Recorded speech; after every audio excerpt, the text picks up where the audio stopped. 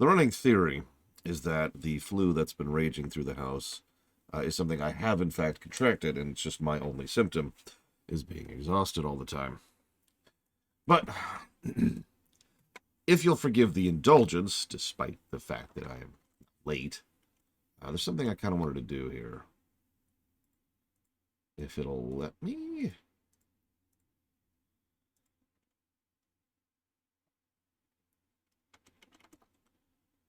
That's kind of strange.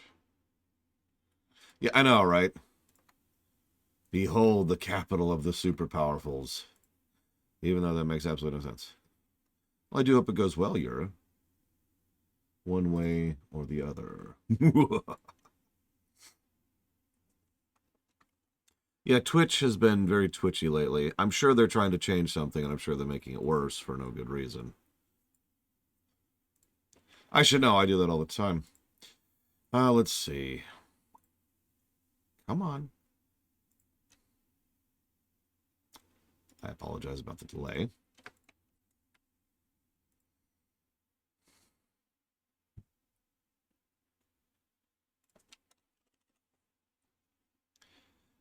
Yeah, no, we're totally playing Helldivers 2. We're going to play Helldivers 1 first, but Helldivers 2 is on the co-op list. What did I end up changing? Nothing. We just don't have good FPS. I've just been taking headache pills. That's just where we're at. Okay, so let's go. Let's play some Starfield here. So there we have got a planet over there we can explore.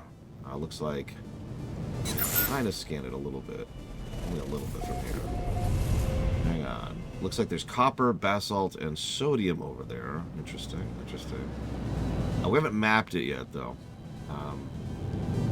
We're in orbit over a planet now. It's got some rings, which is kind of cool. Whoop. Too far. There we go. Let's go ahead. We got gamma roots, copper, uranium, cobalt. Ooh, there's also a bunch of sentinels. That's not great. We got this. Okay, so obviously I'm kind of taking the piss, but only a little bit. I want you to actually consider this for a second. So first of all, this is how you land in No Man's Sky.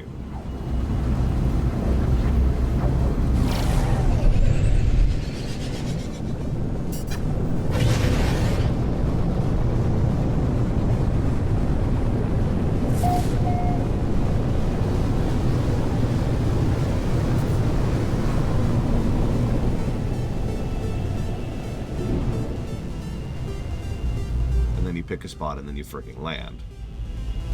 Now, I don't want to overpraise, but that's a nice smooth transition, and it kind of lets you, do your thing. And yeah, there's a load screen there, and there's a lot of culling going on. If you look at the terrain there, you can actually see it happening. But still, that's pretty impressive, all things considered. You can also see where our base is over there. This is actually my niece's base. She built this.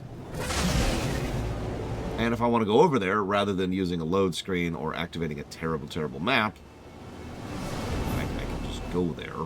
Now, I'm not going to, because that's actually a good 4-minute trip. As you can see, it even tells you, based on your current speed, how long it takes. Yeah, she named it box. She wasn't impressed with the cosmetics of the buildings of this game, let's just say.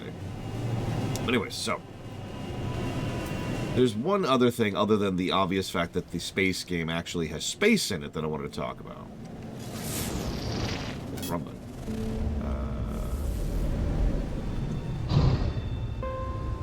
Oh god, I don't remember the little button.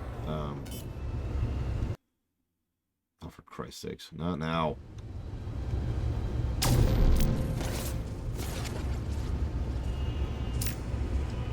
Starlink has a great space to planet transition. I agree with that completely.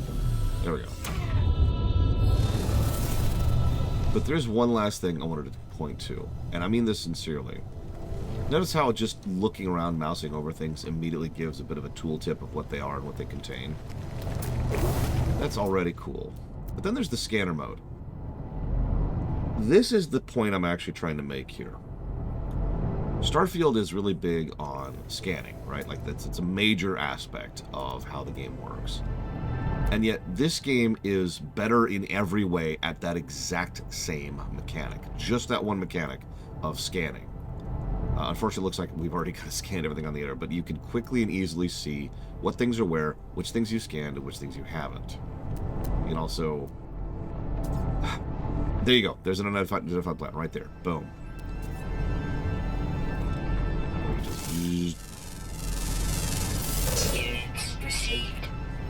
There's good feedback. There's good audio design. It's immediately apparent what you're targeting, even at a distance, by the way. Do you see how far away we can look at stuff? We can't do stuff over there, but like right there, or right there, no problems. And I know I'm explaining myself badly, but yesterday I made the comment that Starfield has that made by one person awkward sort of vibe to it, right? Like that almost uncanny valley vibe. No. The controls, the interface, and the HUD all fall into that exact same vibe. I kept specifically thinking about No Man's Sky because, again, a lot of the core gameplay loop in No Man's Sky is very similar to what Starfield is going for. So, you know, running around, scanning stuff, looting stuff, speaking of which. Oh, wrong gun equipped. There we go. Looting stuff involves doing this. Now, this may mechanically look the same as using the mining laser in the other game, but it super isn't. First and foremost, the cutting beam over in Starfield has way less distance that you can do. Look how far away I can mine stuff here. Do you see that? Point number one. Point number two, it's nice and clear when you started, when it's progressing, and when you've finished. So watch that circle around the power right, okay? Do you watch it? See how it kind of slowly fills out, and then boop, and then it's done, and then you see the loot lended you. This is that all-important feedback I talk about often. Feedback in its most simplest form is just the game telling you what you have done, right? And audio, when you pick up a coin in Mario, it goes ding. That's feedback, right? So it's really obvious when I've looted something in this game, and it's really obvious when I've scanned something in this game because of that feedback. Starfield has kind of an absence of feedback when it comes to both of these aspects. And I'm pointing all of this out because I don't like to talk about things in a vacuum. I don't like to say, hey, you know, this is something that could be cool or should be cool. Instead, I like to say, here's a game that was cool, that did this and did this well. In fact, I'm actually looking forward to a full review of No Man's Sky in its current state someday, because No Man's Sky is actually in a pretty legit state these days. I would honestly recommend it. Keep in mind, we streamed this game when it came out. You remember what that nonsense was like. Now, I'm not saying No Man's Sky is perfect. Its interface and HUD certainly are weird. Like, for example, let's just pull up our inventory. This is your inventory. Oh, yeah, by the way, this game is free right now until Monday. So, it's probably not even obvious because my inventory is actually full right as of this moment in time. But, like, your inventory is like these specific slots, and it's not really clear which slots are there and which ones aren't. And this whole screen sucks. let's just go out of the way. This whole screen sucks. But the specific mechanics I was trying to pull to is the core gameplay loop elements. Oh, and of course, if I want to go a long distance, so this is the final thing. The final point I was going to make. So you remember when I was on that one moon and I was completing the survey quest? You remember that quest? Well, what I had to do is I had to run for several minutes in all directions to cross several kilometers of empty terrain. Now, that's the same kind of thing here. If I just ran from here to my base, it would take several minutes to get there across mostly empty terrain. But I don't have to do that in No Man's Sky. I could go get in my ship, point in the right direction, hit the afterburners, and just fly towards my destination. Now, in this exact case, my base is actually quite a bit away because it's over there. But point remaining. In fact, actually, hang on, I believe if I do this just a little bit better.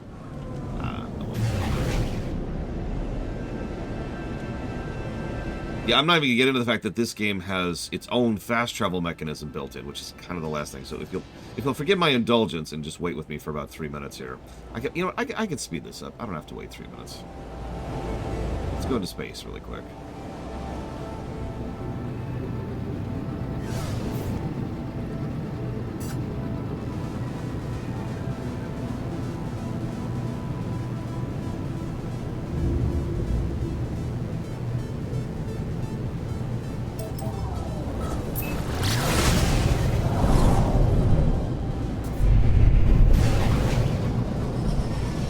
I overshot it, actually. That's funny.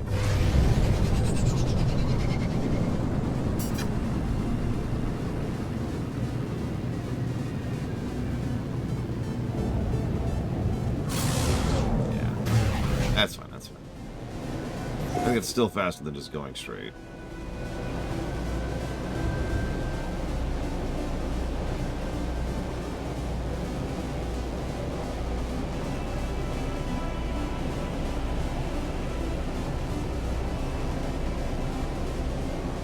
My base.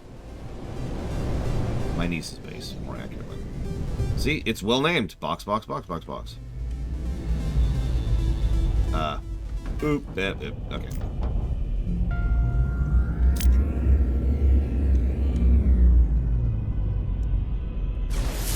I'm not. I can't remember the land. What's the land button? I can't remember the land button. I forgot it from last time.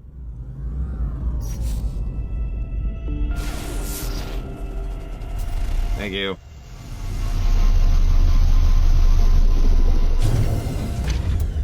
Yeah. And here we are, less than 3 minutes later. Also, the building, just while we're at it, building stuff in this game is simultaneously better and worse than it is in Starfield.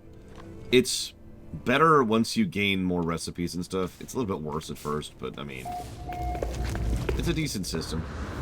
And you can build like stuff like this. But anyways, the real thing I want to point out is I can do stuff like this.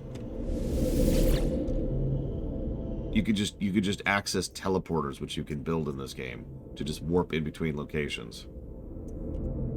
That's a thing you can do. And yeah, you can also sorry. I should probably show this off too, because the game is voxel based. So you notice there's this weird terrainy stuff here. That's actually not how this was originally. That was my niece playing around with this mechanic. This thing.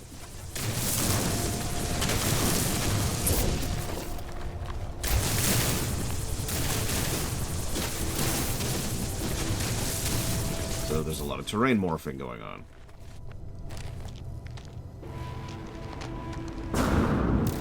Yeah, you can just terraform being. All of this is also mineable. There's resources out the wazoo in this game. Now, rare resources are rarer, obviously, but you get the point.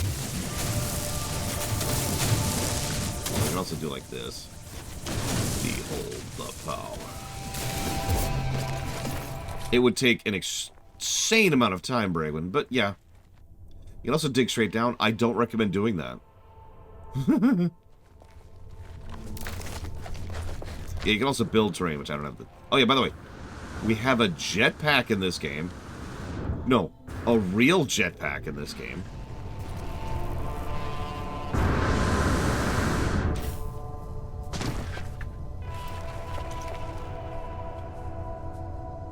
I keep pointing out all these individual things because Starfield itself invited these comparisons.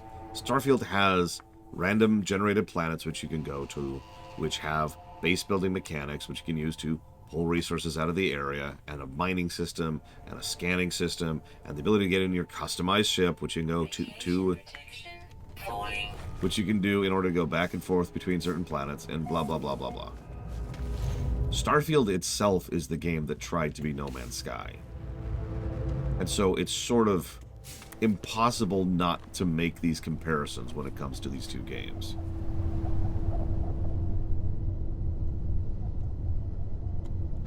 And also, just as a personal note, despite the pop-in No Man's Sky, which is severe, I actually think No Man's Sky looks better in terms of its randomly generated terrain.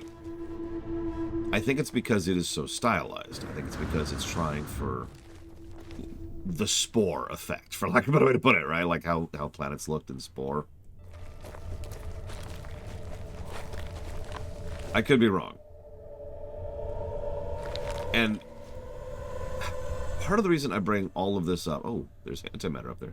Part of the reason I bring all of this up is because I feel like they should have done what Outer Worlds did with Starfield. Or they should have done what No Man's Sky did and not try for both. Now that sounds weird because this is core Bethesda, with the weight and might of ZeniMax and Microsoft at its back. If there's any company that could have afforded to be ambitious, it's freaking core Bethesda. And yet, despite all their ambition, they've kind of been failing miserably. And that is confusing to me. I don't say this to bash Starfield. I don't say this because Starfield is a terrible, awful, no good, very bad game. Starfield is a confusing game. Every time I see a decision they've made, I don't understand why they've made it.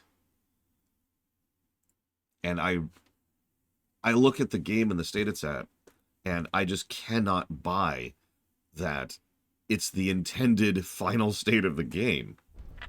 A friend of mine, Pax, actually gave the theory recently that the original acquisition of ZeniMax by Microsoft, like 5 years ago, did something to the production of Starfield to the point where it's just in the state that it's currently in.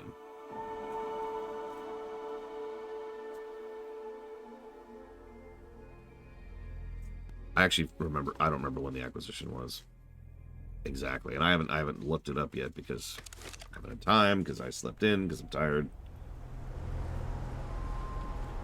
When was that? Hang on, let's Google that. Let's do it right now. Let's continue to hit the stream break so that way we don't have to play Starfield. Let's look this up. Oh wow, it was actually more recent than I thought. It was 2020, so about three and a half years ago is when Microsoft procured ZeniMax.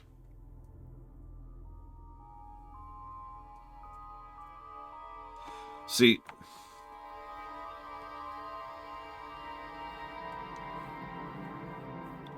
I know several people are going to say, well, of course this game sucks, Fallout 76, but a point I will always continue to make over and over and over is that Fallout 76 was not made by core Bethesda. It was made by a secondary studio. So, that doesn't have anything to do with anything. But you're right, that would mean they would have had at least 5 years of development time before the acquisition actually went through. Oh yeah, we need to talk about gunplay at some point. You notice I've been avoiding doing that? It's bizarre. Speaking of someone who actually really likes a good FPS, the gunplay in this game is weird, but we'll come back to that. I apologize for keep banging my head against this particular wall, but why is this game in the state it is? I do not see a reason why this game is the way it is. Especially since, like Yura says, I just don't think Bethesda can make good games. I liked Fallout 4. It had its flaws, but Fallout 4 was what I would consider to be a good game. I love Oblivion. Oblivion's a current review. It's called the Oblivion line for a reason. It's over 100+ game. I like Fallout 3. I look forward to reviewing that someday. Morrowind was certainly a little bit earlier on the cycle, but Morrowind still has some good things going for it. You'll notice I'm skipping over Skyrim deliberately. See, that's a really good question, Blade Jamal. And I don't have an answer for you, admittedly.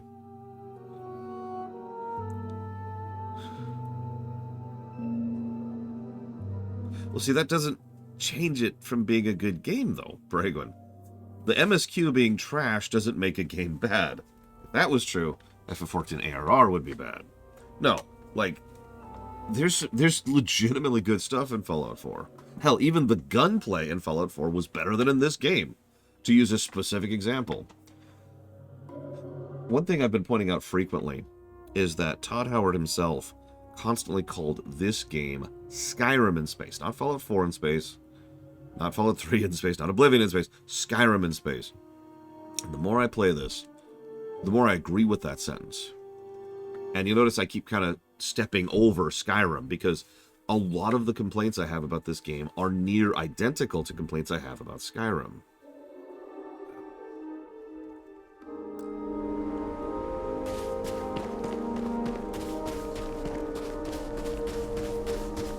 It's just, like, everything about this menu is awful. I'm sure Skyrim will be a net positive game act. I would be shocked if it isn't. But I would also not be surprised if Morrowind reviews better than Skyrim. Think of that.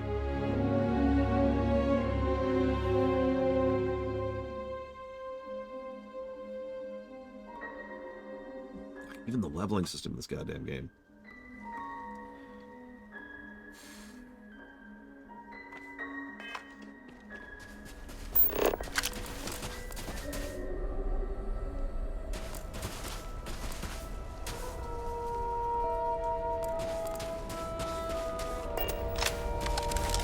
Yeah, name a Bethesda game with good UI and I'll call you a liar.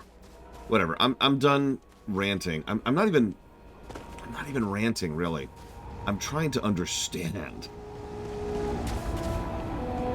I guess that's just my fault. Because I like to have answers. I like to have reasons. I like to understand. Like, I could point to Dragon Age 2 and I could tell you in specificity why that game has problems and why that game is the way it is. I can do the exact same thing about Dragon Age Inquisition.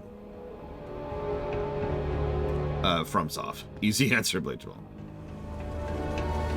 But, like, I stare at this game, and yeah, I just have questions. I wonder if in a few years I might be able to better answer why this game is doing the thing that it is.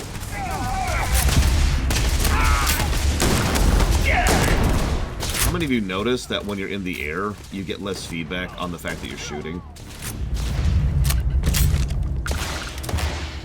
Might as well take what we can.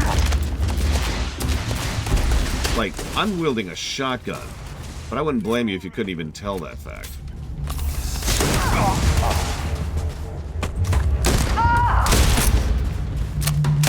Walker. Yeah, there's also no damage indicator from where you're getting attacked from. It has the same, you're in combat with something thing on the compass in the lower left. Although, while we're on the subject, can I just say this compass is not good? I get to going for the it's your watch thing, but no, I'll take some video game HUD elements, please. Thank you. No, I haven't, Panka. Like, doesn't... So No Man's Sky obviously has the top-down, or the compass at the top. Did Skyrim? I legitimately can't remember right now. Hang on. Give me a sec, give me a sec. I'm not going to install Skyrim right now. I'm just going to pull up a picture.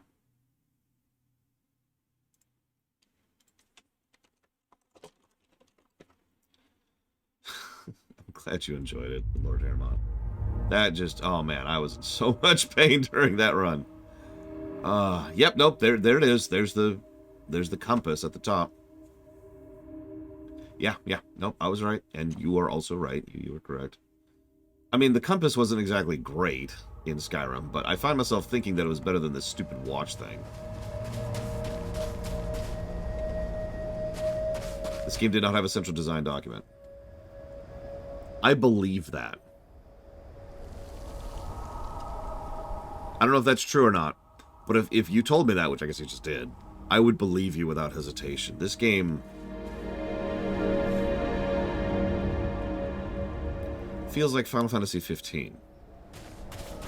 And I've actually been making that comparison a lot lately with my friends and my brother-in-law off camera. So I'm actually very familiar with FF15's development cycle. I did a whole lore run where we discussed it and what should have been and what could have been and all that fun stuff. I do not like FF15 net, for reference. It did score net negative. But the problem with FF15 was that it wasn't a bad game. Which sound familiar? Because FF15 wasn't a bad game. What it was an extremely inconsistent game. It was a game that was absolutely all over the place.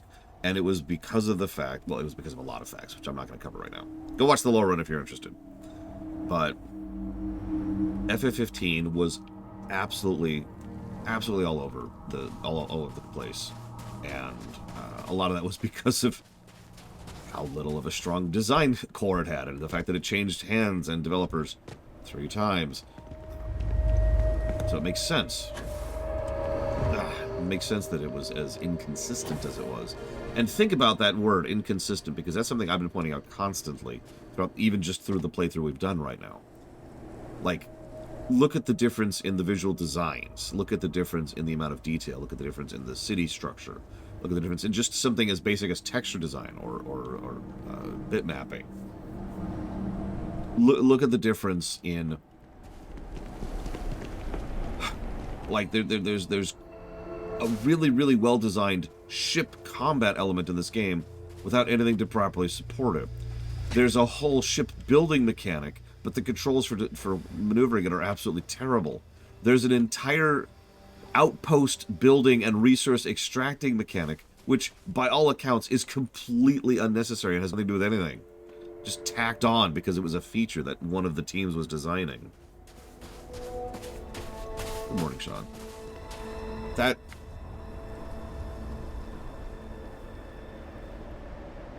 Imagine for a moment. That's... Wow, Svatoslav. That's... Wow. I have spit venom at Emil for being a terrible writer for years. But... okay, so let me point to a specific, tangible thing, Ghost Rider.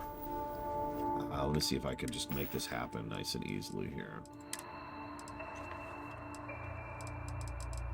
See what's happening here?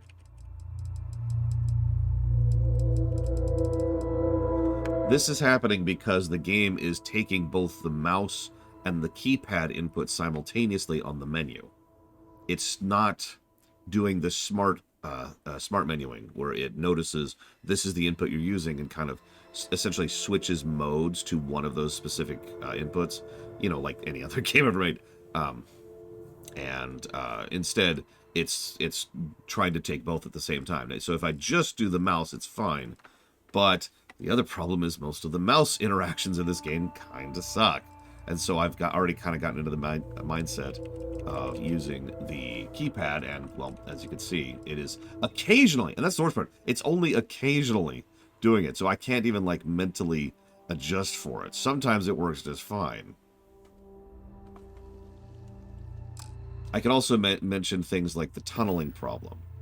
So let's say I open the map. Cool. All right, now I leave the map, so I hit escape. Okay, so I want to leave the map, so I hit escape. Okay, I want to leave the map, so I hit escape. Okay, I want to leave the map, so I hit escape. There we go. Now, yes, I know what you're going to say. The game wants you to hit map again, but that's what tunneling and drilling design is. Again, this is such a basic level of interface design that this goes back to the NES era. This goes back to the early Ultimas and the Wizardry games. Tunnel design is something that's been around since the 70s, because that's how most of the computer programs that were not video games were designed back then. And just to explain that one last time, in case anyone's never heard me talk about it, I forget if it's tunnel up or drill down, but the point is, there's usually a universal button which goes up and a universal button which goes down, right? So if you want to go further into a menu, like I want to select this and then this and then this in like submenus, you have your forwards button, and then you've got your back button to go right back up, drill down and tunnel up. Make sense? You know this because you've seen this. You've seen this in virtually any game ever. It's so common, it feels weird to call it out. But we've encountered games that don't do proper tunneling and drilling design. It's very, very strange. 3 times we've encountered those. So I got 2 objective things that are just weird about the interface design here. Yes, Secret of the Stars had different buttons for tunneling depending on which menu you were in. Which is doubly funny because that game functionally was an NES game. That's what I'm thinking of. Alright,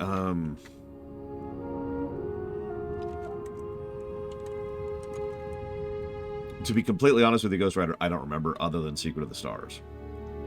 It was Secret of the Stars, this game, and it was a PC game, whatever it was. I don't remember what it was. No, it wasn't Breath of Fire 1. Might not have been a PC game, actually, I'm saying that. If you really want me to, Ghost Rider, I will continue to stare at a map screen here. Ghost Rider just wants desperately for me to not play this game.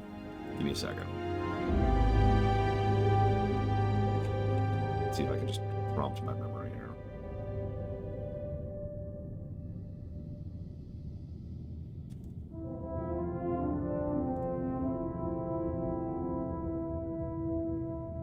To find the fun.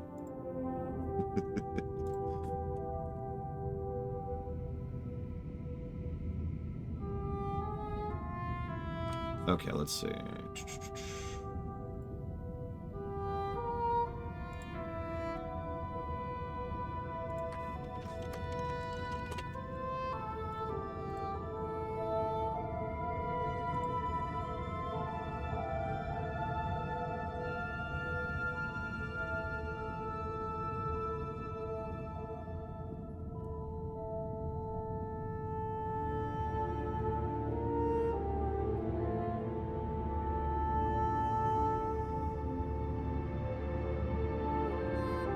I'm only going to poke at this for a few more seconds.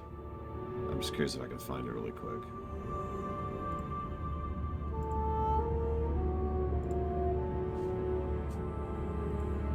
Sorry, I'm looking at all the negatives for interface. I noticed Fallout 1 is pretty far down there. So is Baldur's Gate 3. Maybe it was BOF 1.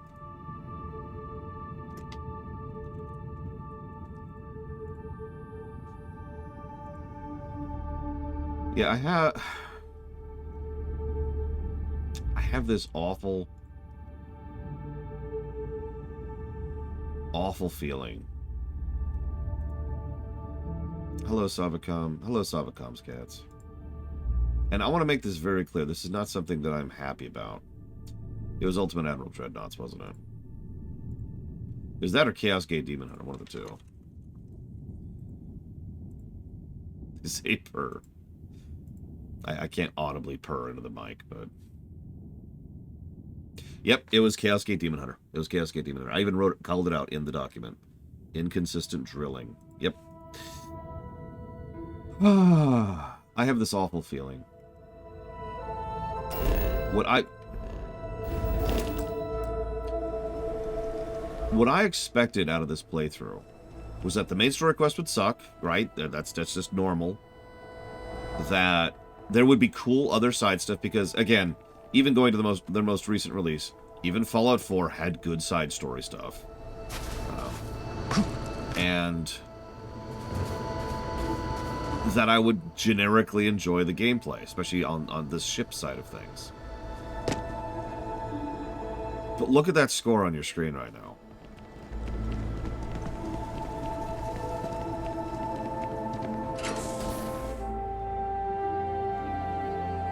Let's talk about the gunplay.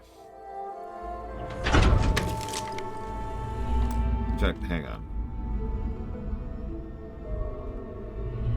Let's really talk about the gunplay for just a second. Let's really talk about the gunplay. Let's do our due diligence, shall we? I can do that.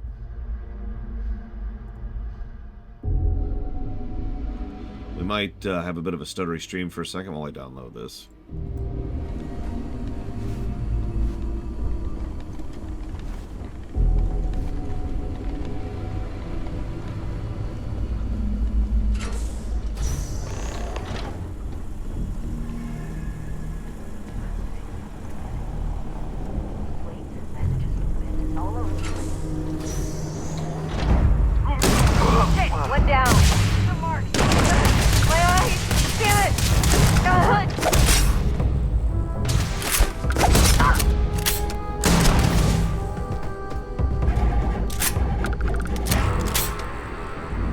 I will freely admit I wasn't a huge fan of the gunplay in Cyberpunk, But yeah, it's better than those by quite a bit. Like the combat, I wish I could rewind and replay the combat sequence I just did for you in slow motion, because I walk into the room, shoot, hit her weak spot, don't feel like I hit her weak spot at all, only notice because her jetpack is going off. Then as her jetpack goes off, I back up a little bit, she runs into the wall and explodes. Cool. I move forward, shoot again, and kill the person. And then I notice the other person's coming. I hit shoot one more time in order to reload the gun, because I know, mentally keeping track, I only have 2 rounds in this gun. Nothing happens.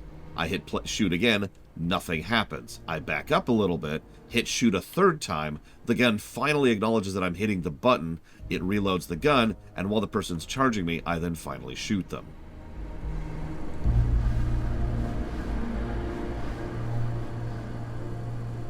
Everything about this feels wrong. I have a shotgun, which actually looks really cool, I might add. This is actually a really cool looking shotgun. But in addition to the obvious feedback issues and the fact that the controls are just weird, there's the fact that there is no of an extremely important facet. There's something that is crucial to virtually any game that involves a gun. Viscerality. We have an entire category. We have an entire category devoted towards this aspect of game design.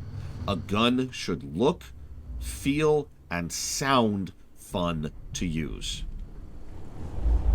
You're doing well, Leon. Almost there. I know. Things have been difficult. The mantle of the Mantis is a heavy burden. But you can do so much good. The spacers and pirates need someone to fear. Someone to check them. To make them realize some lines cannot be crossed. You have it in you, Leon. I know you do. Stay sharp. Focused. Just a little further.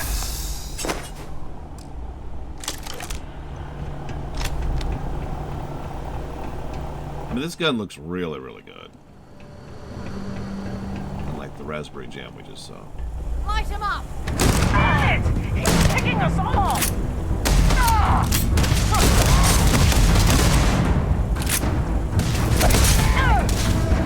Let's do this! Oh yeah, did I mention your reloading can be interrupted by being attacked?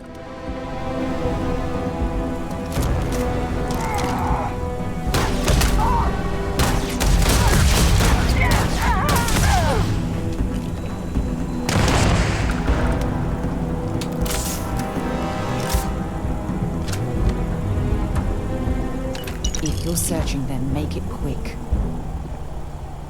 Ooh, chicken. Hey, Twister. I think the companions just turn on and off the suit as is needed.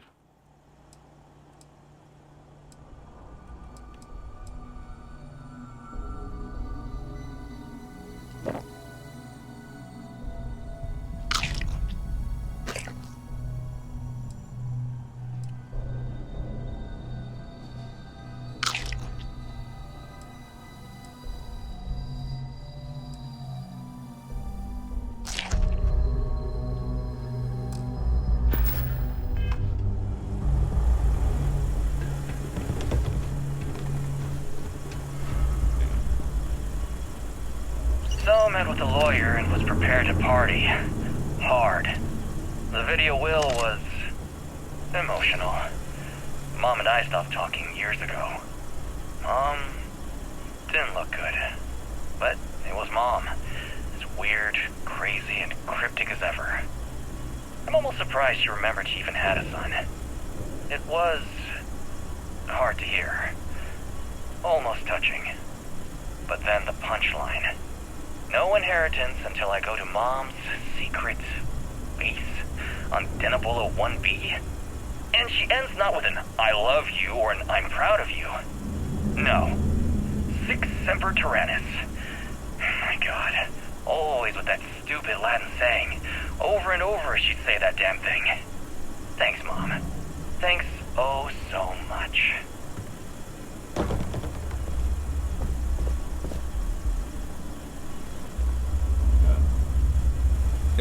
I just couldn't get up.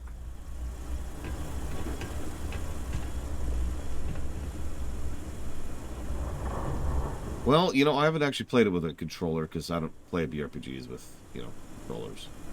Having said that, I don't know how this plays. Has anyone played this game with a controller?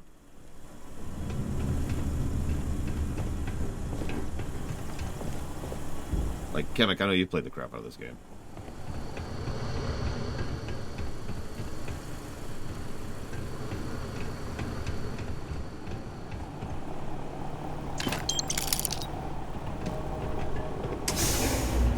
Hey, Sean, how's it play?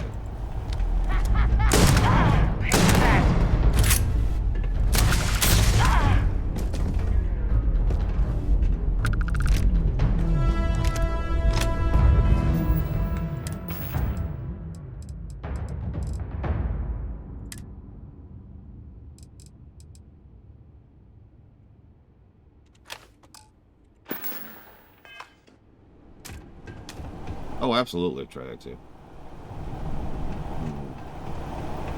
So it plays like Fallout 4. Okay. We got company.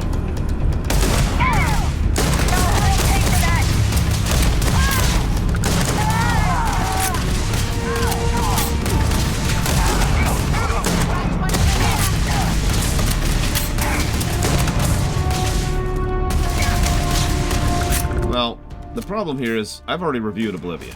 The only Bethesda game I'm willing to speak of with authority right now, because it's also the only Bethesda game I've reviewed at the moment. I'll stand behind Oblivion. Oblivion has its issues. It has lots of issues. It has tons of issues. It has hundreds and hundreds of issues. It's still scored over 100.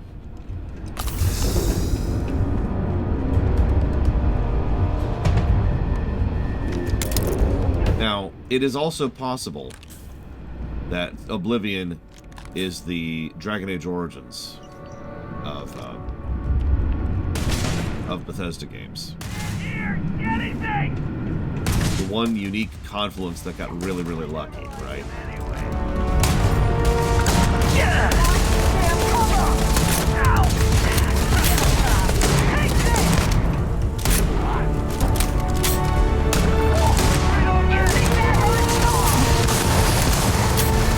Most people like Morrowind the best. I believe that is the normal perspective there.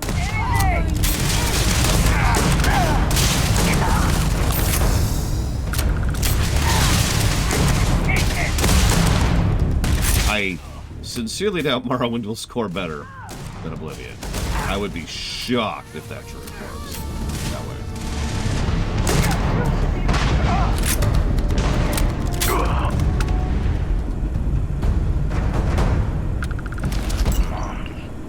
I'm sure they had something we can use. No way. I mean, the Mantis is a fairy tale. Someone to keep pirates from going off the deep end. I guess it's possible. She never talked about where she got her fortune. And man, she could handle herself anywhere. Spacers rarely leave behind anything that holds A lot value. to take in.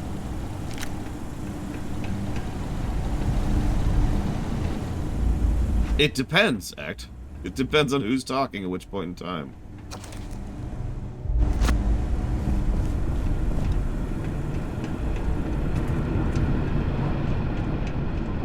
Now, see, it's funny you say that, Meadfist. Can anybody here guess which Bethesda game I have the most nostalgia for?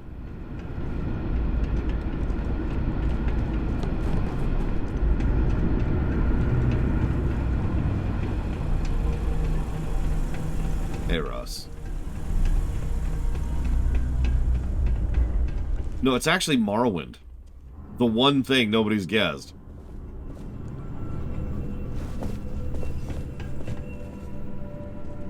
Morrowind was an escape game for me in a time when I was in a very dark place.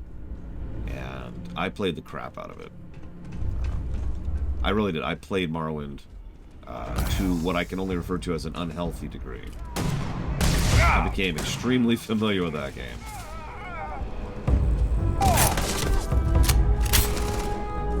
Exactly, Mike Romano.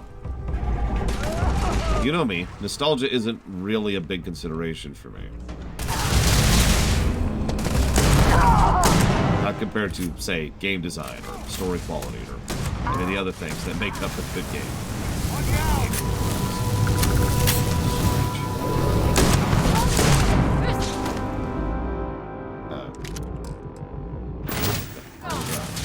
Oh, I see what happened.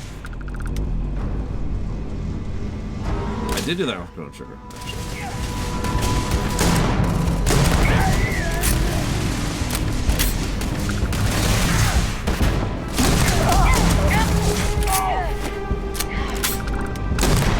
Die already!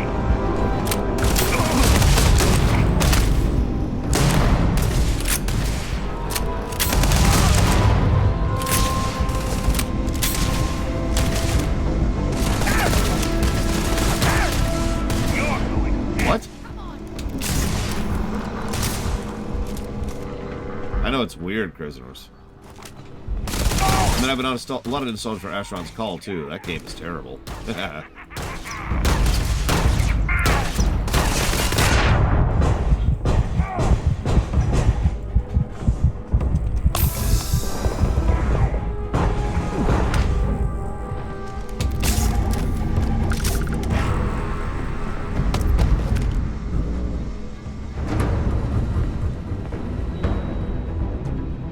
Here's the thing that I find myself wondering in the back of my mind. It's something I do semi-frequently, actually. It's when I wonder, how wrong am I? Side note, I always find it kind of personally insulting when people insist that I am too stuck up, too pretentious, and too certain of my own opinion, when in fact none of those things are true. Going back to my main note. So I find myself wondering, were all of these games this bad, and I just don't remember them as being bad? Because that's happened. There are plenty of times where I have gone back to a game, and yeah, no, this game kind of sucks compared to the way I remember it. So maybe it's me. Maybe I'm the problem. Maybe I'm the idiot, the moron, the fool. And the unfortunate thing is, I can't answer in this exact case if that's true, because I haven't reviewed Skyrim. I haven't reviewed Fallout 3. I haven't reviewed Fallout 4. I haven't reviewed Morrowind. I have reviewed Oblivion, and that's why I keep going back to that one. It's the only one I actually have a strong opinion on. It's the only one I could point to and say, there, that's bedrock.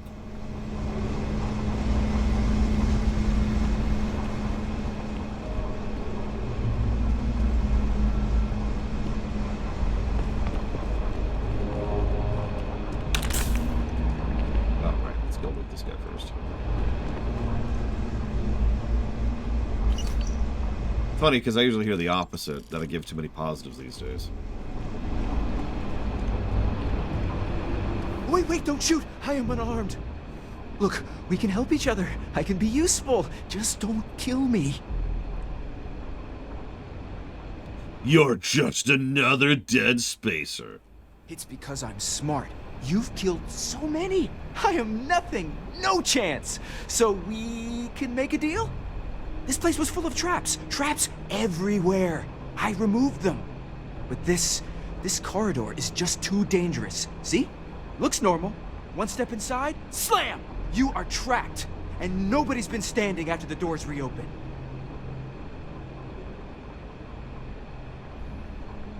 Okay. Well, prove your worth then. No one knew how to get through the corridor. But I figured it out. There are letters on the floor. It is a grid. Those letters must spell something. But there are so many words or small phrases.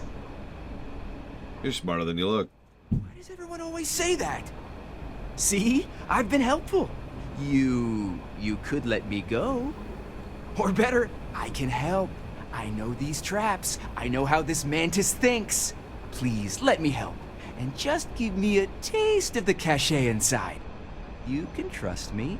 I like to think of myself as a merciful person, and I love giving people the benefit of the doubt. But I don't know about this one. I was about to say, has anyone ever heard anyone pronounce cash that way before? And Lord knows I don't have a lot of room to talk about when it comes to pronunciations, but cachet? I've actually never heard someone say cache before. In fact, I had to double check the subtitles just to verify what that meant. Cache. What's your favorite faction in Total Warhammer 3? Oh, I like to play as Cache. sorry. Anyways, whatever. Moving on. Betray me. Oh, hang on. I can just save in cutscene. Okay, I'm sorry. Check. I just... Shut up. Check my memory here. I swear we could save in mid-conversation in Fallout 4. I remember testing that when we were playing through Fallout 4. And I remember being impressed with that in Fallout 4. Okay, I'm not crazy. I'm not crazy. We can also do that in Baldur's Gate 3, but that's a little different. But yeah, Fallout 4 had such a good thing. Why can't we save in mid-cutscene here? Like, all I can do... See? I've been helpful. Or better, I can help. Please, let me help. I like to... So, whatever. Spoken like a true spacer. You won't regret this. I will hold back here. And, well, good luck. Okay, save.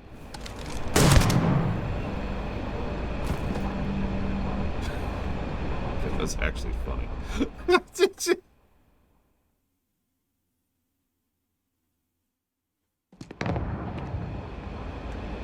Alright, she didn't even complain. Did you notice that? She didn't even complain. She was just like, yeah. No, that tracks.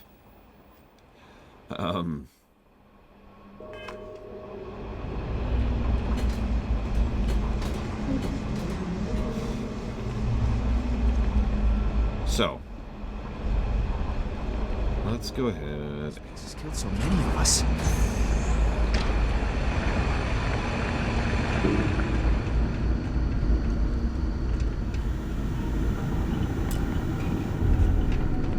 Okay.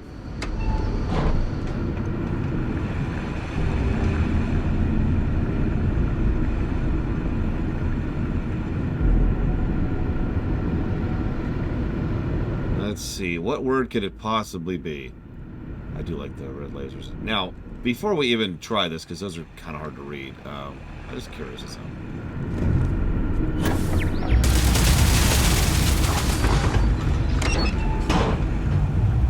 Yeah, that's what I thought. Alright, moving on. See you around, Chemic. Have a good one.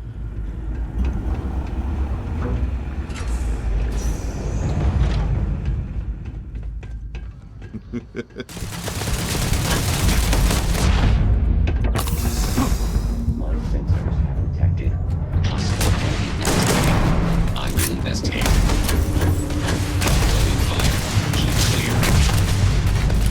Taking damage.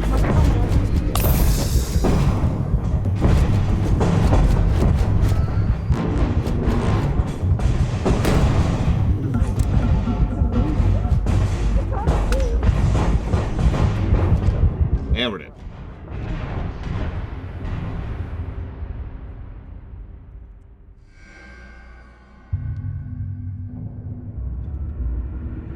Alright, Bob, here's what I think of your puzzle.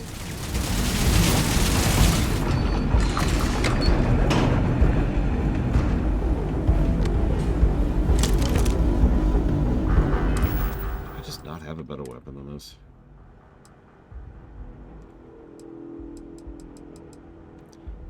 Yeah, no, I kind of don't. I could try out one of these, I guess.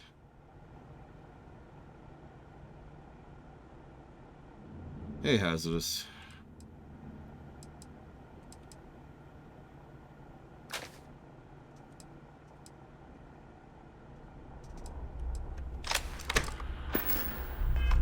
Well, that's a waste. Lady, if you want to carry my burdens. You must be careful. Traps, robots. Wow, that is awful.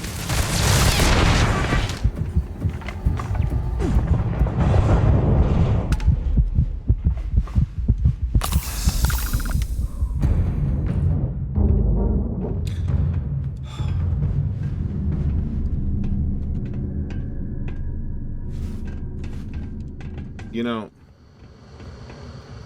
Hey! Sorry, I actually forgot that you were trying to donate 5. I apologize. FF7 to 12. Audit. Run. Oh, I feel terrible today. You kidding me? The reason I woke up so late. Let's see. SNES block and WoW War Within. You got it. Thank you, Fife, very much, as always.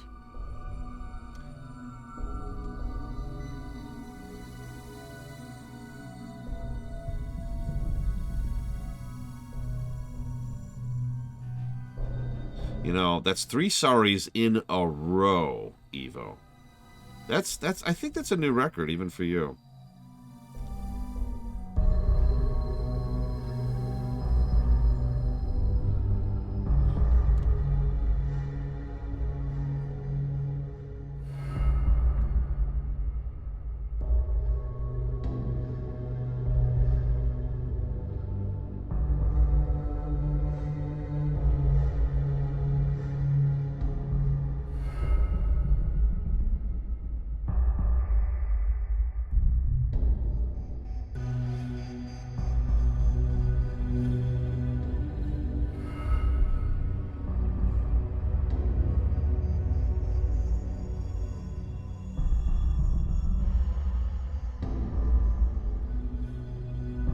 Sorry. Evo! So, let's talk about Emil for a second. Emil sucks. Alright, any questions?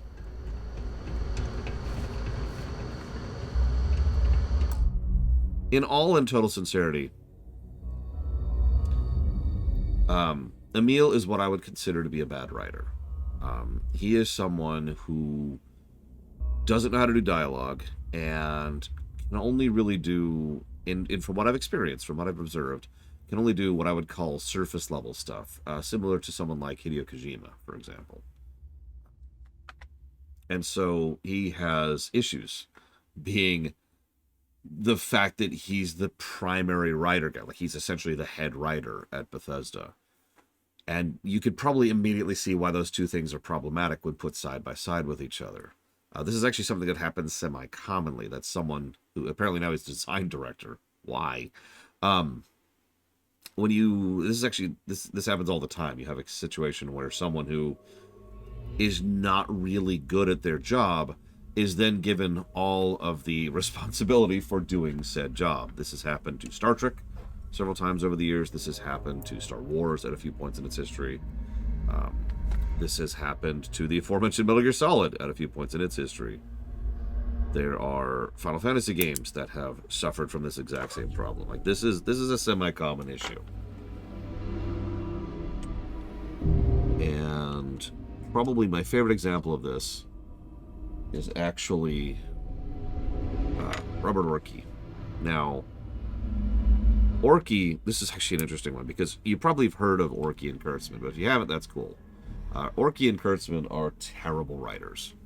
To put that as nice as I can. They're some of the worst writers I've ever seen in the professional space. So both of them are absolutely terrible, and they just kept getting writing jobs over and over and over and over. And probably because the films they would write for usually made a lot of money for reasons that had nothing to do with them. Films that had absolutely abysmally terrible scripts, well, nobody cares if it's a well-selling film, right? Now, interestingly enough, the reason I bring up both Orci and Kurtzman is because Kurtzman was eventually promoted out of being a writer, and while I absolutely have issues with New Trek, and I do, the fact of the matter is Kurtzman has been demonstrably doing a better job as a producer than he was as a writer. By contrast, Orci kept being a writer, and he never got any better at it, and so everything he touched turned to trash. And I bring this up because that brings us neatly back to Emil.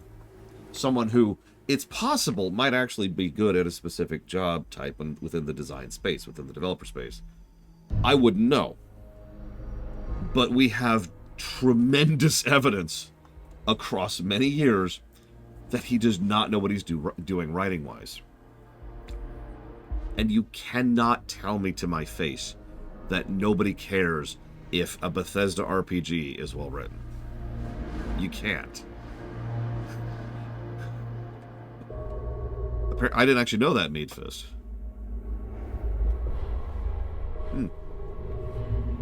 So, I don't know. He's... Oh my god, Evo. I'm going to throw my shoe at you. I don't even have any shoes left. I'm going to find a shoe. I'm going to go to the shoe shop. Say, hi. Yes. Sit down. Let them measure my feet, you know. I'd like this one. Well, maybe this one. Let's go with this one. Okay. And then I'm going to throw the shoe at you.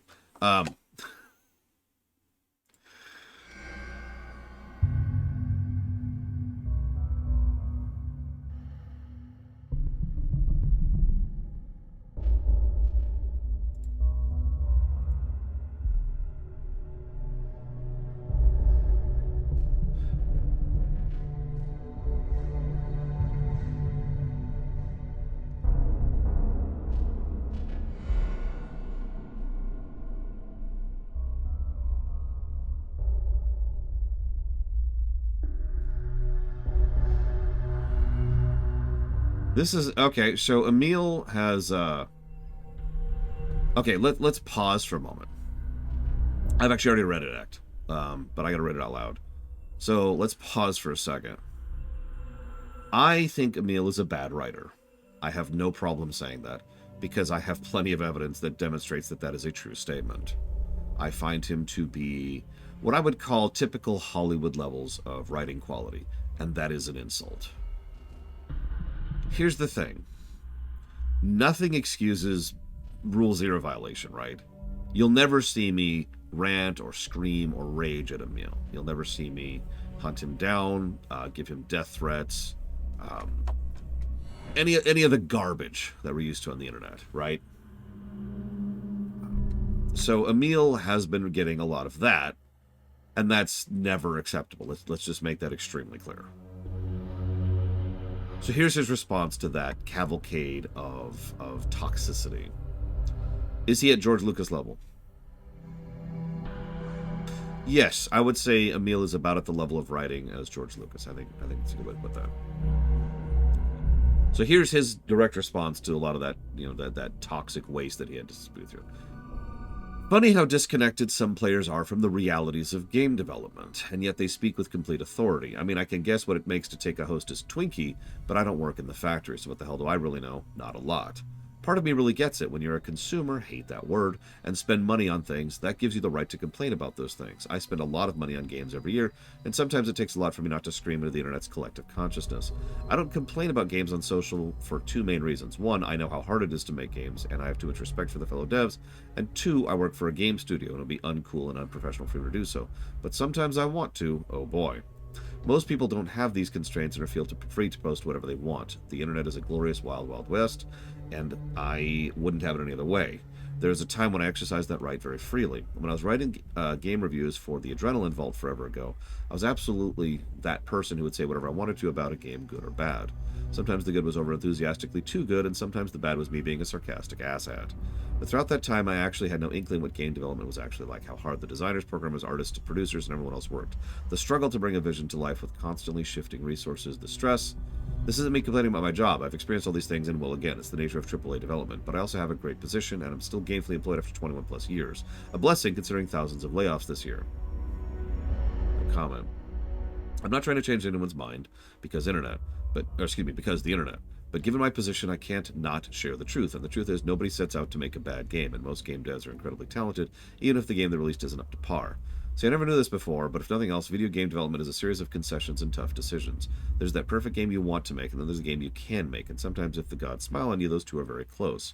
In order to get there, in order to get it as close to possible as the vision, the team has to push itself harder and harder, often while dealing with devs being shuffled around or leaving or looming deadlines and creative decisions you want to make that you didn't have to make.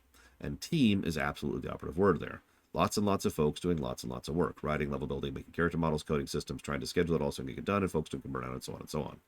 So sure, you can dislike a part of a game, and you can hate on a game entirely, but don't fool yourself into thinking you know why it is the way it is, unless it's somehow documented, verified, or how it got to be that way, good or bad.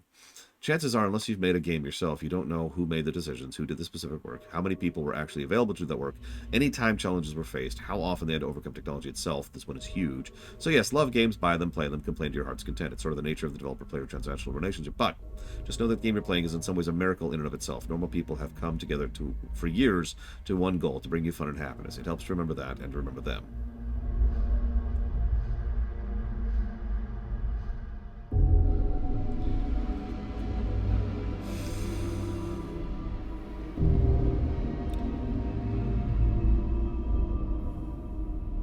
Now that irritates me, and I'm going to explain why.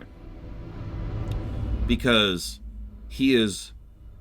How do I explain this? I've seen this argument before. I've seen this exact tactic before. And the tactic is, if you come to me and start complaining about the sandwich that I have delivered to you, that is not a good sandwich, and I immediately start talking about how difficult it is to farm cattle, it doesn't matter how correct I am, because Emil is right. Farming cattle is very, very difficult. Stretching my analogies here. Making a video game is a nonsense process, and it is a thing that is a very difficult thing. I actually have worked both in teams and in large-scale projects, and I have worked as a project producer multiple times. I know it's not quite to the same level, but I have put out the theaters and I have put out the rewrites. I know exactly how much compromise there is when it comes to this sort of thing. Duh. But that has absolutely nothing... I kept waiting for him to get to actually addressing the complaint at hand, which you'll notice he never did. Not once. It's like... I mean, I could stretch this analogy even further. It's like you come to me saying, hey, this sandwich sucks, and I was like, man, have you ever thought about, like, how hard it is for airplanes to stay in the air?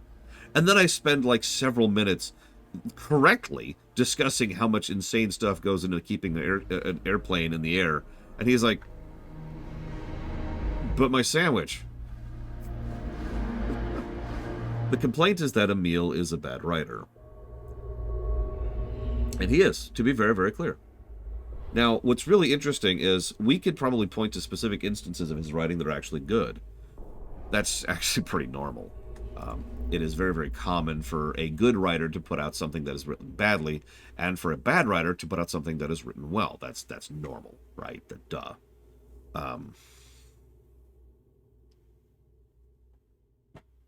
But none of what he said actually... Yeah, threshold exists. Brennan Braga is a good writer. I know people look at me weird when I say that, but it's true. Brennan Braga is a good writer. But Svatoslav, don't you know how long the Marianas Trench is? Anyways, I don't find that response to be acceptable. But I also honestly don't really expect him to respond to the complaint contents as a whole. But let's ignore all previous works. Let's just focus in on Starfield. Starfield is not well written. The structure of the storytelling is acceptable. I have no real complaints about that. If I were to just kind of describe the sequence of events that have happened in the main story quest so far, they're fine, and there's no real issue with them. But the dialogue is consistently at what I would consider to be George Lucas levels of dialogue. And I don't really have much else to add to that, to be completely honest with you. I currently have dialogue written as a negative question mark, question mark, question mark. And yeah, the voice acting, which is consistently terrible. Just...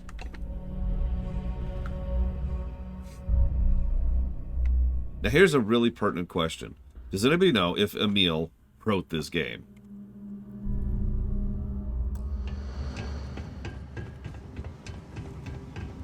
Or I should be more clear, was the head writer of this game. Be advised that hostile. Look out!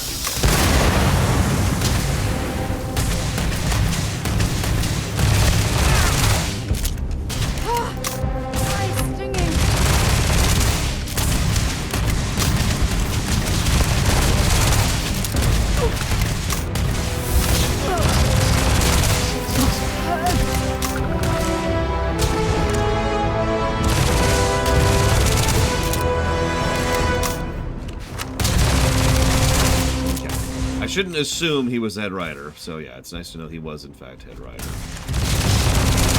Listen, Sarah, I will not have sex with you, no matter what you do in the middle of a firefight. I know this is what gets you all hot and bothered, but I'm not interested, alright? I know you're our primary love interest, I don't care.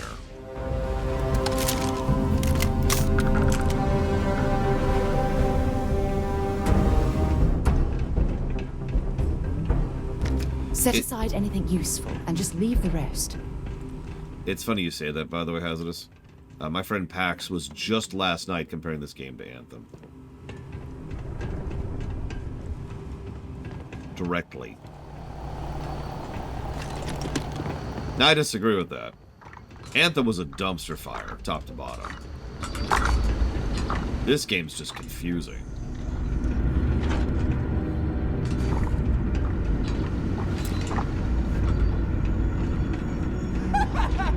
Thank you! Now the treasure of the Mantis will be mine!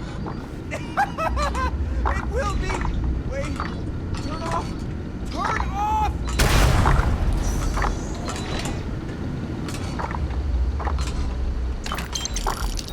Cool.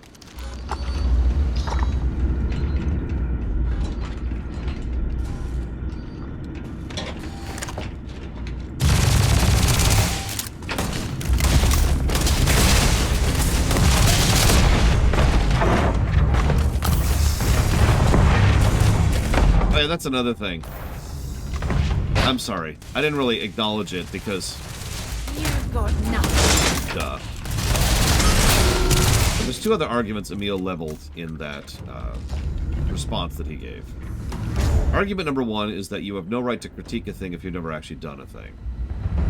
I think we all know my opinion on that one. I don't even feel the need to really respond to that. It's nonsense. Moving on. That is such an old argument at this point. Because that argument, to my knowledge, goes back centuries.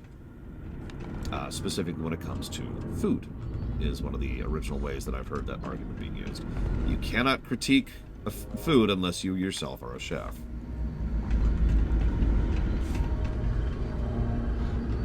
The other argument, and this one amuses me a little bit, is game development's hard. And I'm sorry for saying that in such a whiny tone of voice, but let me be very, very clear about this for a second.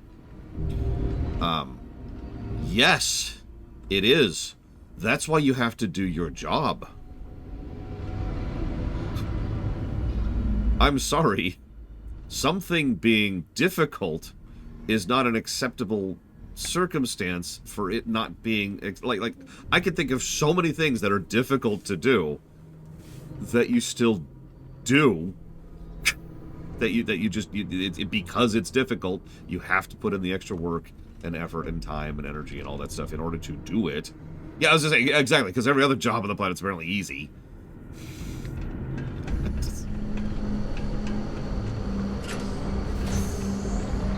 Leon, you've done it. You're here. The lair now belongs to you. Inside, you will find all you need. Oh my gosh. Mantis, my darling boy, I haven't been the best mother in these final days. I wish. Be a better Mantis. Be a better person than I was. This area immediately.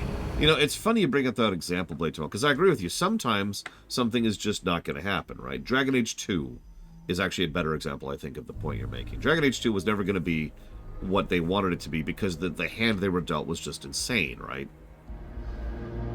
But I will always have a tremendous more amount of respect for the developers of both Dragon Age 2 and Devil May Cry 2 for having put in a surprisingly large amount of effort to make the game in the state that it was, given the hand they were dealt. Oh yeah, and Dragon Age 2 had better writing than this.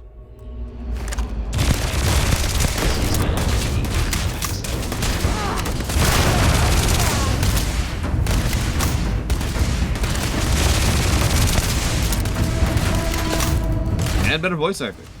Launch another one for me. Let's do this. was Dragon Age 2's final golden number, out of curiosity? Damn it. Andromeda? I don't have a modern review of Andromeda, so I'm hesitant to speak on that one. That's a good point. I've never made a shoe. I can't complain about shoes.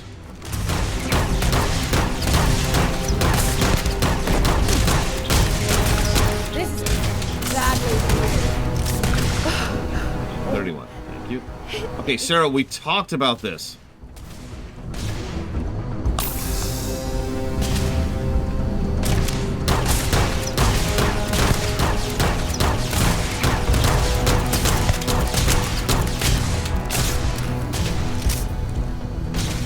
Oh, absolutely, Roxy. I do think that, yeah.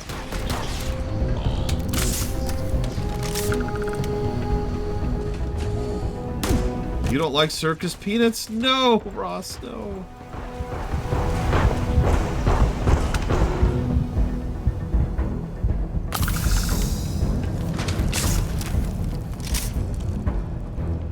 You know, that's a good point here, Azaz. I'm sorry. I have no right to complain. Stock up on junk.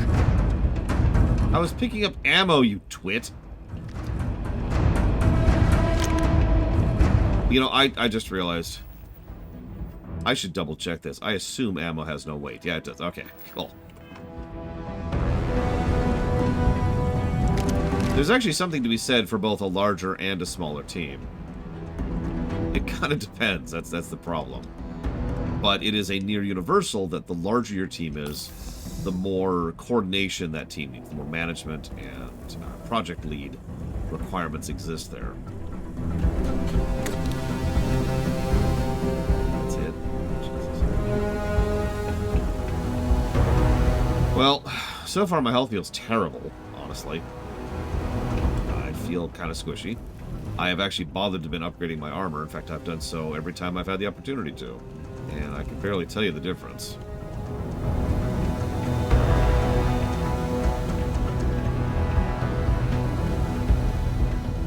And once again, I find myself wondering, maybe it's me. Maybe my memories are wrong.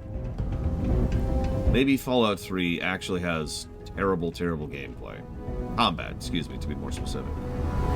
I remember enjoying the combat in Fallout 3, but then again, I might just be misremembering it as the specific way I was playing the game, and I don't know if it's going to hold up on review.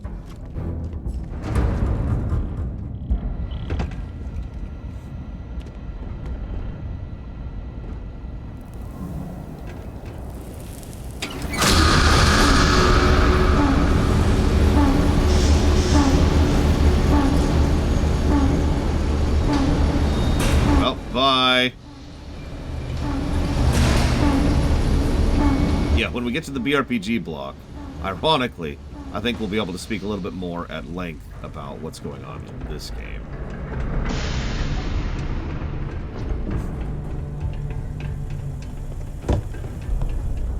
I mean, one of my personal favorite builds in Fallout 3 will always be the... oh, hang on, let me think about this. So it's like max luck, and a properly customized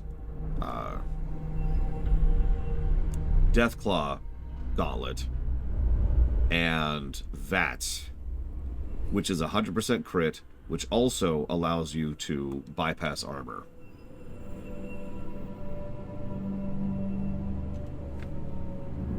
Hey Loke, I hope it went well.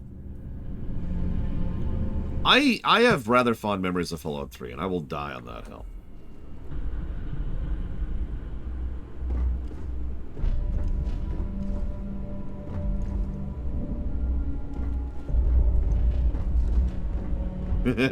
I do remember the Ultra revolver we used in Cyberpunk. Hello, Gigapudding.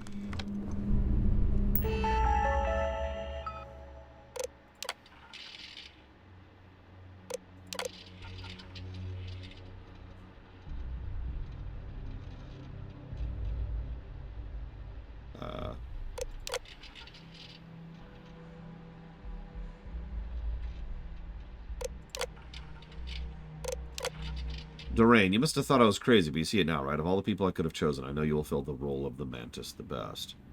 In these computers, you will find the history of the Mantis. What the Mantis is today wasn't always the case. When reading the logs about the first Mantis, don't judge her too harshly. It was a volatile time before she passed the mantle. She recognized the Mantis could be more than an opportunity to make money. It could be a symbol to make the settled system safer, strike fear to the heart of those. Yeah, it's Batman. I get it.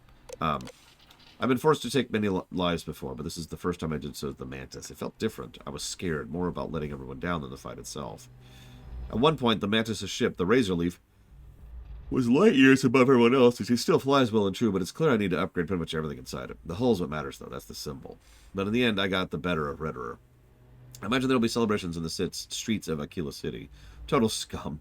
But I can't shake the feeling tracker work is at its heart murder for pay. I'm not sure why the old Menace chose me, but pretty much every Menace has said that. I've been going through the motions of living, fighting, and carrying on, but all I can think of is, you have a year left to live, Dory. Plays over and over in my head. I can smell the office, see the sad, flat eyes of the doctor. Details come back to me at the oddest times. It puts everything in stark relief. What's important, what's not. The most important thing is choosing the right successor. I just know Leon could do it. Reminder, Leon's corpse was like 50 meters that way. I have failed him so much. The job always seemed so pressing. If I'm brutally honest with myself, the nannies and the boarding school raised him better than I, but there's a greatness in him, if only he could see it. I'm going to talk with my lawyer first thing when I get in system. The wheels need to be set in motion. I'm having a good day today. I feel so normal, but I'm walking through the whole world like it's a cloud.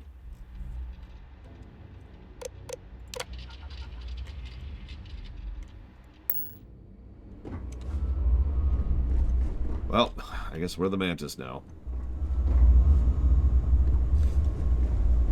And yeah, I agree with you, Ect. An astonishing amount of effort was put into some areas of this game. Not all. Just some. To the point where it's just crazy how good they are. Like, this looks like someone sat down and said, alright, NASA Punk Batcave, go.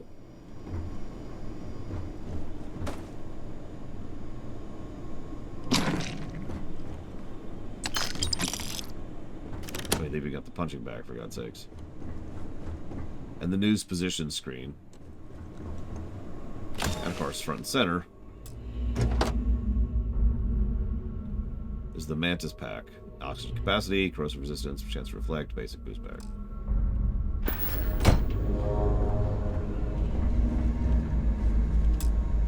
Yeah.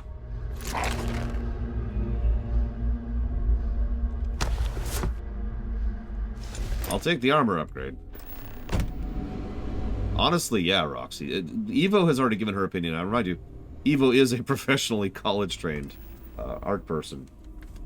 Someone I think will be an art director someday in her life. And she's already given her opinion that different people worked in different parts of the game. Visually, I mean. Purely from the perspective of an artist.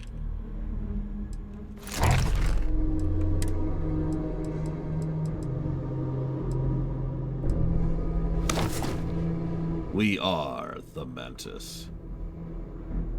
That is a nice suit, though. I wonder if it's going to get out, you know, outscaled, essentially.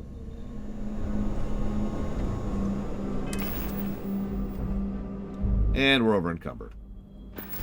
No, not different concept art. You're thinking too early in the project. I mean, like, I give you a job, Neurozaz. Imagine this room is a completely empty room. All you have is those walls. Nothing else. And I say, make this into the Batcave. You know, this is someone who's been a vigilante justice person for years. They're actually the latest person. It's been handed down over the generations by different members of the Mantis group periodically.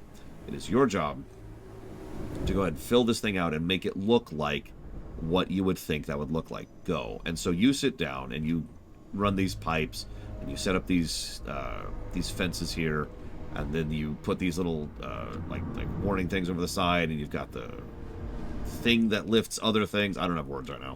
Light thing, storage thing, power thing, cable things. There's a lot of things here. And you just spend your time going around really spending a long time precisely modeling and detailing all the little stuff here, of which there is so much. And that's your job. Is it really necessary for you to drag around all that gear? I mean, there's a level there, for God's sakes. How many negatives I think are fixable with mods?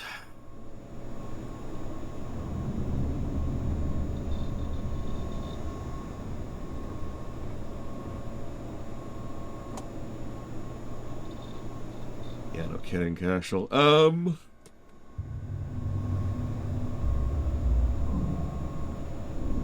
Well, we know controls can be fixed by mods because we've played Skyrim. The tunneling and drilling is actually part of controls. The Raspberry Jam is fixable. The stamina bar is fixable. That can just be toggled.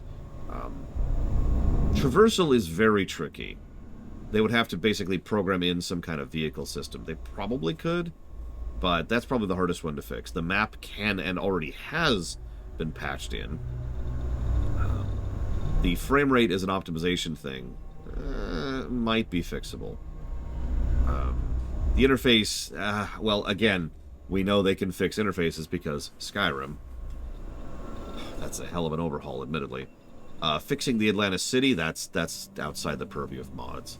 The enemy AI and the party AI, that's probably not fixable. The wait button is an easy fix. I bet I can make a mod to fix that. Making better info in game, that's a heads-up display thing. That's something that could easily be done. And adding in a respec, that's easily moddable. So almost every gameplay negative I've given, almost, could be fixed with a mod. Now, story-wise, yeah, no, mods can't fix that. But there's no fixing this.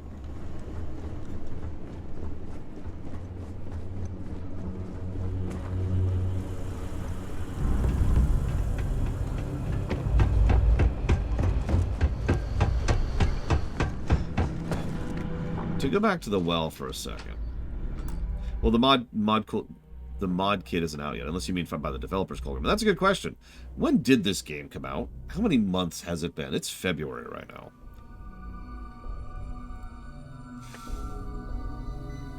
Well, that's all the story access to quit. I'm not touching the story. That's a whole separate thing. September, was it? That would be 5 months ago. It's almost been half a year since this game has come out. That is tons of time for polishing patches to have come out.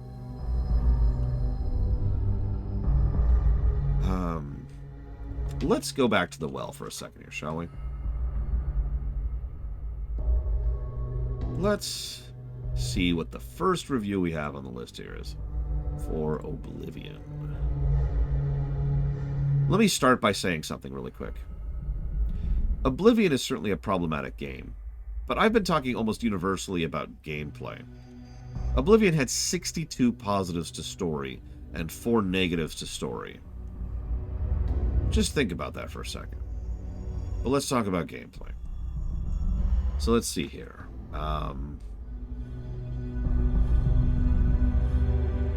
Let's look at the negatives.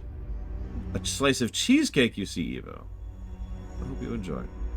Mr. Rogers, as in Mr. Rogers' Neighborhood, was an awesome, amazing person who was a unique confluence of lucky in an environment where it was desperately needed. I do not know who wrote Oblivion. I mean, I know it was a team effort, but I don't know the writers involved.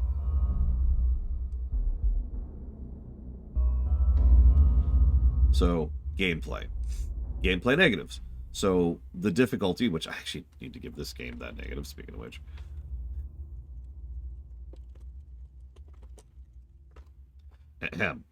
So, difficulty, yep, the durability system, yep, that was terrible. Oh, that is fixed. There's no durability problem. The level scaling problem. Near as I can tell, that appears to still be a problem here. I need to look that up, though. Put some question marks on that one. Let's see here. So level scaling, the dungeon design in Oblivion was trash. So this game definitely is doing better than that. The leveling system, yeah, that's pretty much the same issue, honestly. The lighting, yep, the lighting is terrible in both games. I should write that down, speaking of which. Let's see, what else we got here? Pathfinding being terrible. We haven't really experienced that yet. I'll write down a question mark on that. Because I notice we have a lot of teleporting people. Pathfinding, question mark. Individual dungeons, which got their own separate negatives. Menuing, yeah, it's a Bethesda negative. We already given that one. The perks, melee combat, which was... Yeah, we gave melee combat its own negative. And then we gave the ease of friendly fire its own negative. That is something I'll give them as being fixed here. Bugs, which is obvious. Backtracking, which was definitely an issue back in Oblivion, which I think they have solved this time around.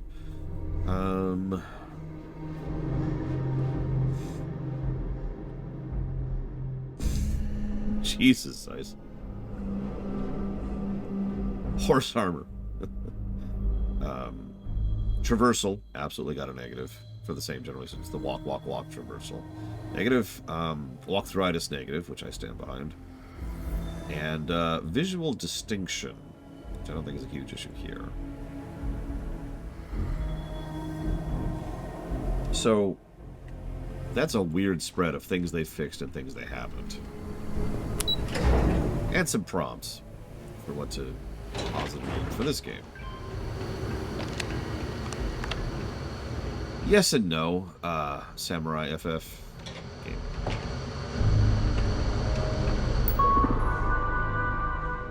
Open the door, please.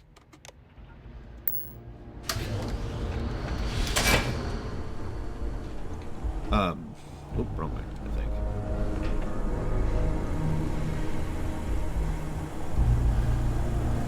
That's a good question, Crazy Horse, because let's check something here. I'm sorry, I know we just keep pausing this game.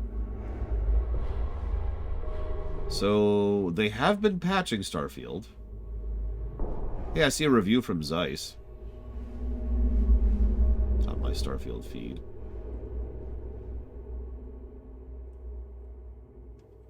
It says, do not recommend. I played Starfield for only 12 hours. But it was enough for me to dread the atrocious interface every time I launched the game. This is what Zeiss's real-life voice sounds like. Navigating the map, building ships, sorting inventory, all of it was just a chore.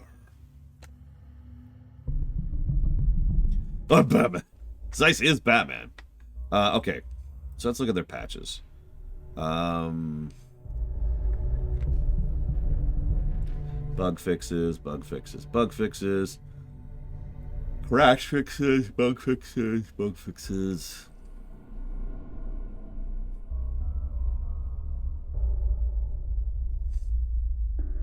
Wow, that is a lot of bug fixes. Is this just all bug fixes?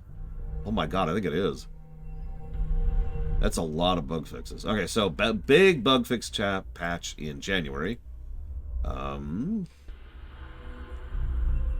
Adding graphical support, that was done just about a week ago, actually.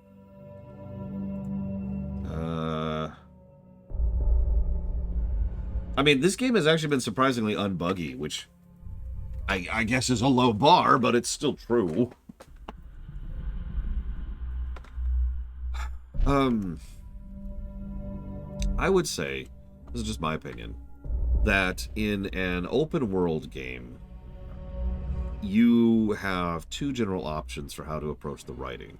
You can either really focus on kind of making each story in its own little bubble. This is what Oblivion did, if you remember. You know, the Fighters Guild had nothing to do with the Mages Guild, had nothing to do with the Thieves Guild, had nothing to do with the Dark Brotherhood. Each one was in its own bubble. Strong stories, strong stuff there.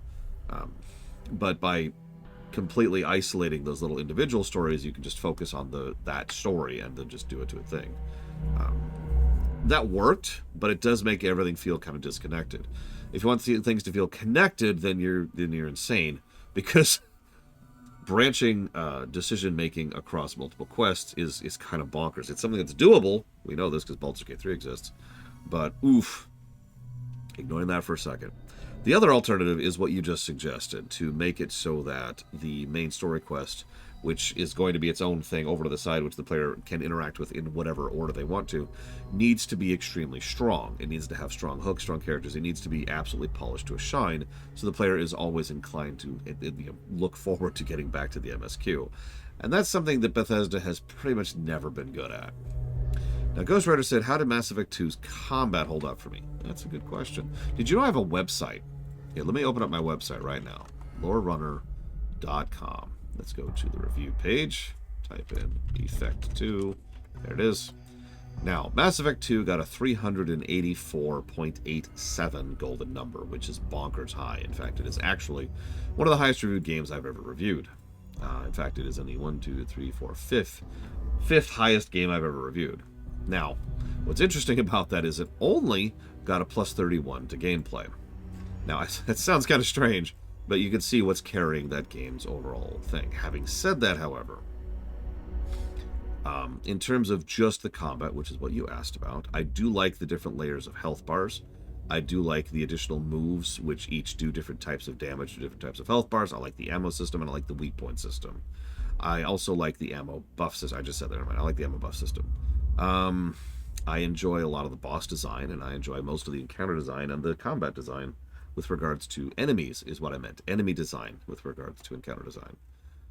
Negative-wise, the cooldowns being synced with each other sucks and absolutely deprioritizes actually thinking about what you're doing, and instead encourages you to just pick one ability and spam that ability like you're one of those little auto button pushing little dollies you put on desks. The controls are awkward and weird and have problematic issues, especially when it comes to the fact that you adhere to cover like you're desperately trying to comfort a young child. The encounter rate is way too high, and there are several individual encounters which are extremely badly designed, which I will not mention in detail, but they're listed here. Looks like that's it with regards to just the combat. Any questions? Oh, yeah, also bad difficulty design while we're on the subject.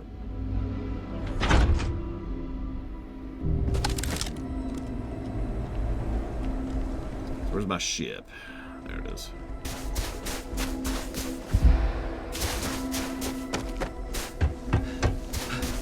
Mass Effect 2 absolutely suffered from being the wrong button press. From being a game that clearly was designed around you pressing one button to do everything. Yeah, you like that stamina bar? Isn't it great? All that junk you're hauling is seriously slowing you down.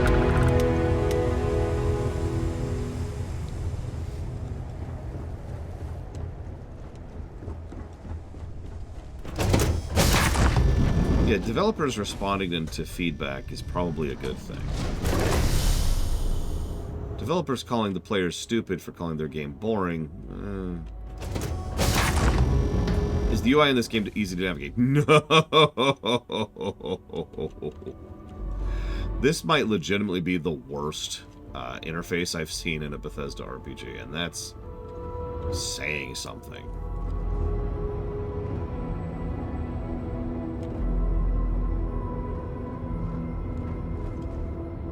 Where the hell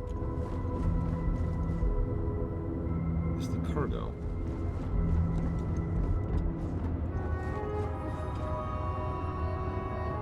Am I blind? Where's the cargo? Oh, there it is.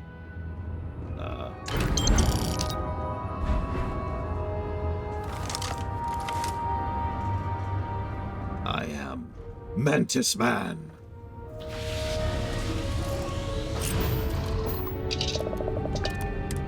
Okay, so I've just been playing No Man's Sky, so I know exactly what to expect when I hit takeoff.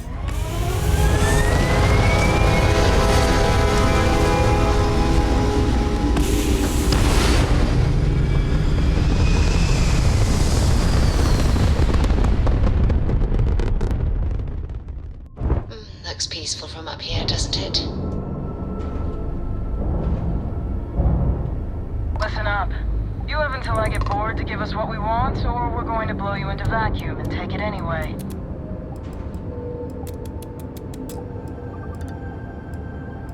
You're running out of time to make the smart decision. You get. We'll have to do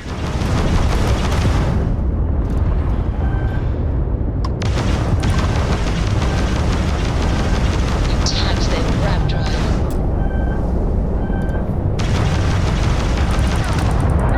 And you're dead.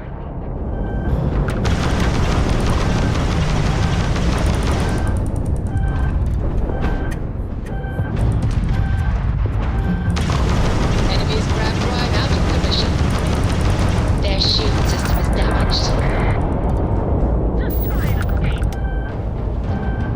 Ma'am, I'm not trying to escape. I don't know if you noticed.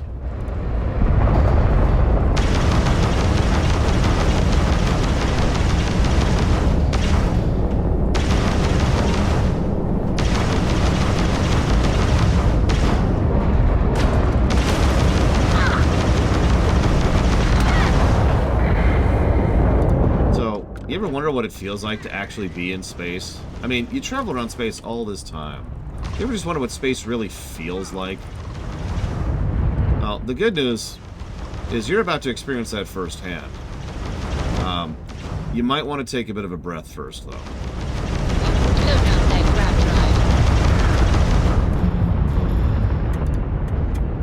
It's okay. You could totally escape. Oh, okay.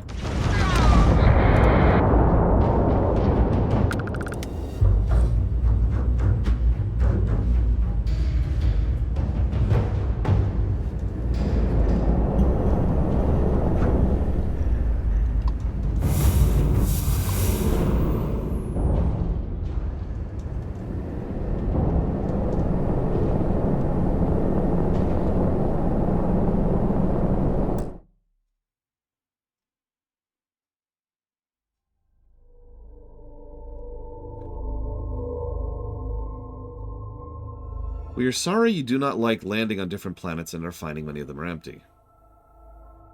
Alright, that's already wrong. First sentence in. Never say that like that. Never phrase it as if it's the player's fault. Never do that. Alright, so look, here's your spoiler. See you around, Zalok. Thank you as always for the sub. You know the question.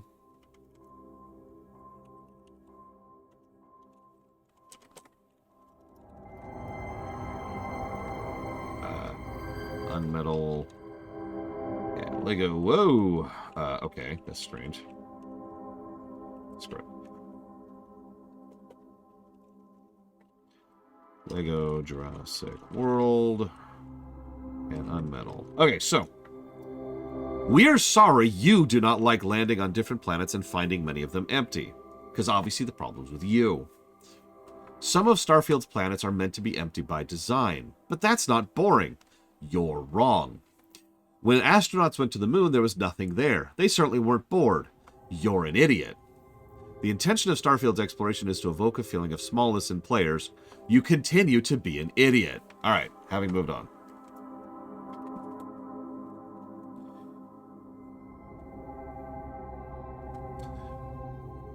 You remember I talked about how big empty spaces are boring? Listen, Crazy Doors, it's fine. Yeah, they had a laundry list of stuff to do. I was about to say, No Man's Sky does everything that we just talked about better. I literally demonstrated that today.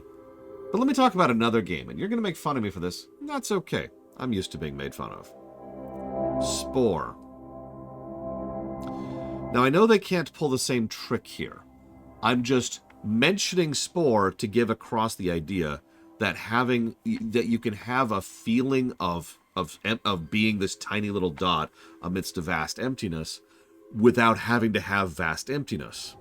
Now, Spore pulled off this trick by starting you off as a microbe, and then as you were going through the first stage, the background got larger and larger and more dense and more cohesive. Like, it started out like as a vague stuff, and then as you get more and more, there's just this vibe of you getting bigger and bigger until you go to land. When you're on land, there's only this one continent you can travel across, and it feels like this huge journey. It's actually, in fact, 3 separate stages in the creature phase. When you finally get to the other side of it, you go up to the tribal phase, kind of the weird one out here, if we're being honest, where all of a sudden the spot you've landed, you've settled in with your final nest has now become a whole, like, town, city kind of a thing. And there's other nearby town cities you got to interact with, which then, of course, leads you to zooming out even more up to the city phase, which we're going to walk over for just a second. So we're just going to walk over the city phase until you get to space, finally. And the first thing that happens when you go to space, the very, very first thing, is there's this moment where there's these fireworks, and everyone's like, yeah, you're doing it, you made it, cool. And it all it's brilliant audio design, actually. there's this quiet... The cheering, the noise, and the music all just sort of push out until all you could hear is this deep, bassy thrum in the background as your ship gets further and further up away from the planet. How many of you can picture what I'm describing in your head right now, having played Spore? That moment of you going up into space and then looking down at the planet you've played the entire game up to this point on is a great moment. And it does a great job of getting across that exact same feeling that was just being described by the chatbot, or whatever the hell it actually was. The intention of Starfield's exploration is to evoke a feeling of smallness in the players. That moment in Spore evokes that brilliantly. And if you don't understand the point here, planets in Spore are minuscule. They are microscopic in terms of overall size. And yet it still works. It still gets you that feeling of being so small. And I'm not even talking about the fact that in the space phase, the galaxy is gargantuan to an extent that most video games can't even come close to replicating. Also arguably one of the bad parts about Spore, but it's still true. You look at the center of the galaxy, like, yeah, I can make that happen. And then you start figuring out what it's actually going to involve, and it's like, oh, God. Anyways, but yeah, no, exactly, Loke. They put work and effort and design and direction into making that vibe happen. And this goes right back to what I was talking about with freaking New Atlantis. New Atlantis, here, hang on, let's go there really quick. Loot this first. If you're overloaded, we should stop and prioritize what we're carrying. Shut up. God, woman. Hang on.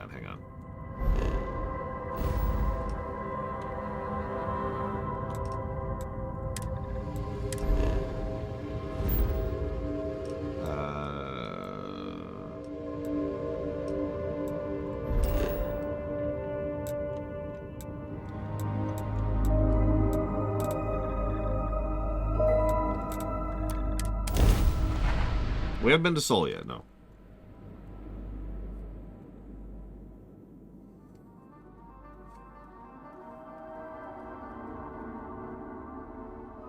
I picked up something you might be interested in. Yeah, it's cool. So, this is actually not where I wanted to be, but let's just hit the vendor super quick. Kind of breaking my concentration here. Okay.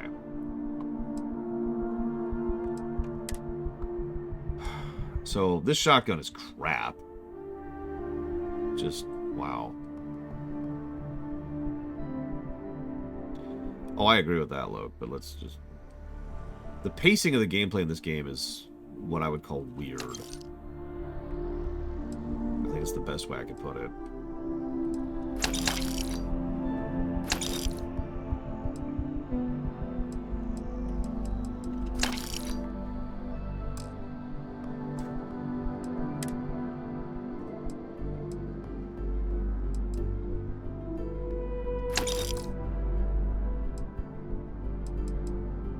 Anything I can help you with?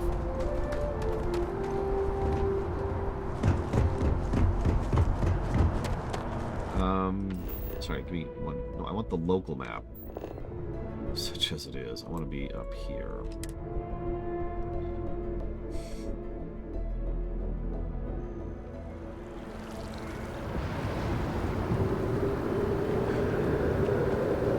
So, we're just talking about making things seem open and big. Do you know how you don't make things seem open and big? You don't do this. The whole thing, we spent, what was it, like an hour discussing this yesterday. This giant empty space. You don't make something feel big by making it big. I know that sounds so contradictory, but it's absolutely true. If you make something big and vast and empty, then all it does is it looks big and vast and empty. Again, the Citadel in Mass Effect 1, which I remind you is dinky, is, in terms of actual playable size, feels like a much larger space than this, probably at least in part because you could look up and see the curvature going up in the distance. You can see the ships flying overhead. as they're going, you know, the little trams as they're going around. That looked great, and that was in Mass Effect 1.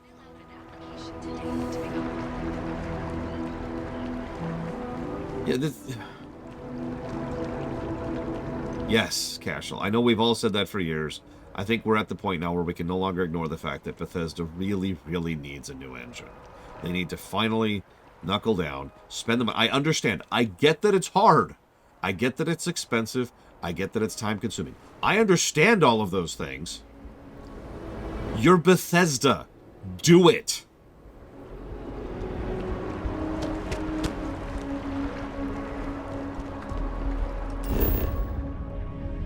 And to really just hammer this point in here a little bit. It's just...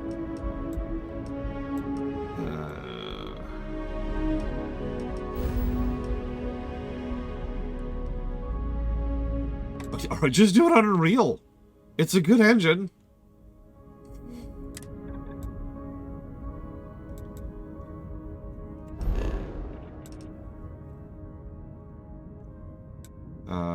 God, where was that? Is that here? I think it is here.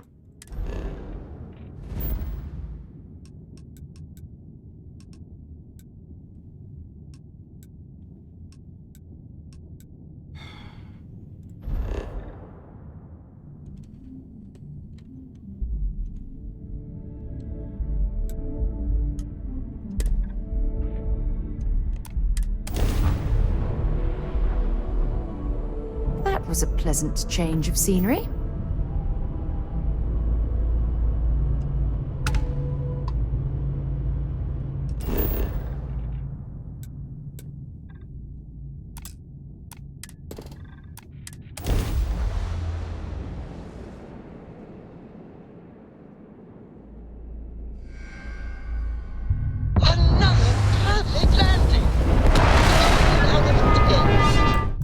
First reminder, these are unskippable. Did I say hi, Huthor? Hi, Huthor.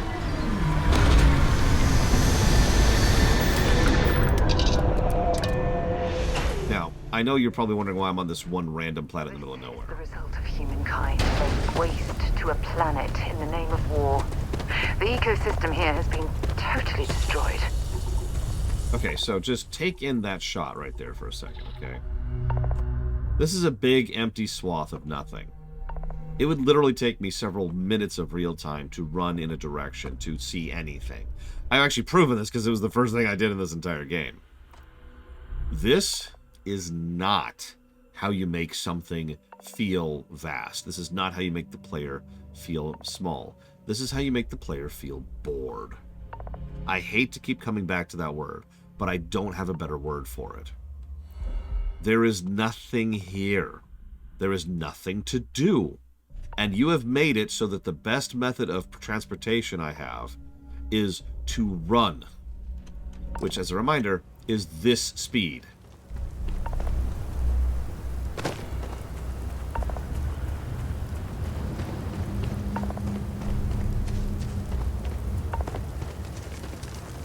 This is our movement speed. Oh, I know. We could hold down sprint for like 10 seconds.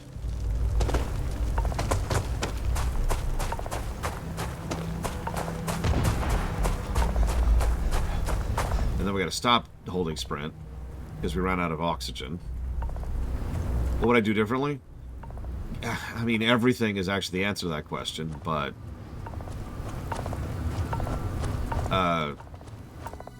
Sure, hang on, cold room.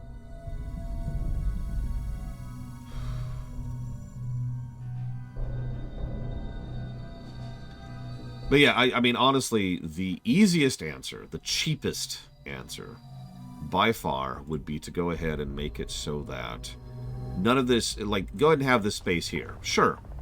And there's an invisible wall at the spaceport, so you can't actually go out and engage with it at all.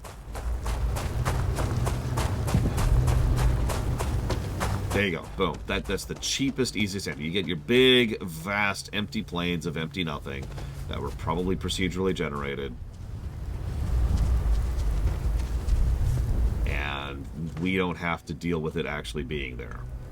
So just like, you go here and it's like, And then you just look out at that. And there you go. There's your world, is this one little landing strip. Now, I'm going to be honest with you. I'd probably still complain about that. But that is the easiest solution to the giant swath of empty pouring nothing. But that's true, Europe. Planets are big and empty. It's almost like this is a video game that I'm playing because I want to enjoy life rather than be reminded of just how boring and empty that giant planets really can be in real life. Huh. Let me think about that for a second. I could be really bored with stupid things, or I could enjoy playing a video game.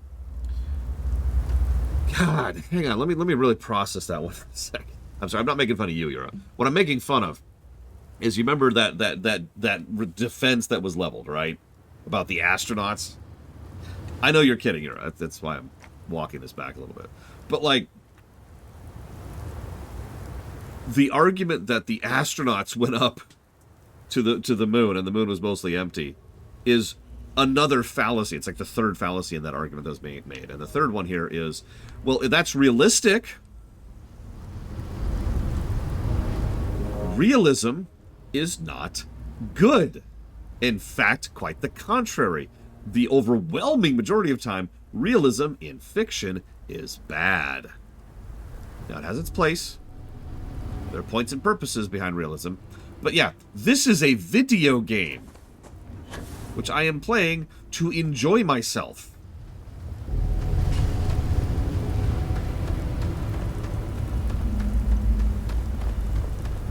I know this is this shocking new concept that you've never heard of before.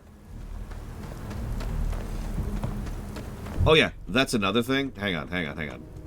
To go back to the astronauts thing for 1 second. How much time do you think the astronauts spent doing this?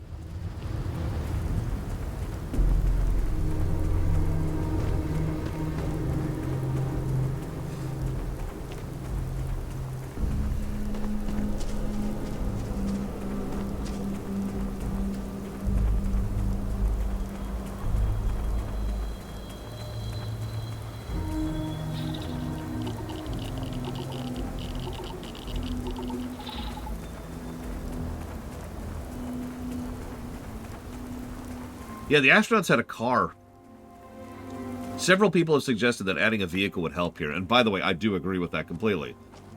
Because I demonstrated that earlier in No Man's Sky, where you have your ship. But let's be honest with ourselves. It serves the same function. Oh, I want to go over there. And you're over there.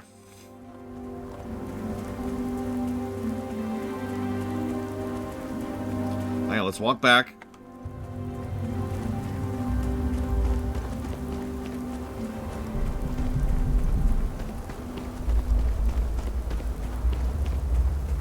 Apparently, No Man's Sky has ground vehicles now. I don't even know that.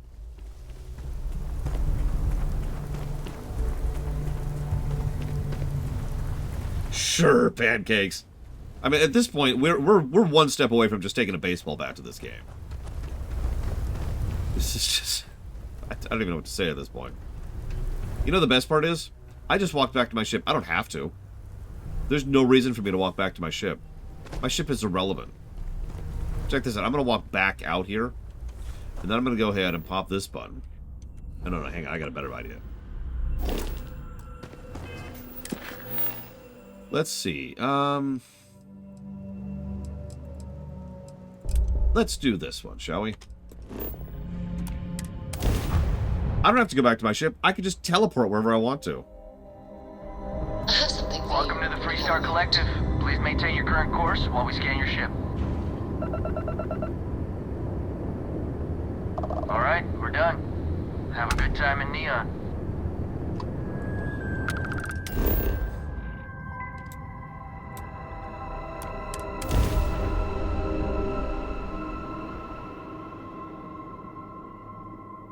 Thank you for taking the time to provide your review, and we are sorry you were disappointed. There's that response again.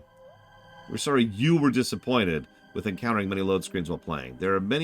While there may be loading screens in between fast traveling, consider the amount of data for the expansive gameplay that is procedurally generated to load flawlessly in under 3 seconds. We believe this shortcoming will not hinder our players from getting lost in the world we created. No, that's true. I've gotten lost several times. Can confirm.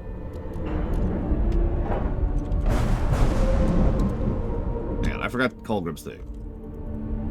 So I'm going to throw up a poll. You don't have to vote on it, but this was per request by Colgrim. Hey, nice place. This feels like a place I don't want to be at yet. So hang on. Let's not go here. New plan.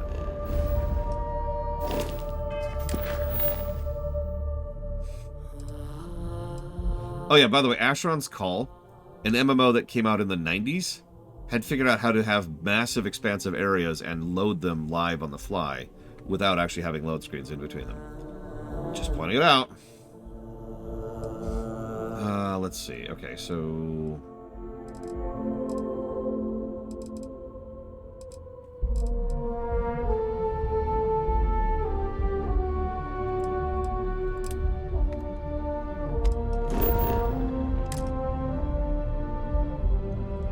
Oh no, it's an unexplored route. Let me do some unnecessary padding to get there.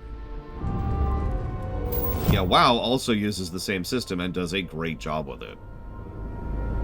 Remember, there's actually 3 layers of zones in... Fine. You know what, Robin? Fine. You win. I'll ask this random stranger that left from space if they know how to get where we're going better than I do. Unknown ship, you read me? That's because we did jump past it. Robin, can you go 5 minutes without interrupting me? Maybe if you listen to me every once in a while, I wouldn't have to interrupt you.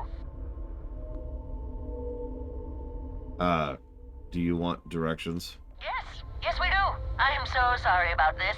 Some of us get a little testy when we're in the wrong. In the wrong, my ass. They're gonna say it's ahead of us. You watch. Well, we'll just see about that, won't we? Yeah, it's... I don't know either, to be honest with you. I also don't know what you're asking me about. By the way, you're seeing this conversation as I'm seeing it. I have no idea what they're talking about. They just jumped into, where is it? And I don't know what it is they're asking me where it is. Oh, great. Thanks for nothing, pal. John, that's no way to treat a stranger. You should be ashamed of yourself. I'm never gonna hear the end of this. Thanks for your help. Make your way. You're welcome, I guess.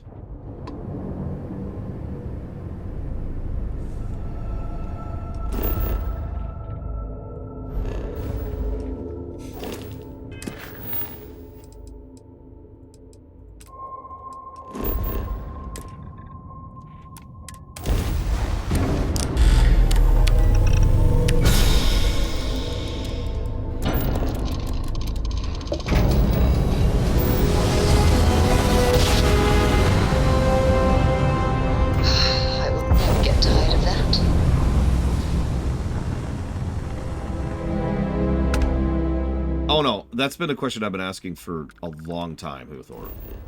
Like, the way I initially phrased it was a little bit antagonistic. That's on me. And I said, what were you spending your time on when it came to this game? But in all honesty, what were they spending their time on in this game? What were they working on? What were they doing? What was the 8-year delay for this? And yeah, no, they almost assuredly restarted. Probably at least once. No, we're not there yet, Colgrim. Although, I will be honest, I'm getting very close to walking away from side questing, which is what we're doing for a minute yet. Speaking of which...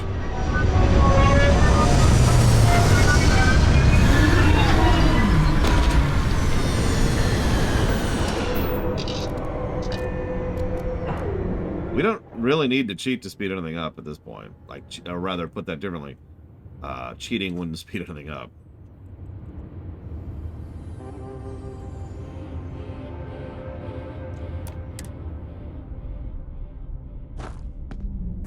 I mean, I guess that's not true. We could go ahead and walk faster.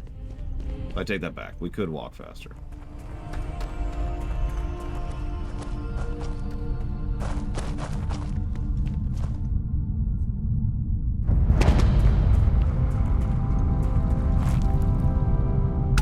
Well, we've already walked away from the procedural side quests.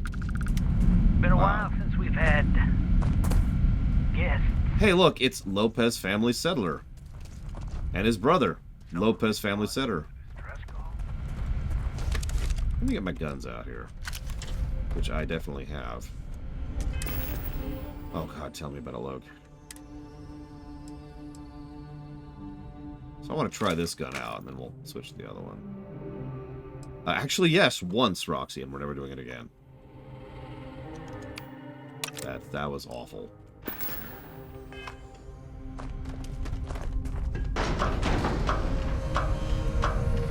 The answer is 73%. 27 people didn't buy this,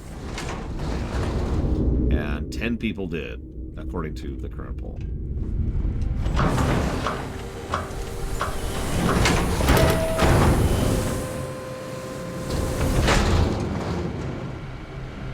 If I can add one last thing from a very personal perspective on top of all this, I will freely admit that something that is actually legitimately hard to do is to admit that you're wrong.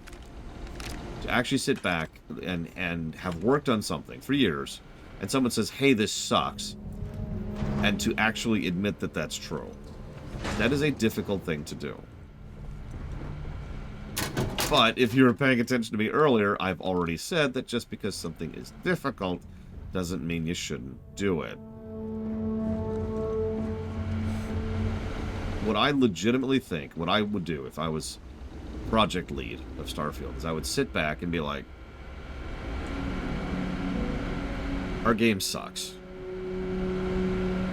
And I would bring down the team leads, you know, creative director, a visual director, writing director, and be like, all right, what can we do to fix this?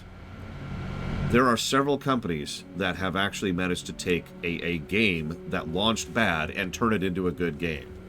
There are many examples of this, actually. It's a growing number of examples of companies that have been saying, all right, they sat down, they bit the bullet, and they turned the game into something a lot better.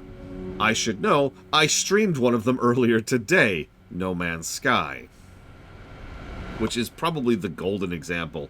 Although, I mean, there's FF14, there's Cyberpunk, frankly, pretty much every Paradox game. Baldur's Gate 3, which is currently going through that cycle. Diablo 3, which launched in such a crap state and currently is, what, the third best reviewed game on the list? So, it sucks. I get it. I really do get it. How much it sucks to sit back and just say, I failed. This is something I've actually talked about before, the importance of being willing to accept that you lost. Being willing, if you can't do better unless you acknowledge that you have done bad. Right? You cannot improve until you can take ownership of the fact that you have lost. And once you've taken that loss, then you can move forwards. And then you can be like, okay, what can we do about it? And sometimes the answer is to just cut your losses. I'm not saying Starfield is that case. I'm just saying sometimes that does mean you need to look at the situation and say, we can't fix this, move on. That is something that is a reality of project design and just life in general, frankly.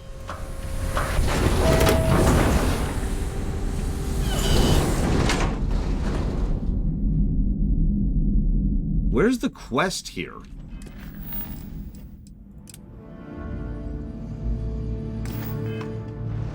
I mean, there's a total absence of directions. Jesus Christ. That is... So, I admittedly can't answer that one, Huthor. I can't. I do not know enough under the hood. I do not know enough behind the scenes, just like Emil pointed out. I don't know enough to really admit whether this game can and should be salvaged or if it should just be dumped. I should also mention, if you're going to dump the game, you really need to sell that well. They need to go out and say, free refunds. Infinite refunds. Doesn't matter what your playtime. Doesn't matter how much you did. If you want a refund, it's yours. They'll take a loss on that. That's fine. They need to accept that loss. They need to do that because they need that PR boost. They also need to, if you remember, Blizzard pulled this with Warcraft 3 Reforged. Which, Blizzard, right? Anyways, they need to be willing to take that loss and then they need to do a public apology. And I don't mean a corporate apology. I mean a real apology. Something along the lines of, Starfield isn't what we wanted it to be. And it isn't what you wanted it to be. And that sucks. We're going to go ahead and we're going to keep bug fixing, but we're going to redirect all of our approach to Elder Scrolls 6. We're cutting ties with Starfield, and we're going to focus on trying to do the best we can with Elder Scrolls 6. And that'll generate a lot of buzz and a lot of negativity, and a lot of people will make a lot of noise.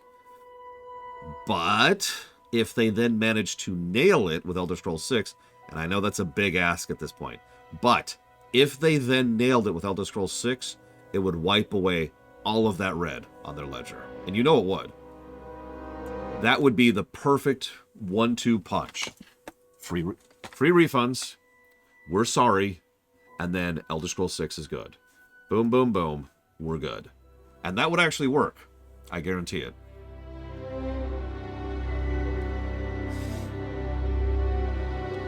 The problem is, all 3 steps I just mentioned, they're unlikely to do. I'm not afraid to use this to defend my home and my family. But you sure as hell don't look like any spacer I've seen before. Yeah, Final Fantasy XIV, more, Crazy Horse. Final Fantasy XIV is actually a good example of a game where the creators, the developers, the producers, and the executives actually did come out and say, yeah, our game sucks. It's so rare to see that. It was bonkers to see that. Like, a lot of people don't really understand how unusual of a circumstance that is. It worked, by the way. But, again, free refunds, genuine apology, and FF14 ARR was good. You notice it's the exact same pattern I just mentioned. Beam, boom, boom. And they actually did accomplish what they were going for. And FF14 is currently one of the most successful MMOs out there, depending on what metric you use. So you're the one broadcasting a message to List vessels? If you're with List, then I'm the keeper of the enlightened. It actually worked. I was wondering if I was just yelling into the void. That message was mine, all right. You're the one who sent the distress call. Easy there. But you came here, what, to help? Looking for some sort of reward? Reward's nice and all, but I just came here to help. You sent out a distress call, dude. Do you not understand what a distress call means? I don't know what game you're playing, but I guess I'm in. Apparently, I'm playing No Man's Starfield Skyrim. Used to be 4 families that List helped set up stakes in this system. We rarely saw eye to eye in the best of times, and believe me true, these ain't the best of times. Spacers started raiding and it's been getting worse. Only a matter of time before they end us all. Unless you're willing to help some hard-working, pig-headed settlers out. Yeah, spacers are a plague. No arguments here. The spacers have taken out the family's List satellites, so we can't even talk to each other. Isolate and eliminate, a classic tale. You fix the Lopez satellite and I'll open a secure channel and we can sync up and get the lay of the land. And then get all of our satellites operational. Oh yeah, did you notice that spacers in this game are just raiders from Fallout? Or bandits from Elder Scrolls? It might be I'm getting caught up in the moment, but I actually feel optimistic for once. Thanks. Not only have I played Outer Worlds, it's a current review. It's post-Oblivion line. I liked it, for the record. It scored quite well. Oh yeah, we also have Raiders in this game. Just straight up Raiders. Crimson Raiders, excuse me. Should I warm up the engines? I am the moth to your flame, the magnet.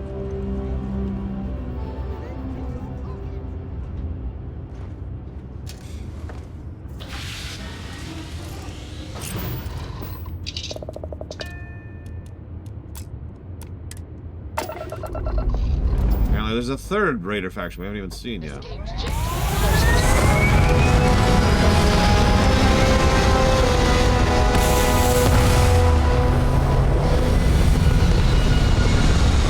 Roxy asked an interesting question. How was Bethesda's reputation before Skyrim? Achieving orbit now. Bethesda used to be one of...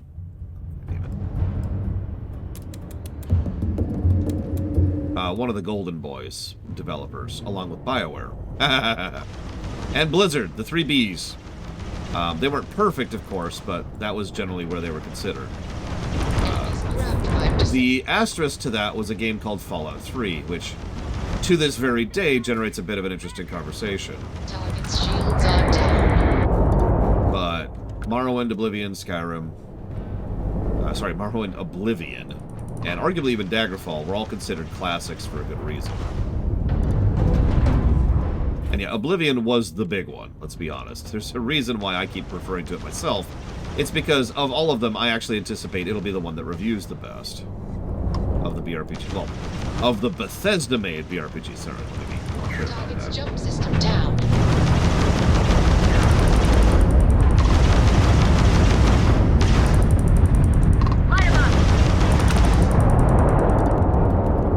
Fallout 3, for all of the noise that was generated about it, was a pretty damn good game in my opinion, and certainly sold very well. Yeah, I had to adjust my statement there because, you know, the BRPG block includes New Vegas.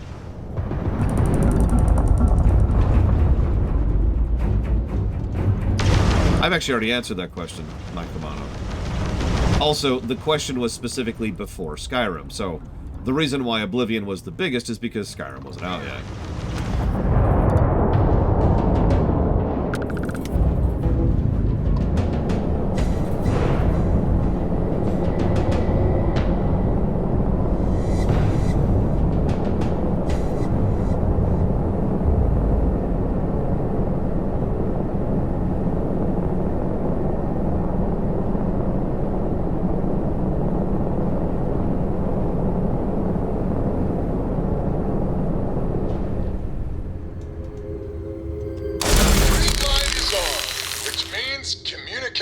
Is up. Sending the data on the other satellites. You do hear me, right? Hello?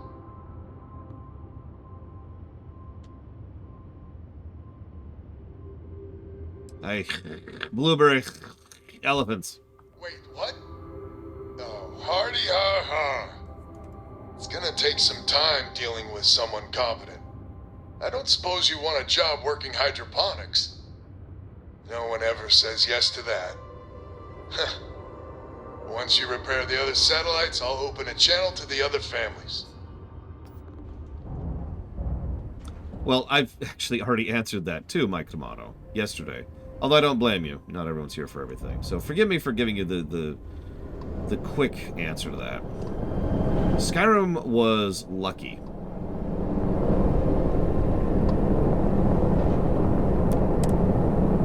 Skyrim was a unique confluence of timing to come out in pretty much the perfect era with the perfect amount of support and the perfect community to back it. There's a reason why people are still giving so much praise to Skyrim when it comes to a modding perspective, even to this very day. Where the hell? I would personally consider Skyrim to be an inferior game to Oblivion in almost every way. We'll see if the review holds that true. But yeah, Skyrim got very, very, very lucky.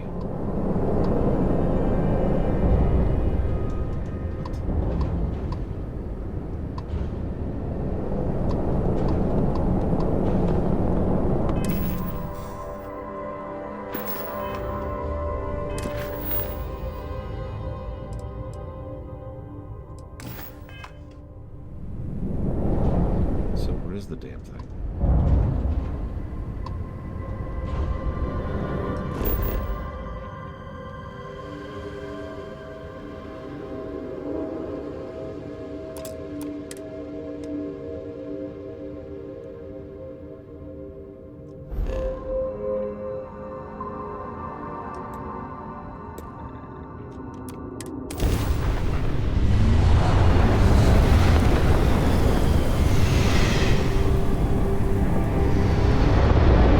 I gotta be real.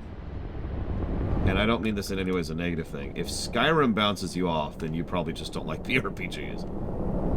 It kind of is the best one. The only one I think will even come close to challenging that, not counting New Vegas, is Fallout 3.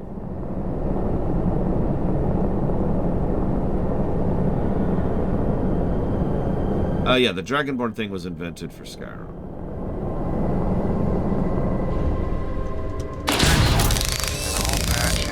Lopez to win? Lopez to win. Win? Win! This does not sound good. Win, please! We may be the 3 families now. I hope the other families are okay. And the sooner we make contact with them, the better.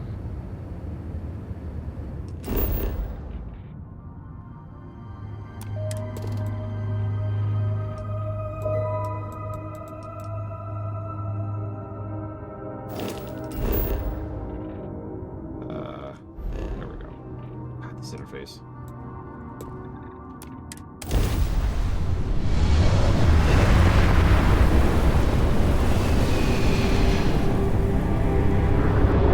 We got you now. Oh no, it's people. It's raiders.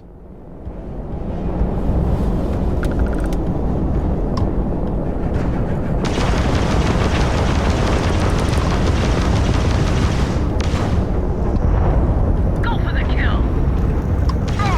They've arrived to us down.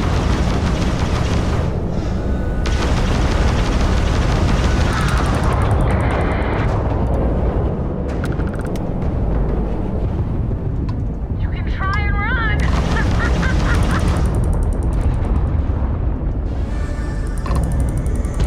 Oh no, absolutely. I have actually unironically recommended Skyrim to people who are getting into video gaming, Grav jump capability. into the concept of video games in general.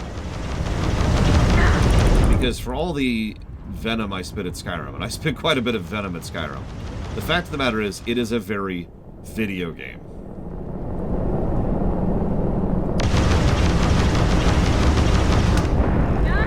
It is the kind of game, no mods, it is the kind of game that someone could just sit down and play, and that's it, right? Like that's just what they do to see if they like playing video games. Usually for elderly people, but still, it's extremely accessible. You can understand pretty much what's going on at a glance. It's not very complex. It's not very in depth. Computer gather jump drive. But it does its own thing. Like there's several aspects of this I'm not going to go into right now. How do I dock with you?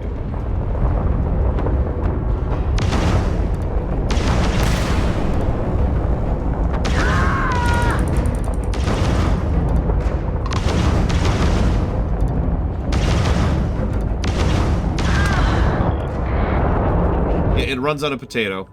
Very, very, very low barrier to entry to play Skyrim. I was trying to act. I couldn't manage it. I don't know why. I don't think my grandmother would enjoy playing Streets of Rage 4 Euro. It's also very sandboxy. Whatever you want to do in Skyrim, like, you just do it, right? For good and for bad. You can pick a direction and run, you can do side quests, you can do MSQ. You can just do whatever. Signal. Lopez to Banda?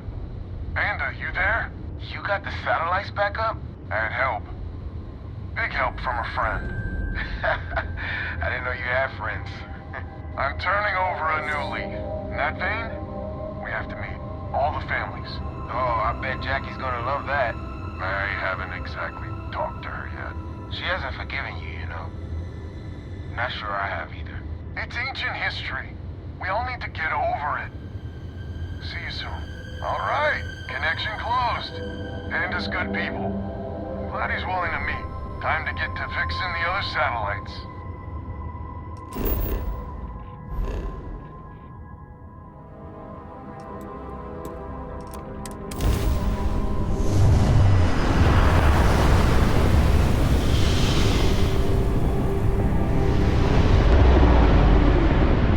I don't think my grandmother would enjoy playing Streets of Rage 4, is what I said, girl.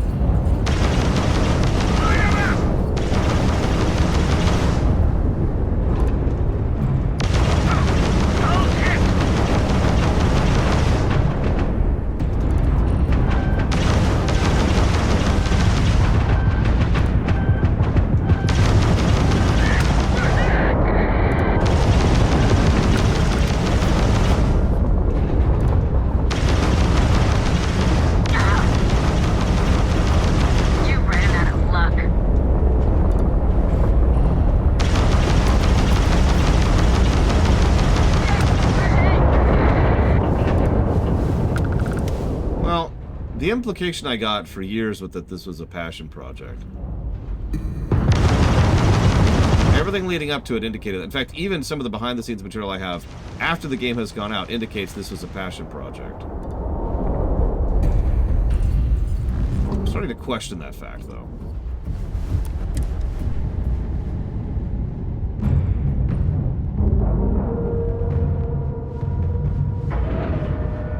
No, it does not feel like a passion project. And we're locked in. In all honesty, yeah, this feels like a vanity project. Which generally is also a passion project. But, you know. Basically, a vanity project is a passion project that sucks. Is the easy way to explain that.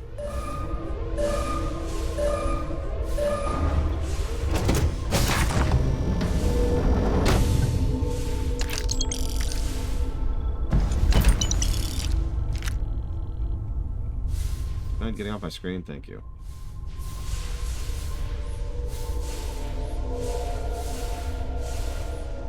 Yes, Gwent in Witcher 3 was a passion project.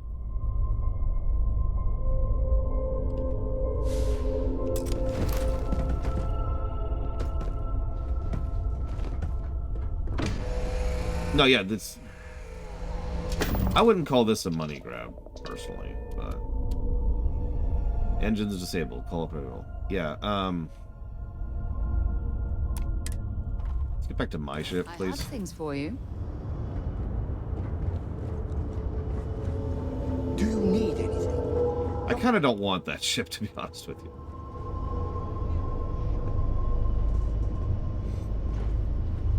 You want to see a passion project? Yakuza 0. Specifically 0.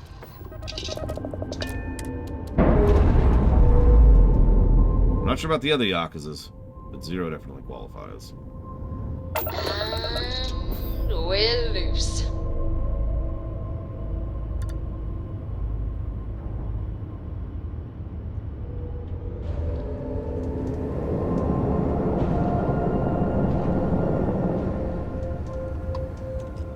Another satellite up.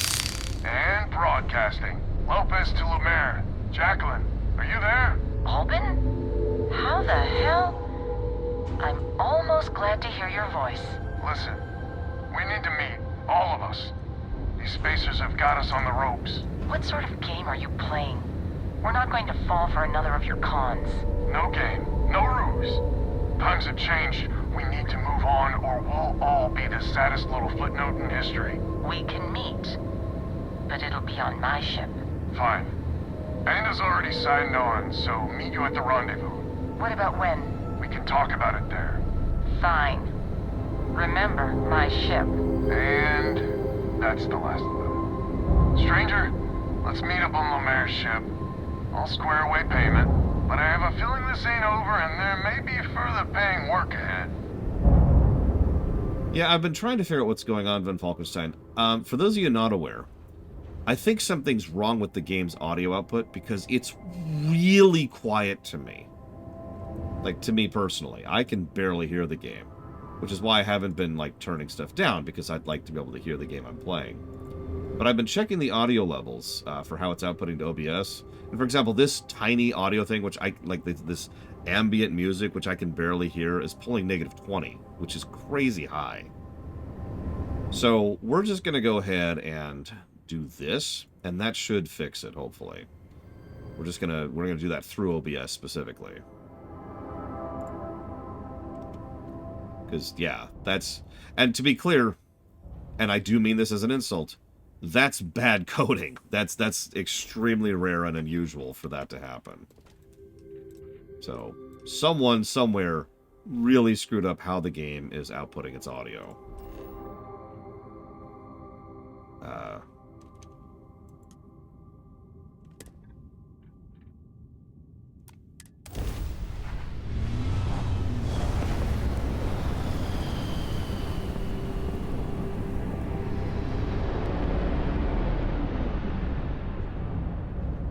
Now, I could still try to fiddle with the actual audio settings a little bit here to turn down the sound effects a bit. Hopefully that'll help a little bit. Let's turn down footsteps, too. Nobody likes hearing those.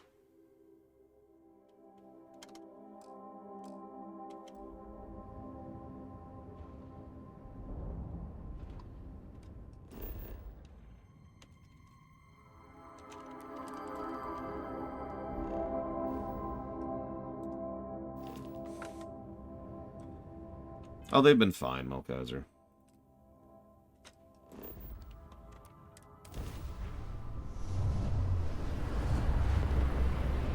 I can't even hear the footsteps, to be honest with you.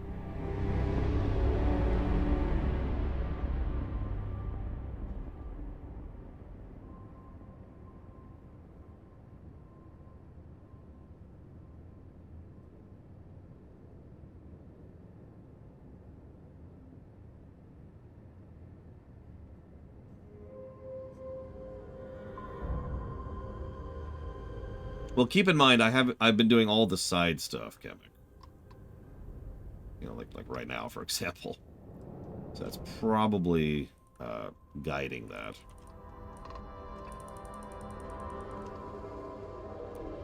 Let's get this over with.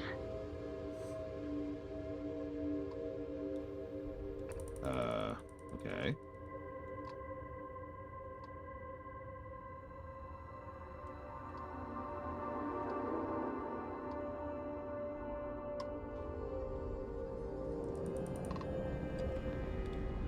Huh.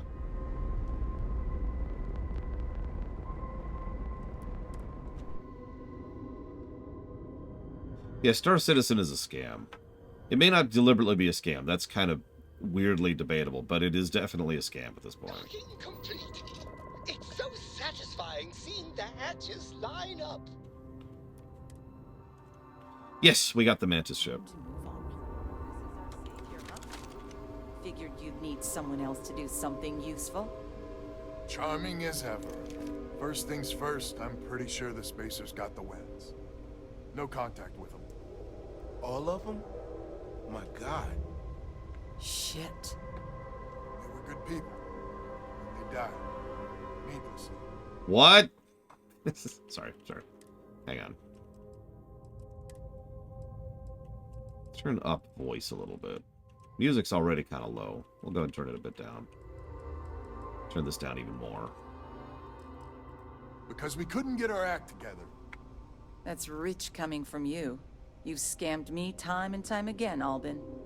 The Spacers are a threat to us all, Jackie. And that is the salient point. Mistakes were made. We need to get past that. What I'm proposing is a mutual defense pact. Nothing else.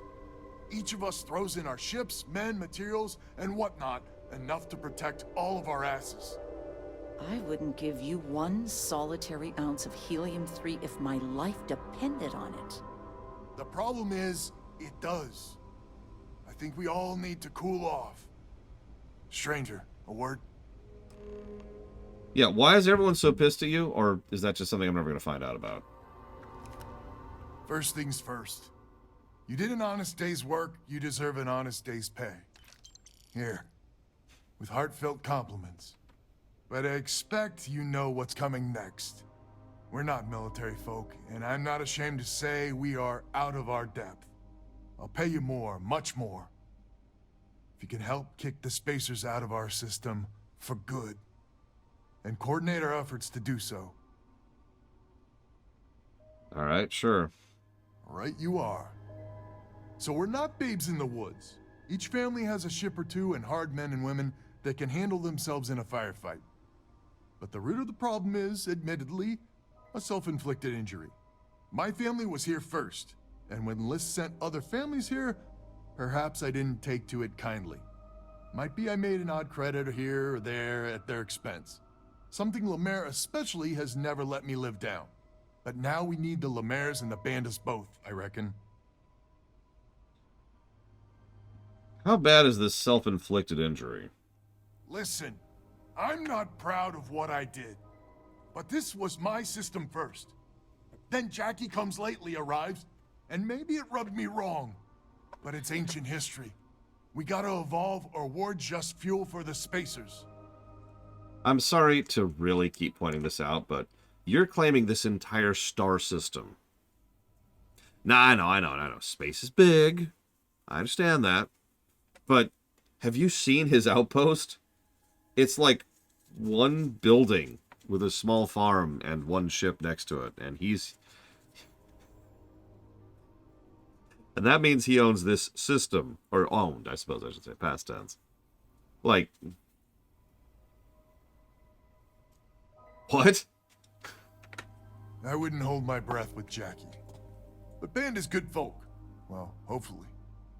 We need to cooperate now, but also in the future. We need a mutual defense pact. As our new mercenary commander, please talk with Band and Lemaire. Lemaire, God help us, especially we could use. Her family's got the most ships and crew by far. But if she's a lost cause, Ben and I can muddle through.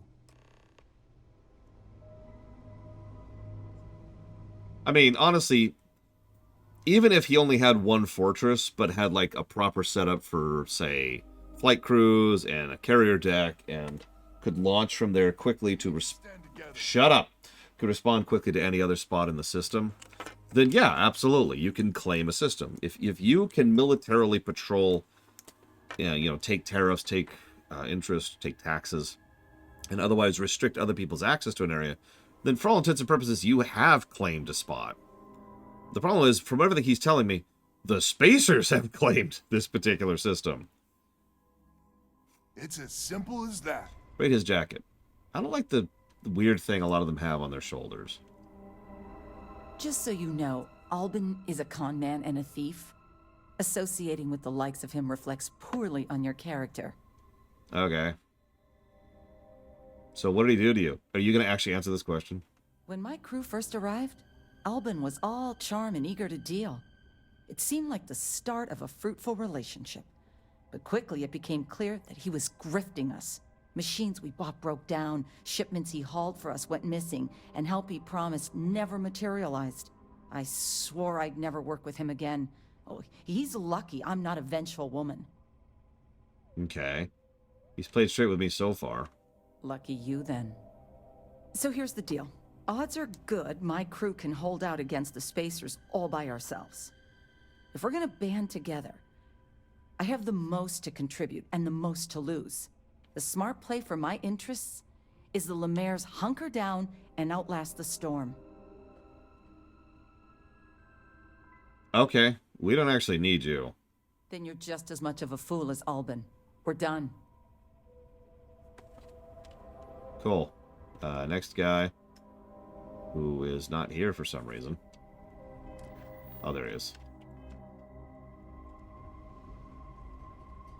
Hello, stranger. Your work in getting the satellites up? You've done us a good turn. I know it was paying work, but a lot of mercs wouldn't even take a list contract. You here to talk about the defense pact? Yeah. I want a bake sale. Might be worth a laugh if the stakes weren't so high. I mean, I agree that right now coming together makes sense, but going forward, it's hard to imagine Jackie and Albin working together for the long haul without one winding up with a knife in the back. Okay. I'm glad you're willing to help. Not much of a choice, really. Well, the bandits will join the defense pact. We got one ship operational, another we can patch up. It's not much, but you'll have us when you need us. Cool. Well, we're done. We band together. Not only can we deal with the current problem, but future ones as well. So is the defense pact in business? Come on, don't keep me in suspense. I was like 5 feet that way, dude. Anyways. I'm relieved to hear you think that. So, the sensors have picked up 2 contact groups. Undoubtedly our spacer friends. We don't have many ships, but we can send them with you. Or hold them in reserves, your call. You hold them in reserves. I got this. You are a wonder to behold. After you deal with the Spacers, meet back on my farm. I've got an idea how to find where the Spacers are based. Okay. Running quickly will drain my oxygen, though. Ugh,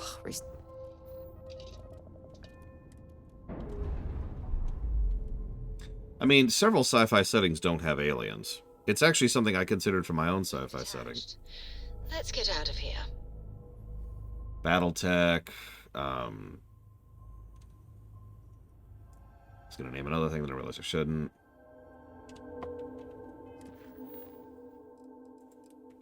Why did it untrack the quest I'm currently in the middle of? That's just weird.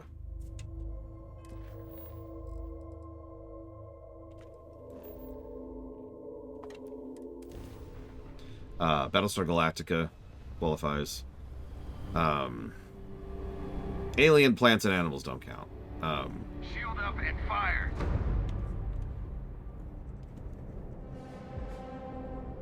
Oh yeah, Firefly, there's another one. Dune is another one. Foundation, yeah, I would say Foundation qualifies.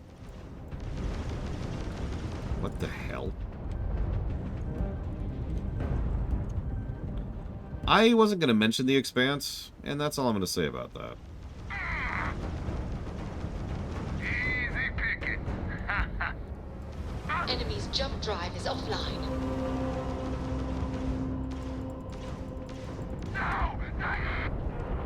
Sorry. Should have thought about not being a raider.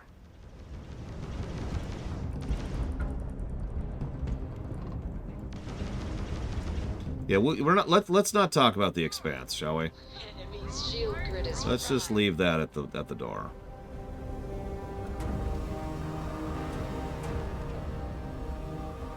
EVE Online? You know, I don't remember, actually. Real talk. Do not recall. Target's jump system down.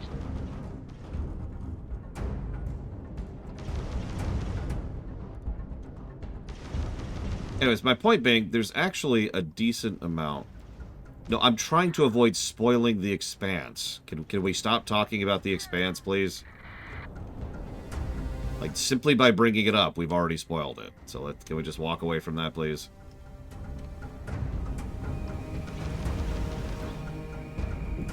So, it's actually semi-common to have science fiction works that are no aliens. It's just they're not really like the big ones like Star Wars or Star Trek or something like that.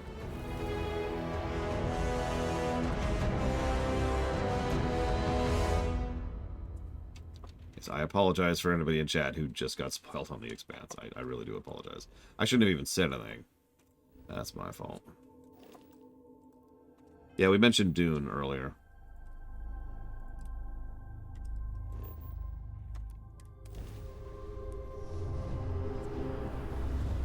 I'm not sure about Starfield yet. Time to die. Obviously, since, you know, I just started playing this game a couple days ago.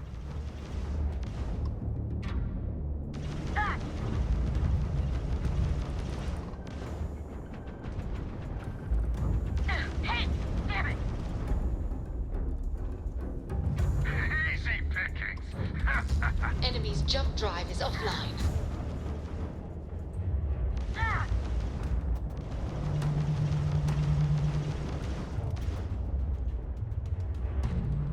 I'm not there yet, Colgrim, but give me another couple days.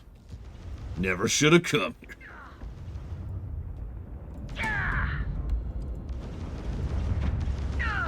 I don't understand the question, Kamek. You're no match for us. Am I not using particle weapons?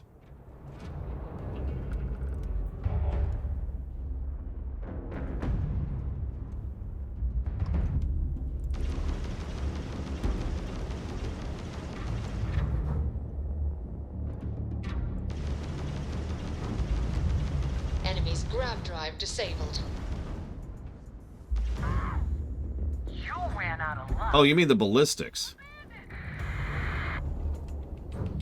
I don't know. I guess I could use ballistics. Let's pull out an engine a little bit. Completely. We'll just be dead in the water.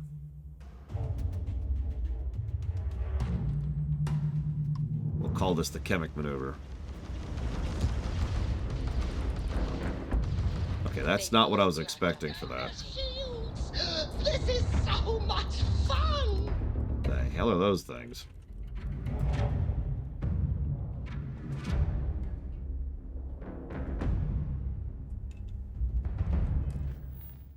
Damn right. All I care about is Star Wars. All I care about.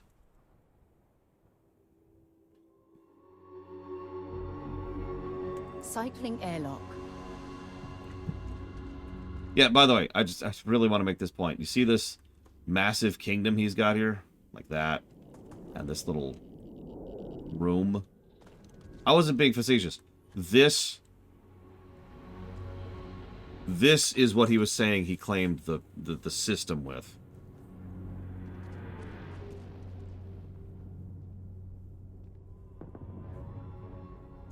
Just making the point. Dr. Albin, he's in charge. Sure thing, Lopin family settler. Glad to hear you're back, safe and sound. Banda, you owe me 30 credits. You're tougher than I thought. Easy money. So while you were doing that, I used the communication satellites to triangulate some Spacers chatter. There's an old derelict star station the Spacers are using as a base. Okay, let's kill him. Couldn't say it better myself. There are undoubtedly a lot of Spacers there, both ships and men on the station itself. We could really use Lemaire's ships for this. But we're never gonna get a better chance to clean this system for good. 100% agree. So, oh glorious leader, any words of wisdom or inspiration before we embark? Anybody want to bet that he's going to betray us to the Spacers on this attack? This is it. The big one. We need to bring everything we got to bear. There won't be any do-overs on this one. We'll all be waiting for you to jump in.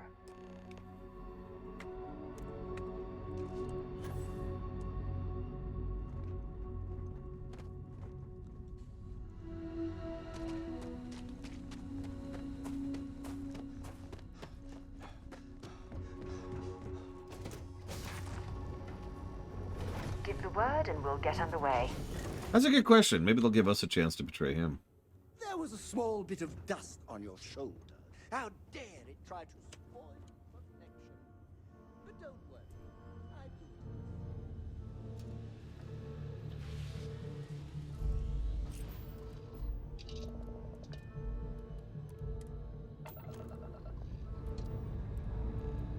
Why am I getting onto my ship? Takeoff looks good. I'm sorry. I'm such an idiot. I'm so stupid. I should have just warped to where the quest objective is. I don't know why I bothered to get into my ship. I apologize. Aim point reached. Orbits. So let's just hit this button and go there instantly. I am so stupid. Let me just waste 30 seconds of your time here on nothing. My bad. Alright, let's do this. So now that we have the particle beams, the correct weapon equipped.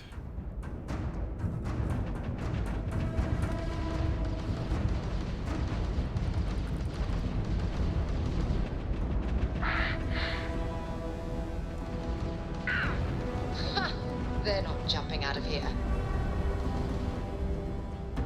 Won't be enough left for salvage when I'm done. Agreed. You will.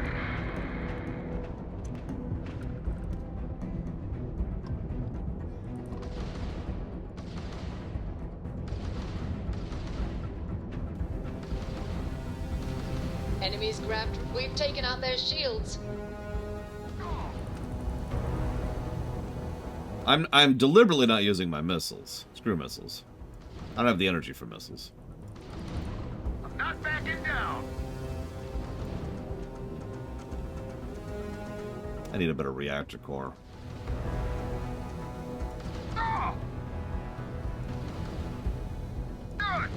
We've blown out their grav drive. I don't know if I can afford one, though.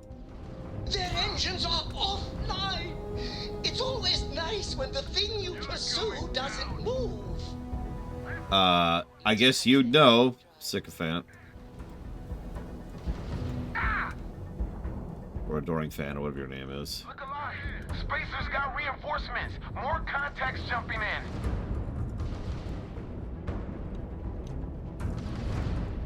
Yeah, exactly, Von Falkenstein. I'm saving energy for my shields, engines, and, of course, the particle beams, which are just shredding things now that we're using those. Even my engines are actually kind of low, and I'm having trouble keeping up with the enemy. But that's because I've got my shields cranked. I don't want to die. The Mantis ain't real. I do like how they're acknowledging we're in the Mantis ship. It's a nice touch. I got this. Howdy. They're not jumping out of here.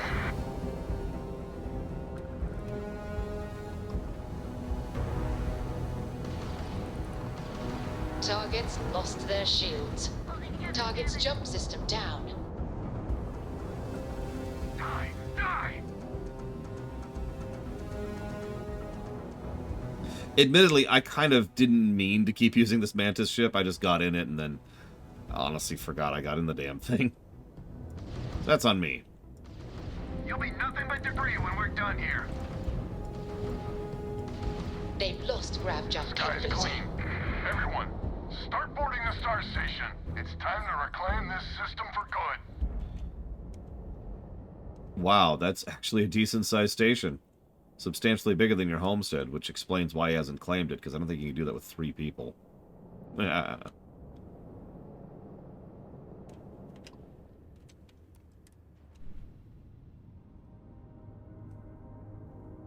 Then again, in Star Wars Squadrons, we claimed a Star Destroyer with like 8 guys and a shuttle. Airlock integrity looks good.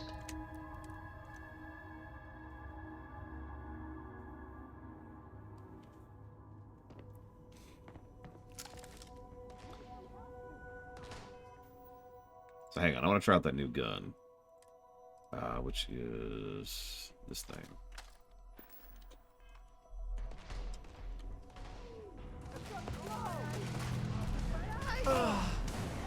I'm gonna bury you. You're gonna pay for that. Okay. Not worth dying over. You say that.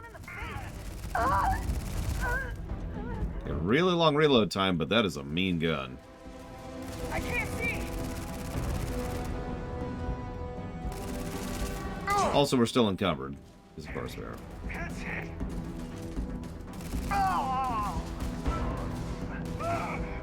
So you could surrender. I'm just saying. You want to surrender, buddy? You want to give up? Hmm? Okay.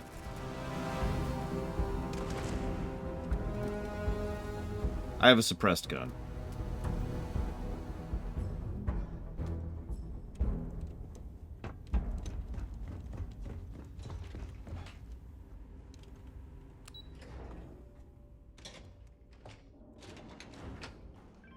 Yeah, I was gonna say, you notice we have 700 rounds for this gun.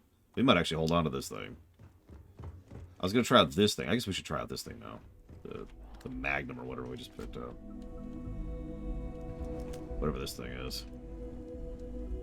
Feels like a revolver. Hey. Well, I see our ship is still in one piece. Yep, nope, that feels like a revolver.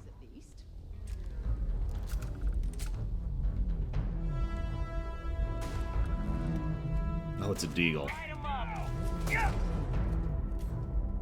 Eh, man, I can take that too.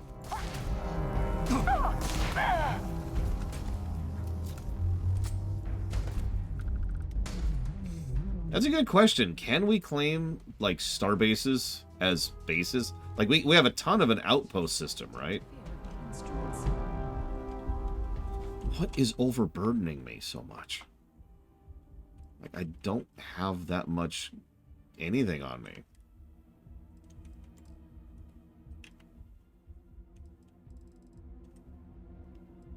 Is it just my extra spacesuits? I think it is. Oh my god, yeah, that's what it is. It's my extra spacesuits. Alright, whatever. Hang on.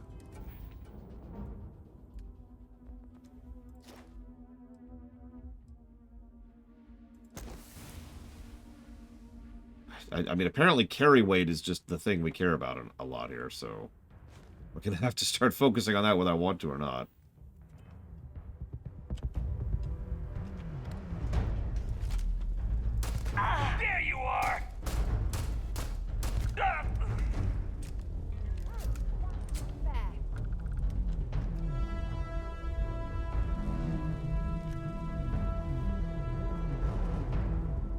Why don't you have armor on when we're in a combat scenario?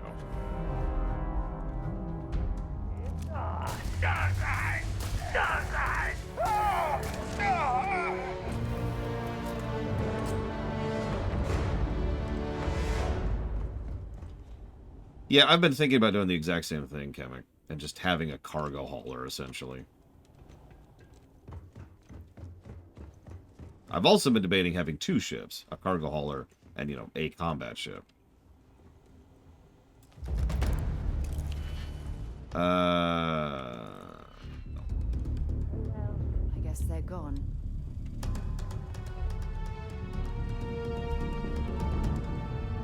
I mean, a ship that's good at both is going to be expensive. I don't have that much money in my life right now. If you open the door, you could kill me.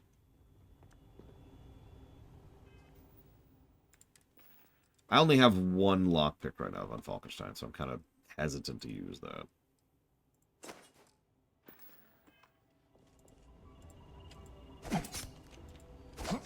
That's not going to work, is it? Okay.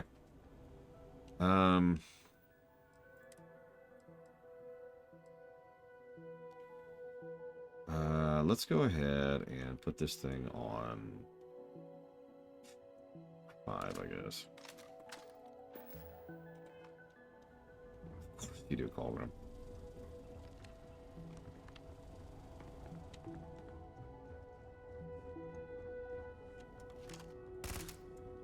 Yeah, that's what I thought. Surely there's another way in there, right? Like, what if I get to this part of the quest and I don't have lockpicking at all? Surely there's another way in, right?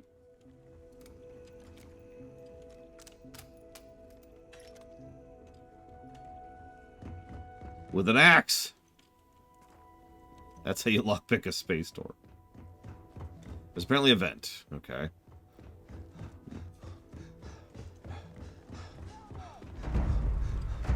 Nope, that's not a vent. Vent. Under, okay.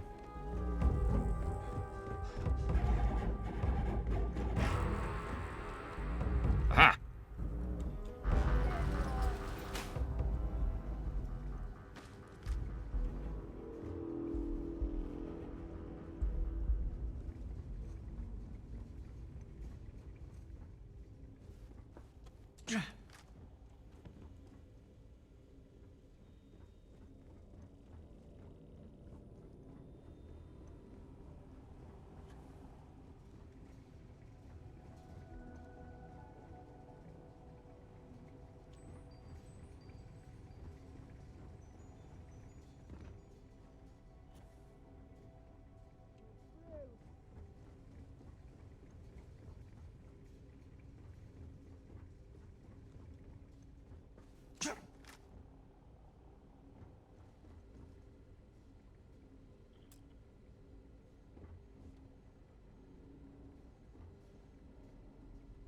Yeah, I was wondering if there's a flashlight button. Oh, there it is. Yay. Oh, fine. I'll go hack the friggin' door. I give up. I give up. You win.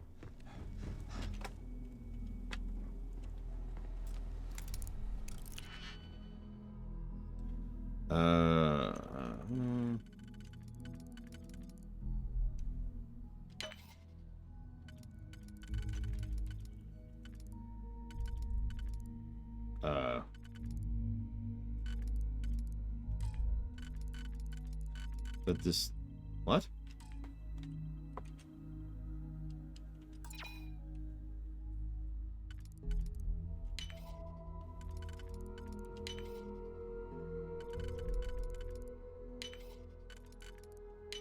Running a bypass? Be careful. Sure, Melkaiser. Aye.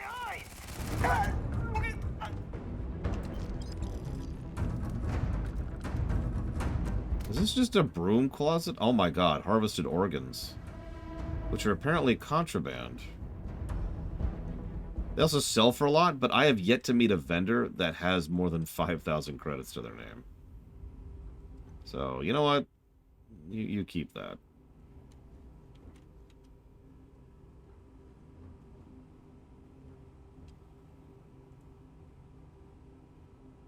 I mean, fair. This is contraband. Okay. But, like, I can just warp straight to the planet without being scanned. So I'm not worried about contraband. Fine, I'll take the spleen. Fine. It was a Rubik's Cube. Sort of. A legally distinct Rubik's Cube.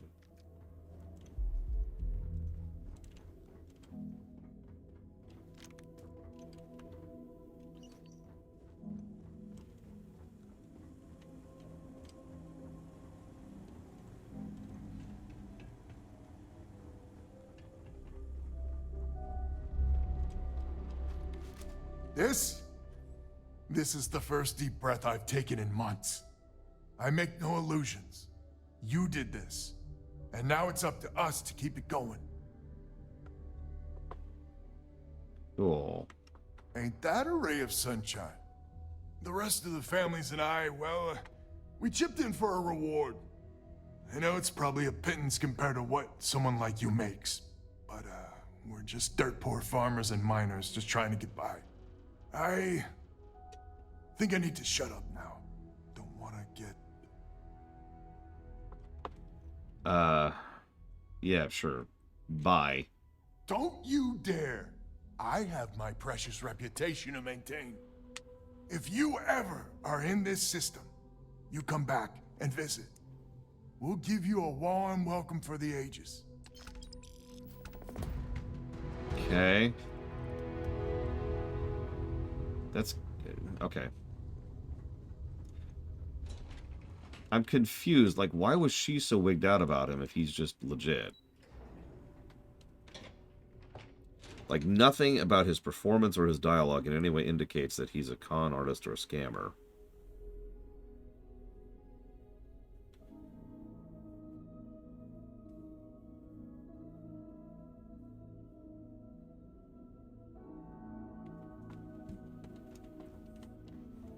He's just that good. He's just that good.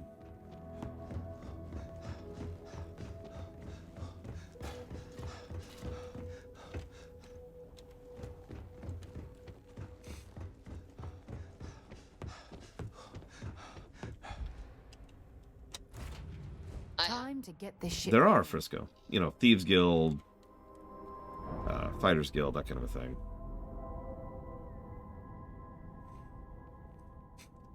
We're free and clear for flight. Alright, let's see.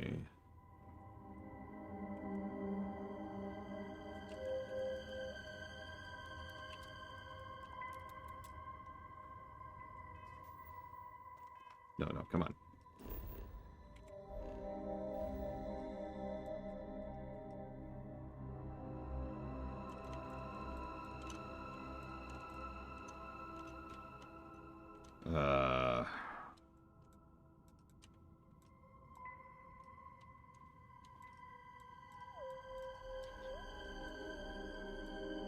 There, I was to say, based just on interstellar knowledge that I, in real life, have, the wolf system would be over here by Sol. And there it is.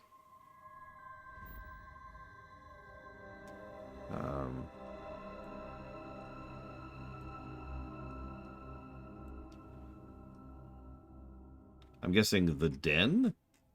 Yeah, okay.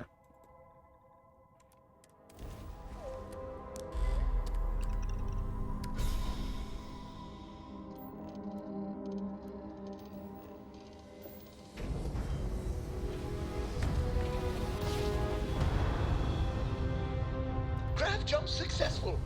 Just like your life. Wait, hang on.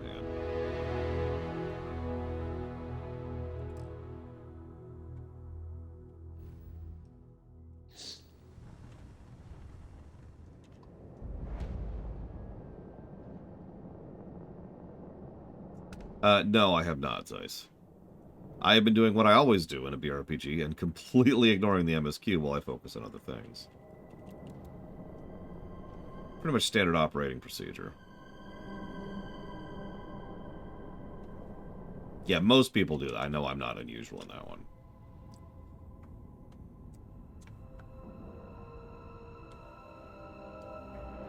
Well, we should have some money in a moment here, Kamek. All right, let's cycle that airlock and get aboard. Yep, we're gonna go to Earth. Be interested in. Yeah, that's nice. Kiosk.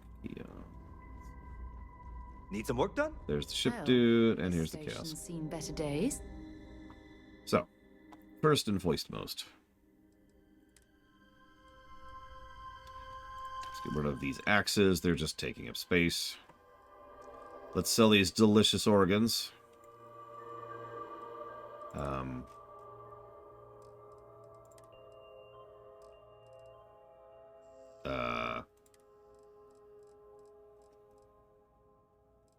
Wherever they are. Oh, there. No.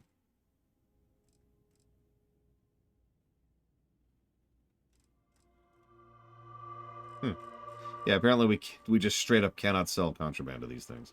Well, that's fine. I wanted to unload some stuff here anyways. Get rid of that, get rid of that. Yeah, get rid of that. We've almost drained them dry. Almost. What is taking up so much weight on us?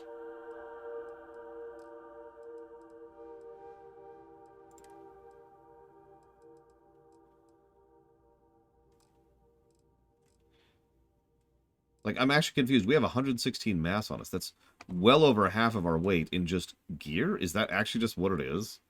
I mean, I guess this armor is 16 mass. That's crazy. But that's... Hang on. So... It's about 10 from weapons. 16 from the armor. 11 from the pack. 5 from the helmet. It could also be the food items we've got. Although... No, these are super light. Although, we'll go and get rid of some of them anyways while we're here. God, we're down to 4 med packs after all that nonsense.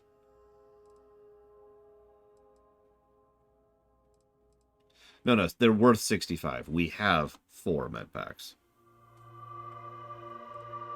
Oh, you're right. Ship parts. We need to... Okay, that's probably the specific thing that's throwing me right there is the ship parts. Okay. Hang on, I wonder if the UC will ever fully restore. Let's fix that right now. Yeah, let's dump those into the ship. Because I was going to say, my mental math was just off for that. And sign the back of your own head. There we go. So let's go ahead and go to me. And aid. And ship pack. Yeah, store all that crap. There we go. That is a lot more like where we should be at on mass. 56. And the ship has room for another... Well, it's 420, so... Okay. Now that thank you. Now that that little mystery's solved. What the hell? Anyways.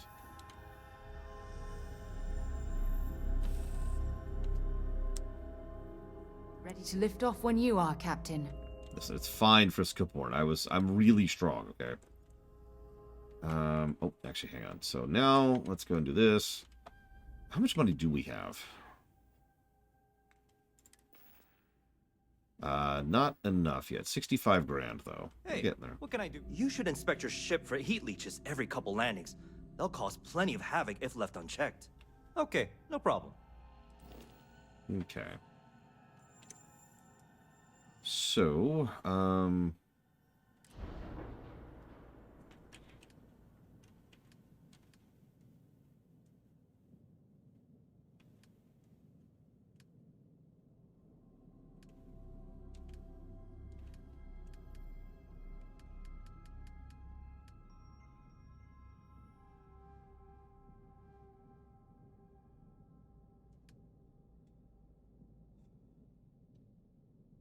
How do I... Okay.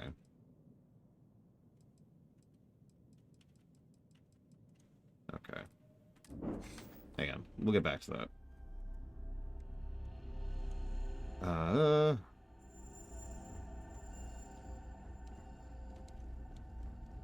How about my foot up your ass, newsboy? That a big enough scoop for you? I really don't think that's appropriate talk, coming from a Vanguard pilot. That's exactly your problem. You don't think.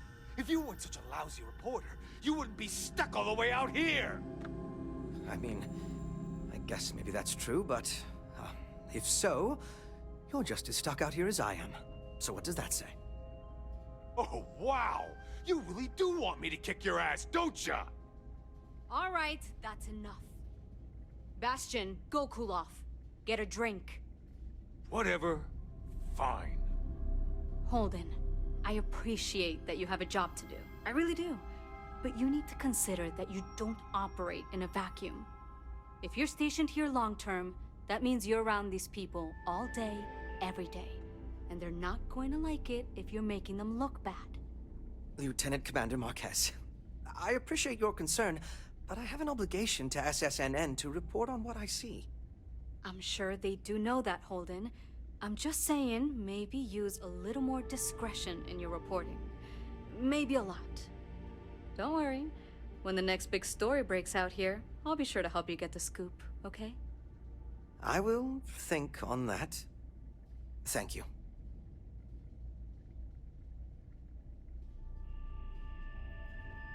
It's a little surprising, isn't it? Out here on the... Welcome to the Trade Authority. I'm Marcel, and if there's anything I can do for you, please, do let me know. Our stock may not be as vast as New Atlantis or Sidonia, but I will do my best to see that you leave here satisfied. And seeing as the Trade Authority is the only fully licensed operator for the Den, I'm afraid your alternatives are, shall we say, slim. It is a pleasure to make your acquaintance, and I hope this and all future interactions are profitable for both of us. Yes, of course.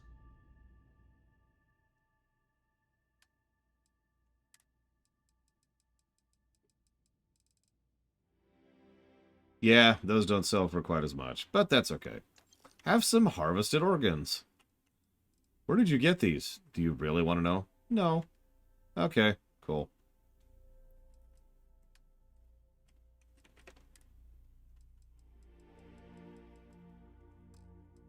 We could buy a naval cutlass.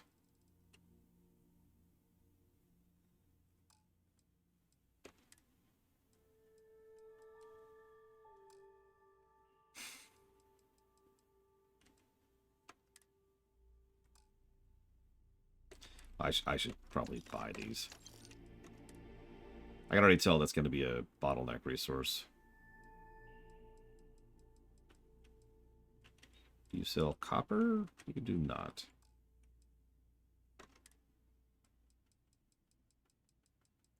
I need to figure out how to make med packs. Surely I can at some point.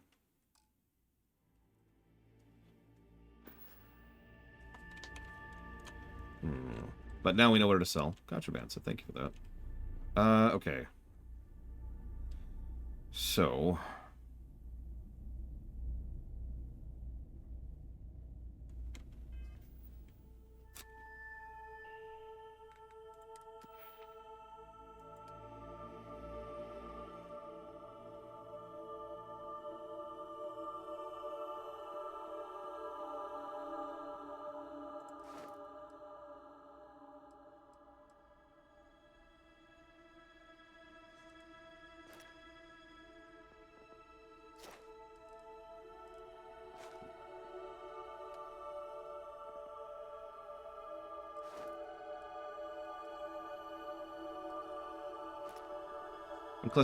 I'm guessing Class B and Class C is larger ships.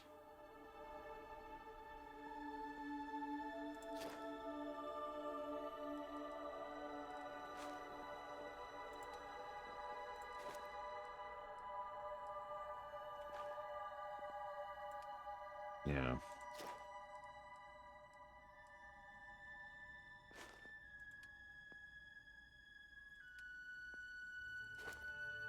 Hmm.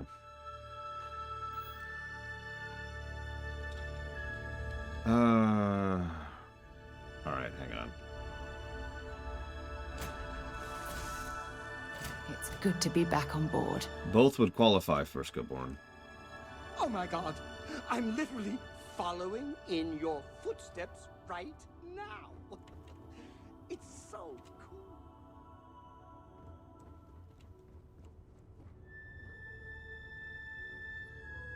cool. That makes sense, Kimmy.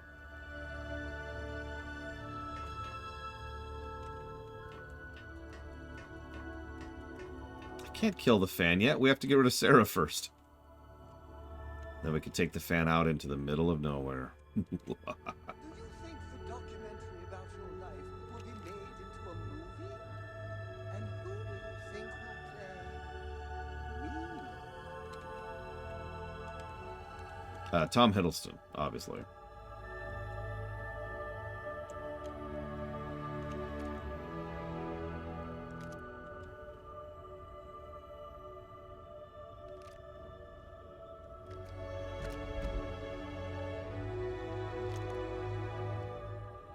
Well, this is neat and all, but not actually what I wanted out of this situation.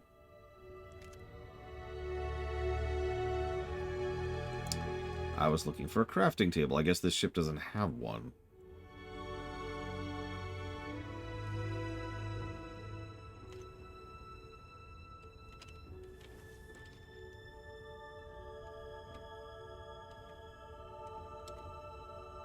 Yeah, I don't see one. Sure, Colgrim, hit me.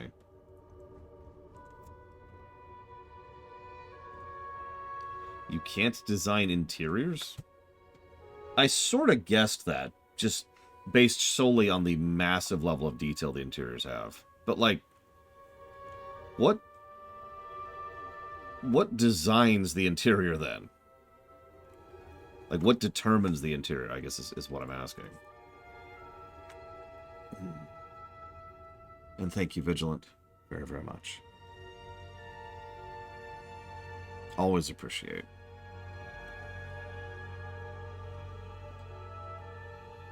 Oh, God. A charity story set in this Vigilant. That would work really well. So Fallout London, Alpha Centauri, and Old World Blues. You got it. Okay. So, whatever. We'll come back to that in a second. How do you think this adventure is going? See if we can mess with our ship a little bit, because I'm still having trouble messing with our ship. Got any? Hey, what can I do for you? Okay, no problem.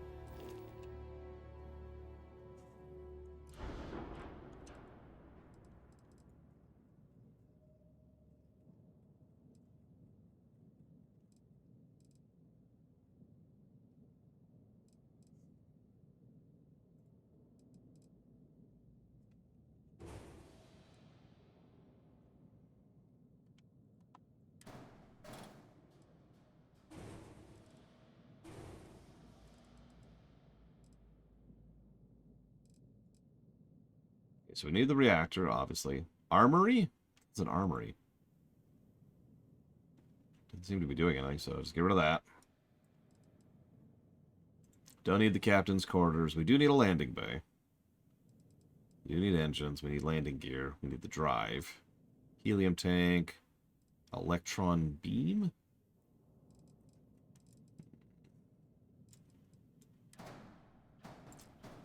How do I move something on the Z-axis?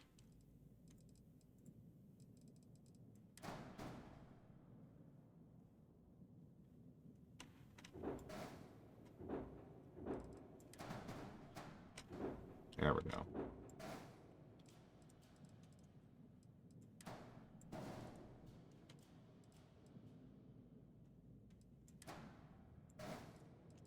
Put these up here.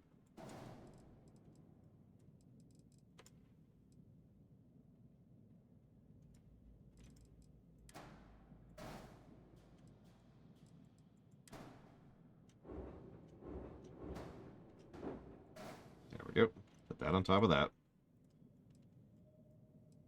What's that? Shield generator. Obviously, we need that. Slim. Oh, that's the Docker. Yeah, we'll go ahead and put that, like, over here somewhere. Oh, God. Like here, I guess? I don't know. Okay.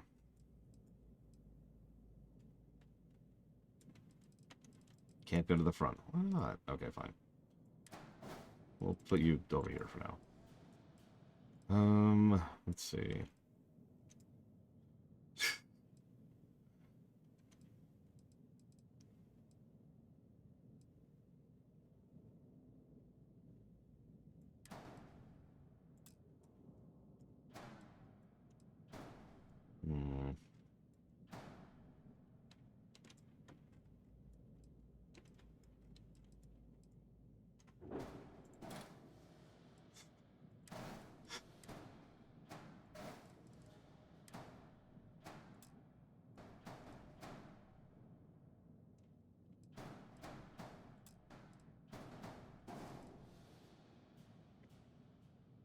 I don't know, Yada. I'm not sure how to get new parts in. Oh, no, it's this button.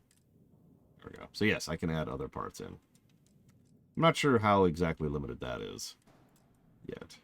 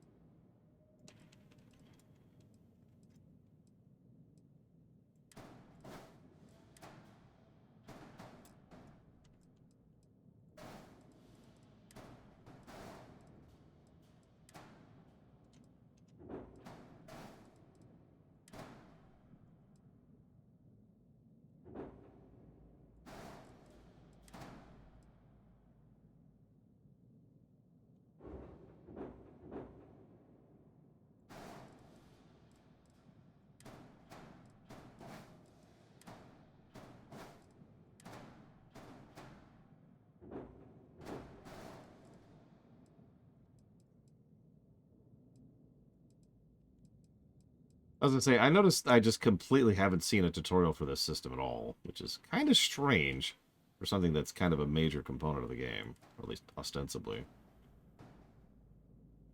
a major component of the game. Yeah, there's no music.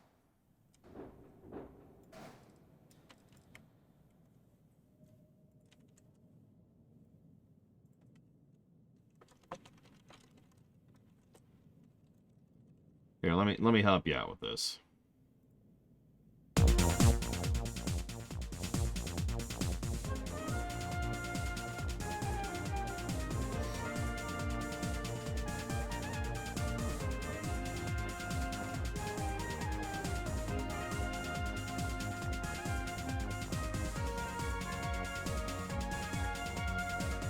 Now, this is pod racing.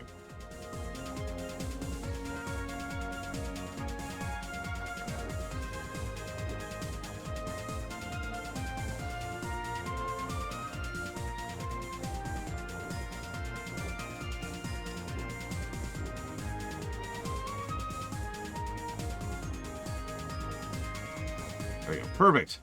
No issues. Behold my glory.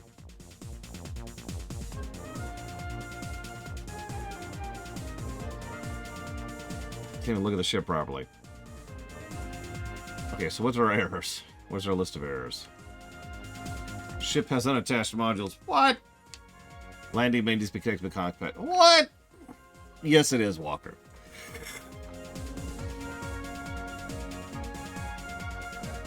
Okay, fine. Cancel modification.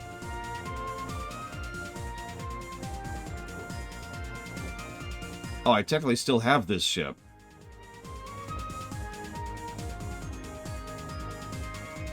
Register this ship for 9,000 credits so I can sell it for 2,000. Why would I do that? Can I just, like, dump it into space?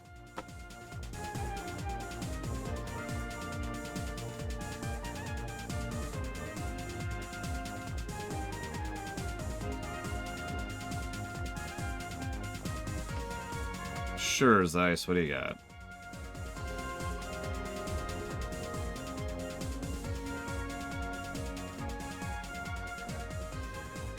Oh yeah, no, I'm aware of that little Kingdom Heartsy thing. Whoops! No, no, no, no, no! Don't! No, don't!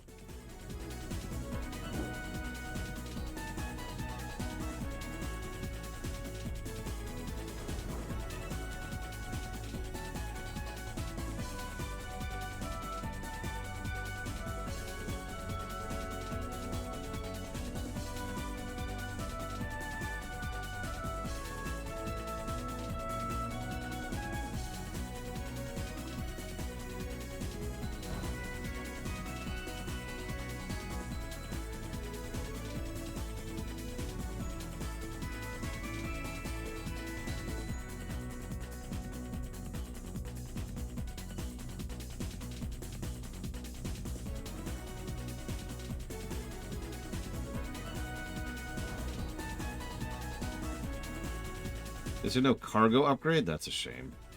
Looks like we have to engage in the build thing in order to add more cargo.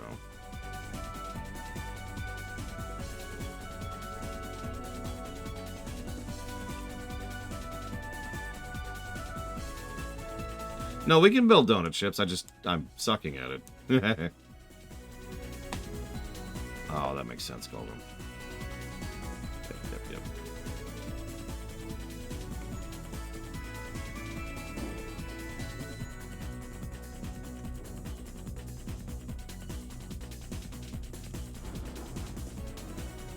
Where's the wipe the ship clean button?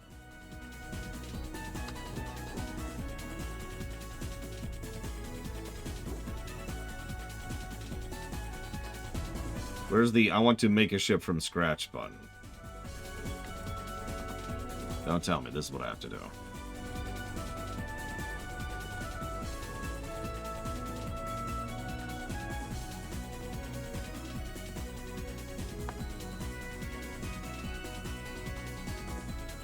Here's a question. Why is the list for the items only 2 tall and in the upper right?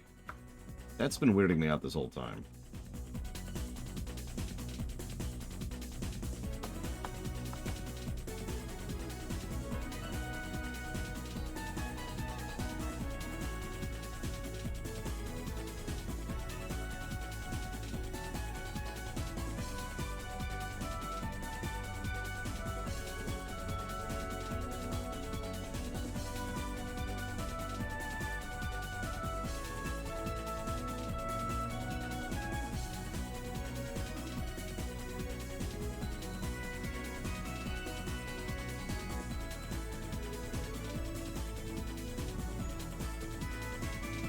I mean, we are in 16:9 right now, to be clear. Now, I'm not at 1080p. We are at 1440, but still. I suppose... Hang on a sec.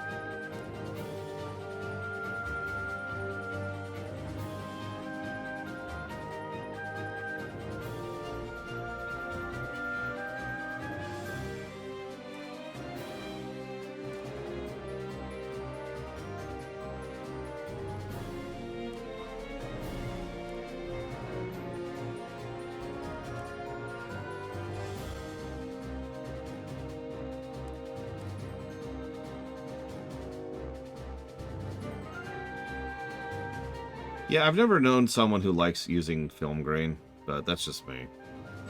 I'm sure someone somewhere does, because it keeps showing up as an option in these games.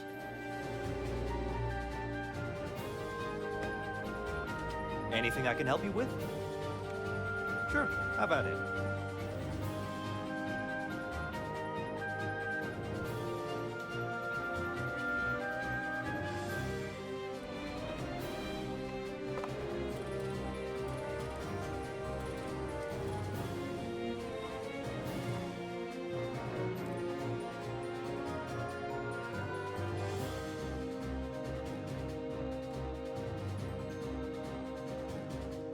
I mean, I suppose so, Blade Jabal.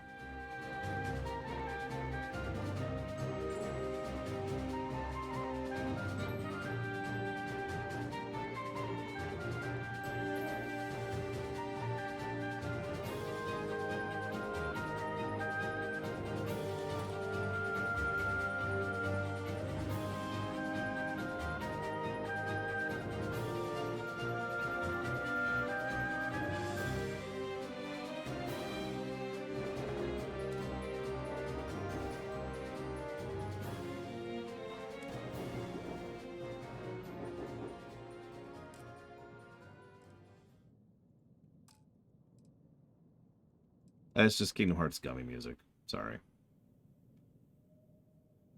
Here, have music that absolutely doesn't fit this scene at all.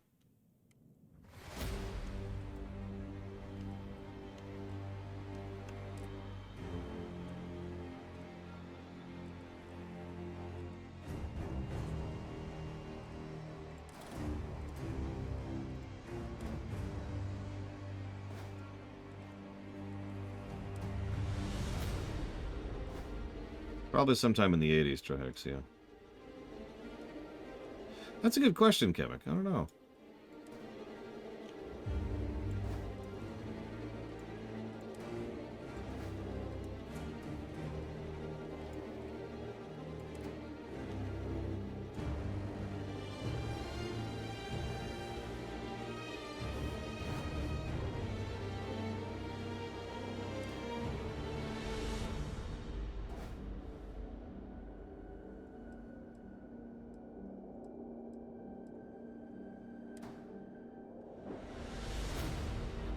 There we go. That's connected. That counts.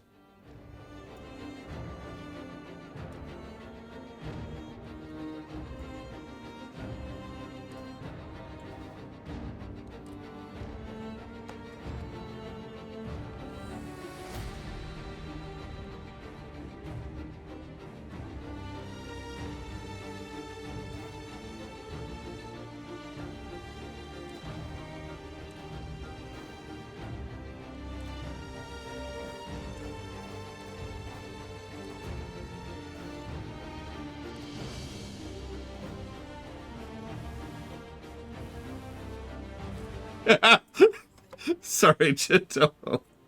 I probably shouldn't find that as funny as I did.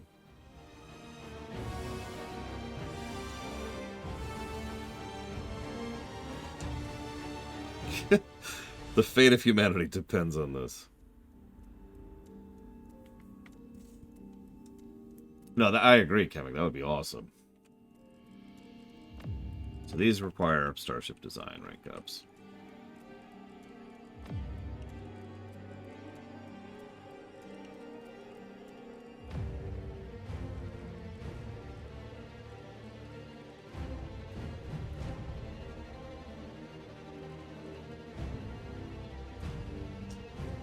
Oh, we actually have shielded cargo. That's cool.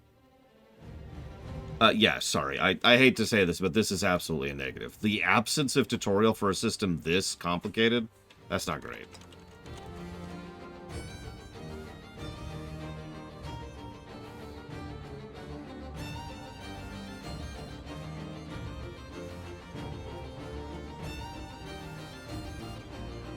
I don't want to sound negative, but what the crap?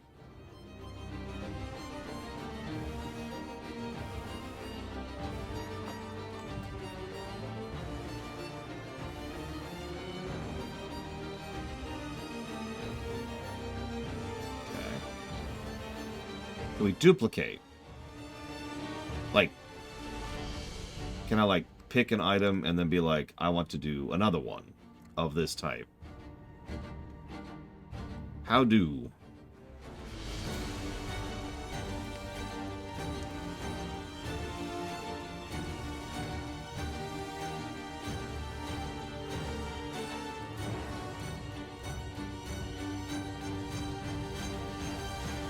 Ah, there it is. Duplicate. Hey, oh, shoot. There we go.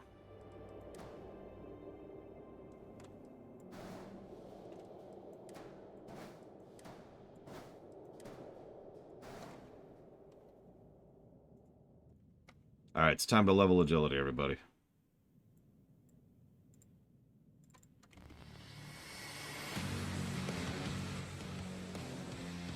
Yes to both questions, FML. Although the last one I played was Galciv 2. I did like the shipbuilder in there and in Stellaris for basically the same reasons. Yeah, I can be like this. Okay, so I'm still kind of missing, like, a central core to this whole thing. Not sure why, actually.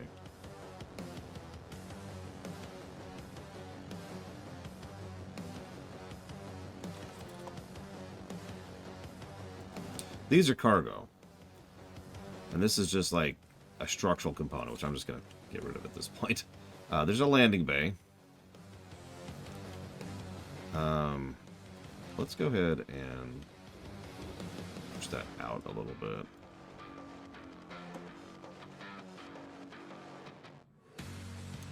No, Euro. I haven't done that yet. Assuming that's even a thing you can do. Okay, so we got a docker? No, we don't have a docker, actually. We'll go ahead and add that so we can dock the ships. We want that in the back. Or maybe actually up top. I'll think about that. You notice I've been going straight up all Nova. Because I figured there would be some issues there. Grab drives. Habitats, here we go. This is probably what I want. Changes how many crew stations we have. How many passenger slots we get, too.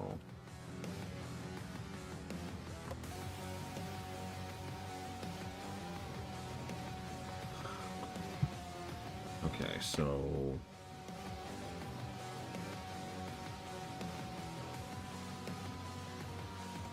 we want this thing. OBS.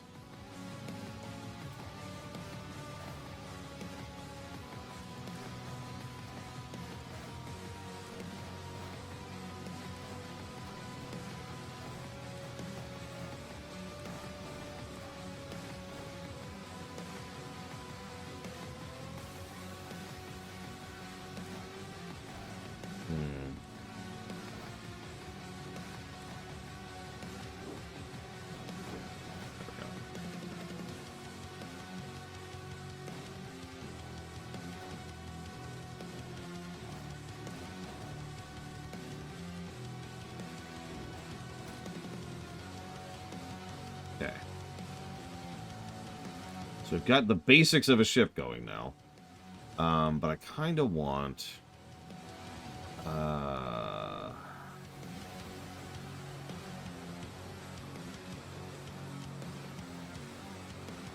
workshop. Right on top of that. Well, actually... was this the Mantis? Yeah, this was the Mantis. In all honesty, I'm just screwing around. I'm not going to save this, but I'm trying to understand. Like, I'm trying to tutorialize, basically. Trying to understand the system. So let's do this. So that one has... that's a control station. That's a workshop. Let's put the dock over here really quick. And...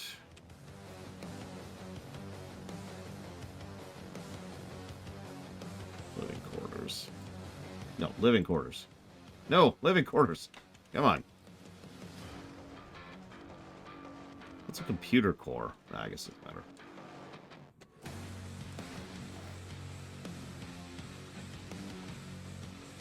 Okay. Now...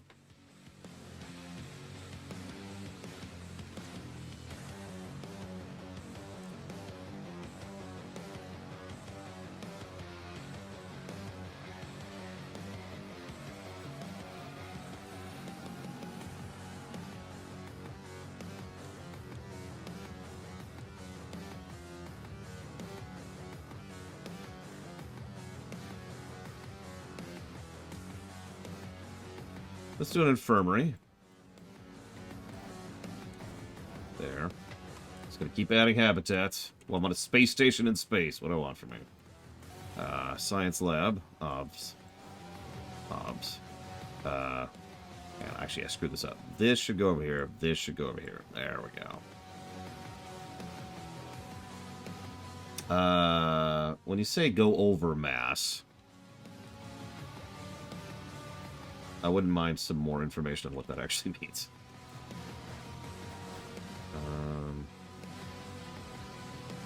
So this, come on, there we go. Goes here. You probably already see what I'm doing here.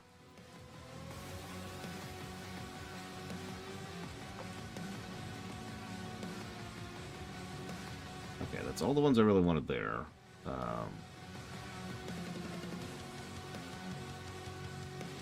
Hey, Baron.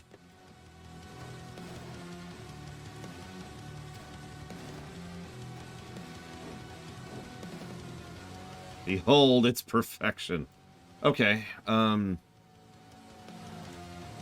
so this is our docker.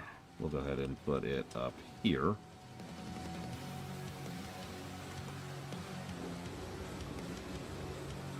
Landing gear seems to be good at the moment. So we'll just leave that as is and not mess with it.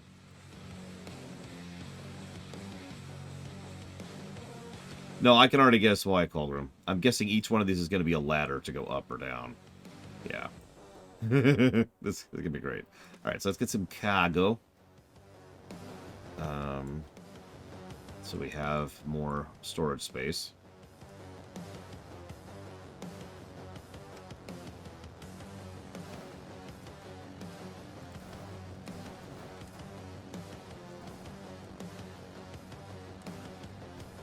Lots of cargo space. I want all the cargo space. Okay, so let's see what kind of reactors we can do.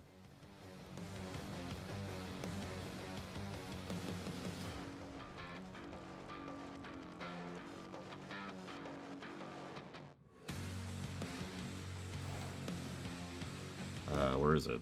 Oh, there it is. This is a beautiful, beautiful ship.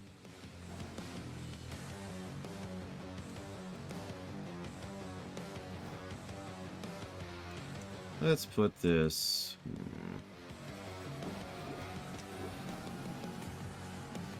right there. That seems like a good spot for it.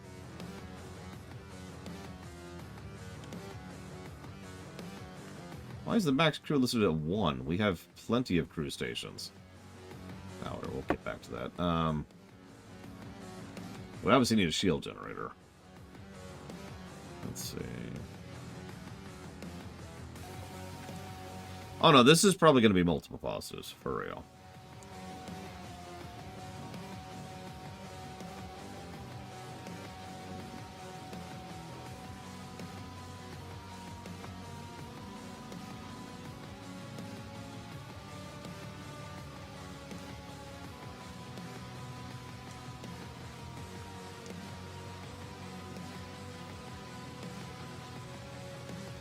Interesting idea, Von Falkenstein.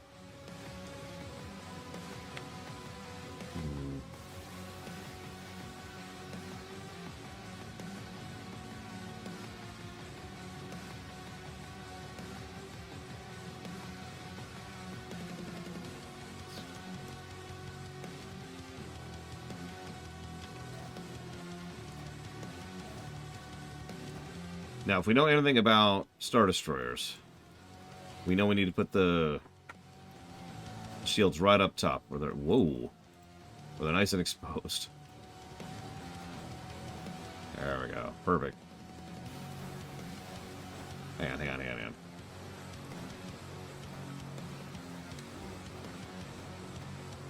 on. Ah! I can't just... What? Our last ship had 2 shield generators. So I sort of assumed. I suppose I could check. Hang on. What happens if we delete this? Our shields go down, though, if we delete that. You saw that? Like, here, watch. Hang on. Go away. See?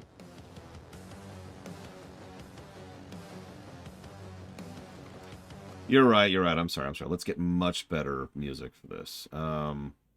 Let's get an appropriate song for this. get rid of that. It's kind of unnecessary. This is the cursed ship.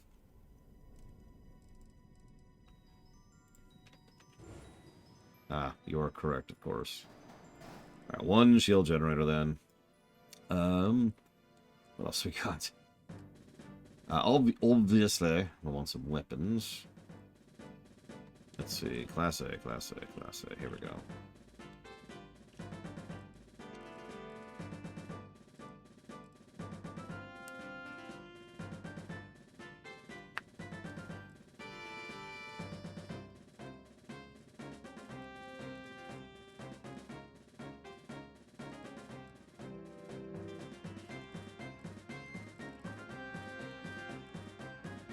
I'm guessing the electron beams are the particle.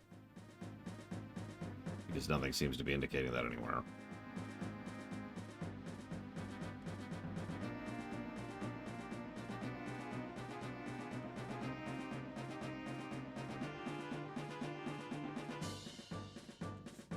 I'm going to assume the answer to my question is a yes.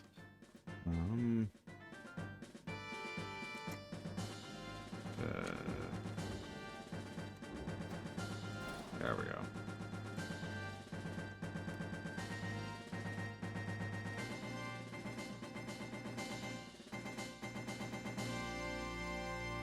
Why does it say none?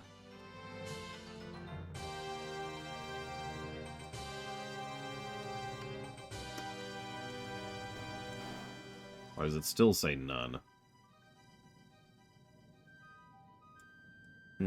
Okay, thank you, comic. Like, you see that, right? It says none down there. Whoops.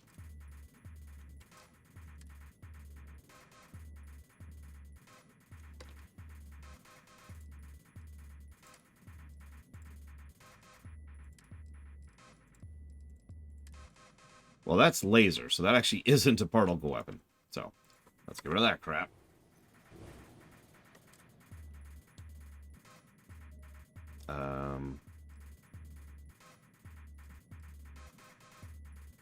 Let's try this thing.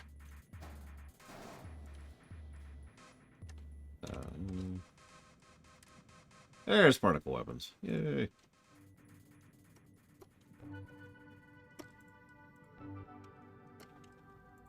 Game. Game. Whatever. There we go.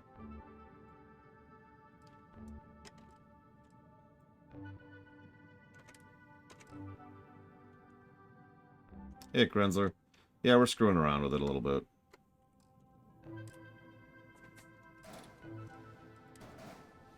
We have any... We do have one more weapon slot, looks like.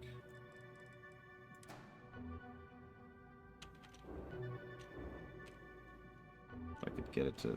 There we go. There we go. Perfect. What cargo are you hauling? Behold my cargo! Oh my god! And then the 3 particle cannons ripped them to shreds. The end. This is also a very expensive ship, so... like I said, I'm not actually building this. I'm screwing around with the builder, seeing what we can do. It looks like ships are extraordinarily expensive, so we're going to have to find a more reliable source of income at some point to, you know, make this a thing. Alright, so we got Kiago. We've got a cockpit. We've got a docker. Let's get an engine. What do we got?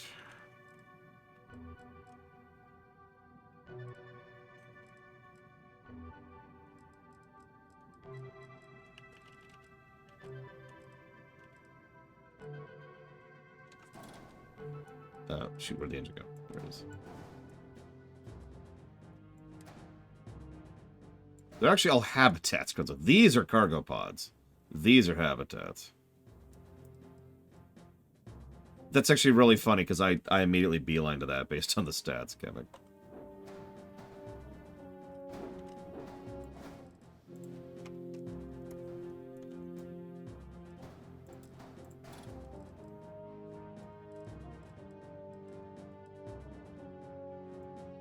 Okay, so we have hull, shields, cargo, speed. Not great mobility. We still have a lot of errors. Probably because we don't have a jump grav thing yet. We also probably need fuel.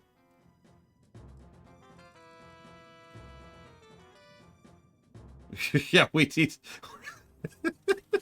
we smuggle people for organ harvesting. Listen, Grizzler, it's not my fault that they sell for so much. Alright,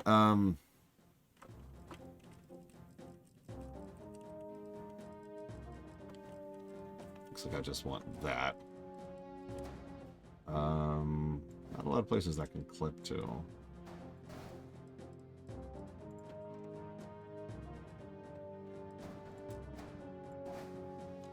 There we go. Perfect. Perfect. Yeah, we're gonna colonize. I mean, this is already a bigger ship than that guy who claimed a system earlier, so... Alright, we still have Angel. Why do we have errors? Why do we still have errors? Because we don't have a grav drive. Right. Look, let's make a grav drive happen.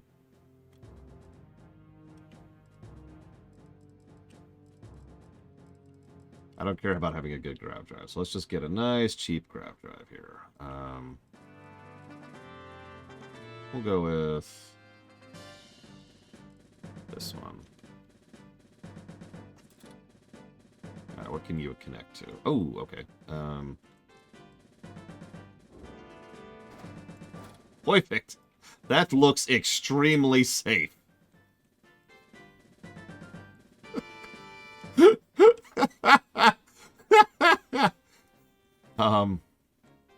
Oh, mass is finally in the red. We've hit the red. What are our arrows at this point? Too expensive, too few landing gears, and too heavy. But otherwise, it's actually serviceable. Why do we need more landing gears? Alright, fine. Let's get another landing gear. Just to satisfy you, game. Here, we'll just like... Come on, game. Game. Where'd it go? Oh, why is it over here?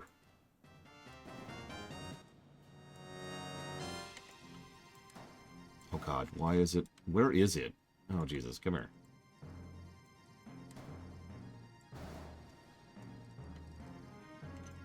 Oh, landing gear is a different thing? Oh, okay, hang on. Let's delete that then. Let's just... Ugh.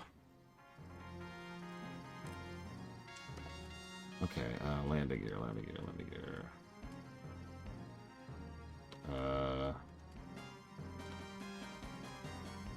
There we go.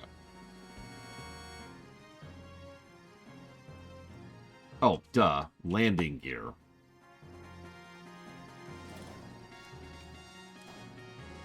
What can you adhere to? Nothing really.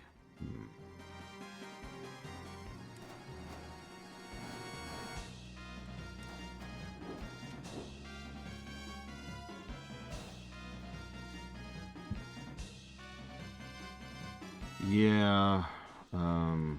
Yeah, let's do that. Let's put our cargo immediately next to our engines. I foresee no problems with this. There we go.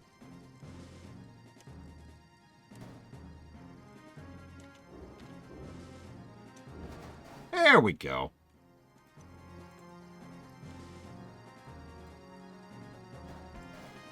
Behold!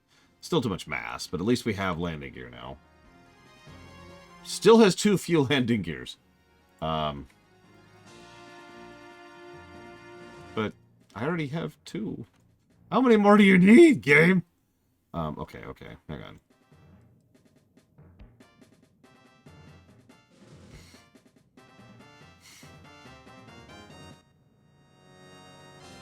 Okay. Idea. I know we're already over mass. But let's add some new mass.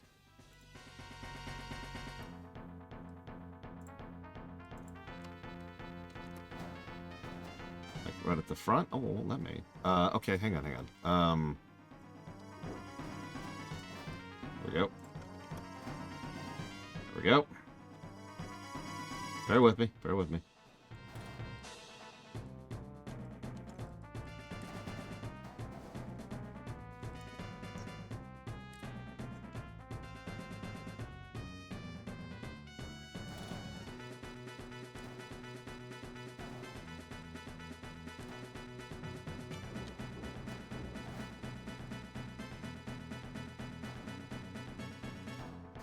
Behold!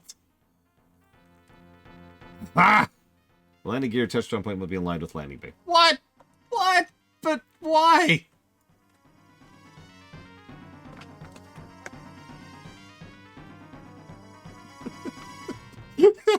But why?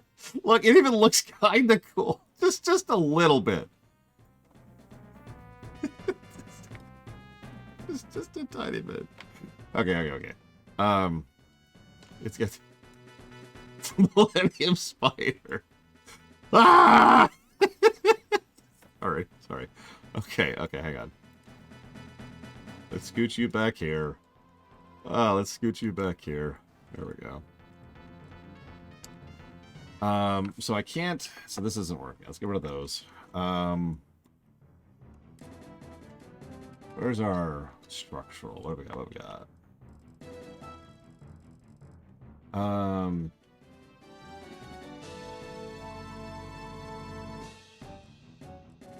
on. So, like, thruster array. Let's try a weapon mount, actually, while we're here really quick. Because I have a weird idea. Let's pull the particle weapons off really quick.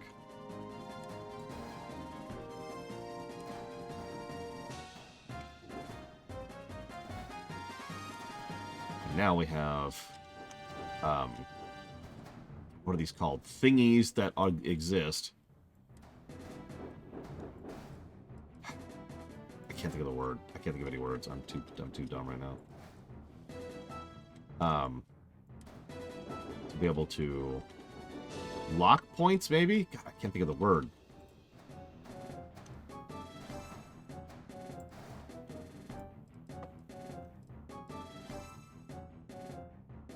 Oh my god, this is gonna bug me.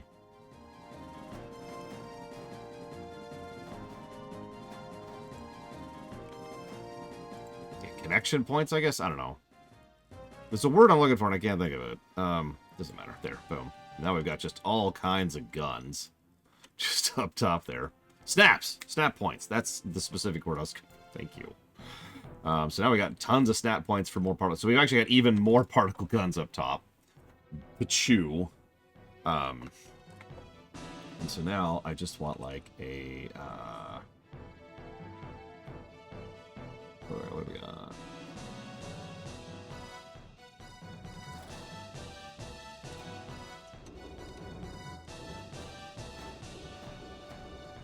Nope, yep, I had it. There we go.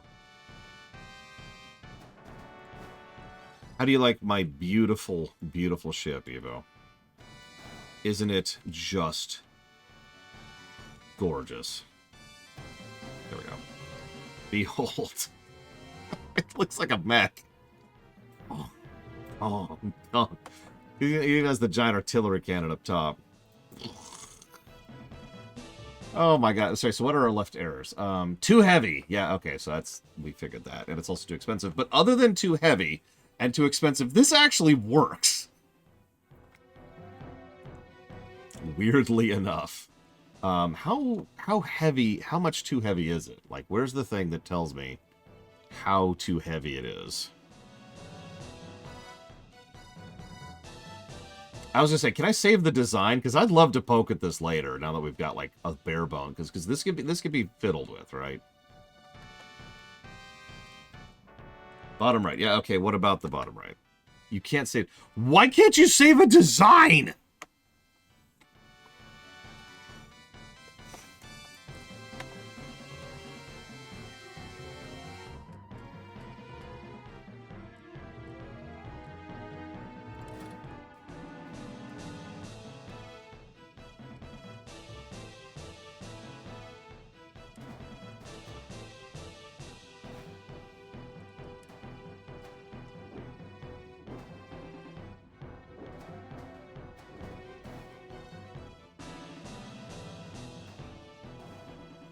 Yeah, that's just making the mass problem worse. So that's not helping.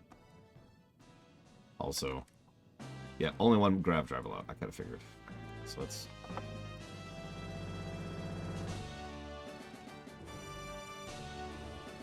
Still doesn't tell me what my mass limit is.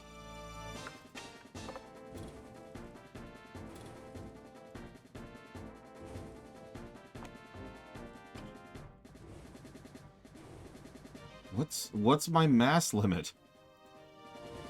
Oh. Okay, so...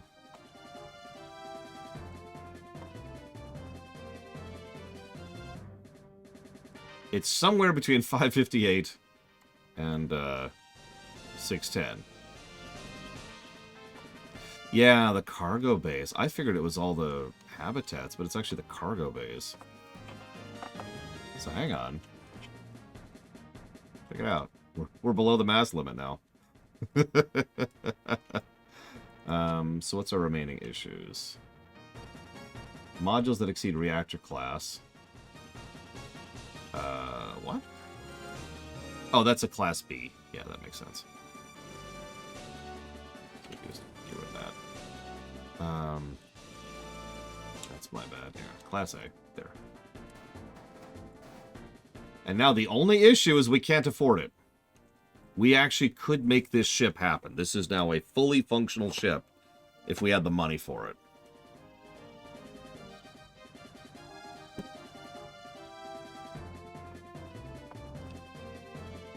Behold its glory. Bunch of particle cannons up top.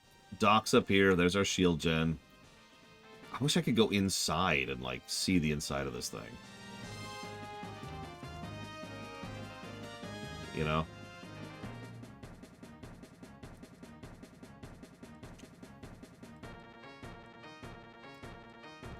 Because I'm actually curious how awful the interior is of this monstrosity. It's,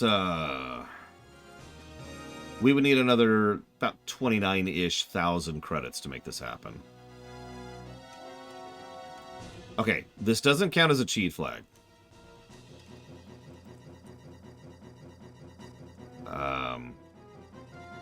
It doesn't. We're just gonna do that.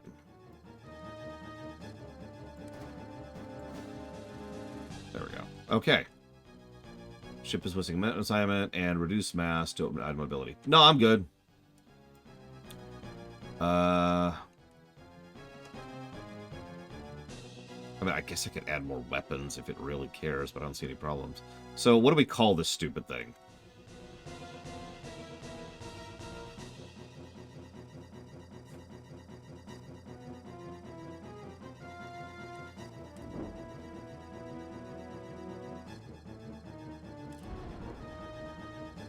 Wait, can I not rename the damn thing?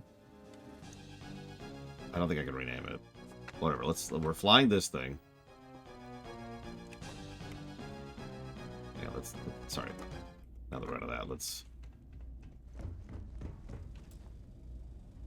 Inaccessible? Why?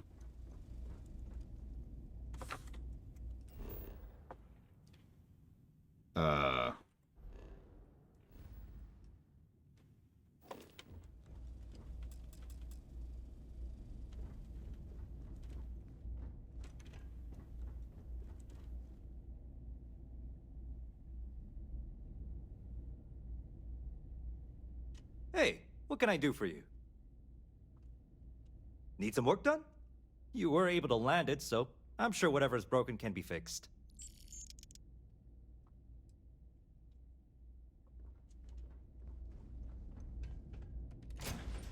All right. Behold. The SS Brick.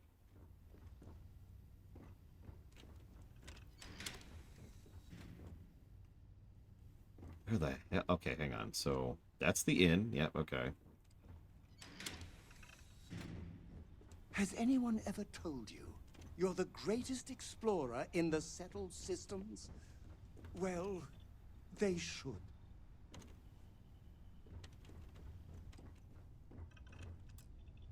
Well, yeah, that was all intentional. Very intentional.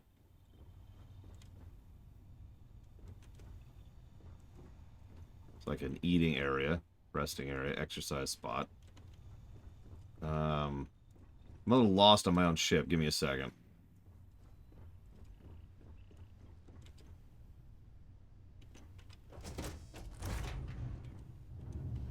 Okay, so there's the cockpit. Okay, so I'm a little more oriented now.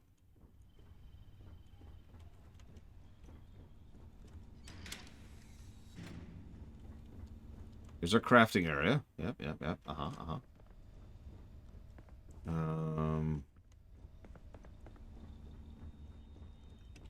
Yeah, I need a mini map for my ship.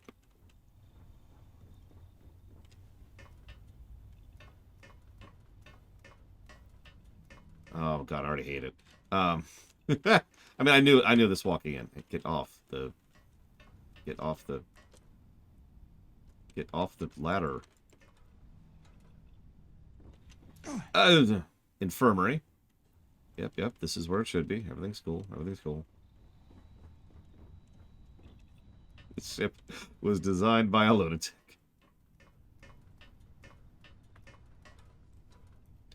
Okay, and this should be like one of the crew quarters. Yep. Okay, and then okay. Then we head over here. God, this layout is weird. There should be a down here. Why isn't there a down here? This is the computer area.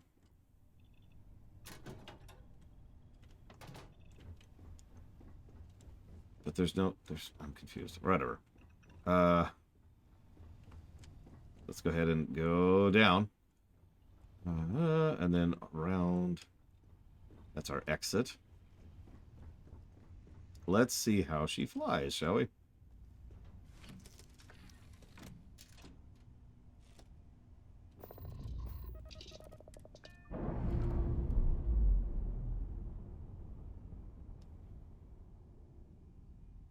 All green on release. We're free to fly. Behold the brick.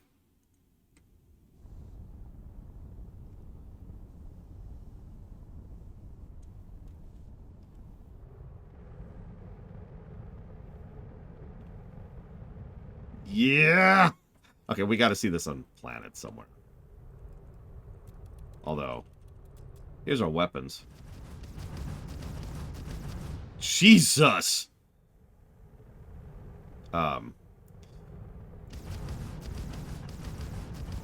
Yeah, whatever we look at is going to melt.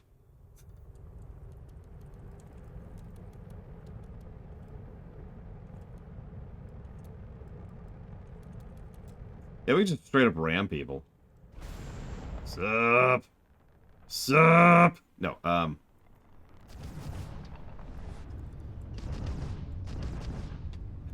okay, so, I need to land somewhere. Let's just go here.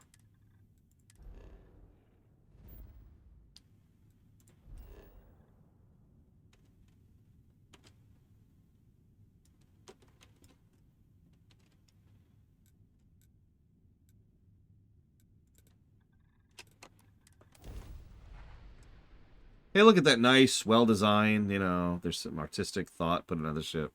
No. We're going to land in this thing.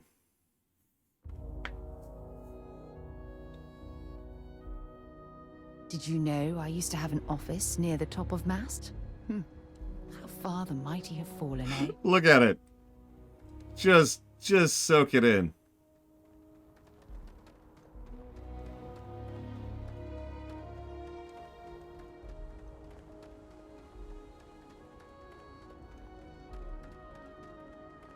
I unironically like this.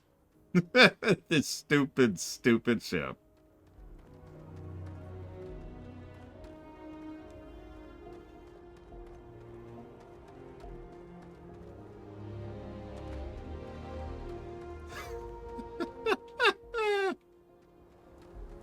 Just... Yeah, everyone was watching this and like, what is that?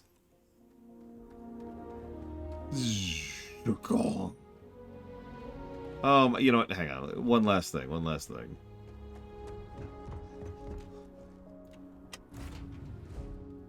I have things for you. Let's see what it looks like taking off. All thrusters firing. Trust me, it needs all 4 of those things. Look at that thing. Look at this stupid ship. Yep, next generation of stealth fighters. Behold its glory. From here. Alright, where can I go to, like, randomly fight some space people? You know what, you? Are you a space person? No way! I am not going to help you murder these people! Well, you apparently were a good space person, but you know what? I don't think that's going to matter all that much in a minute here.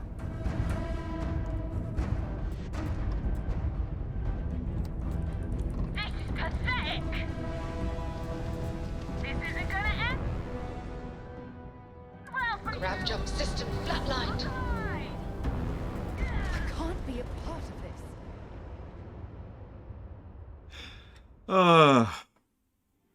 So there was a lot of them, but yeah, no, we did a lot of damage in that period of time.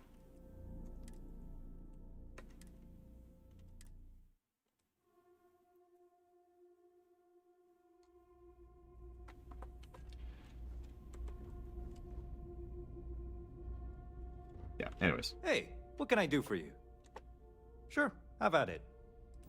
Yeah, I just wanted to poke at the ship, honestly. We'll poke at the ship a little bit more when we have access to sea parts and, you know, a lot more money. Like, way more money. But yeah, no, that is a good system. Let's see here.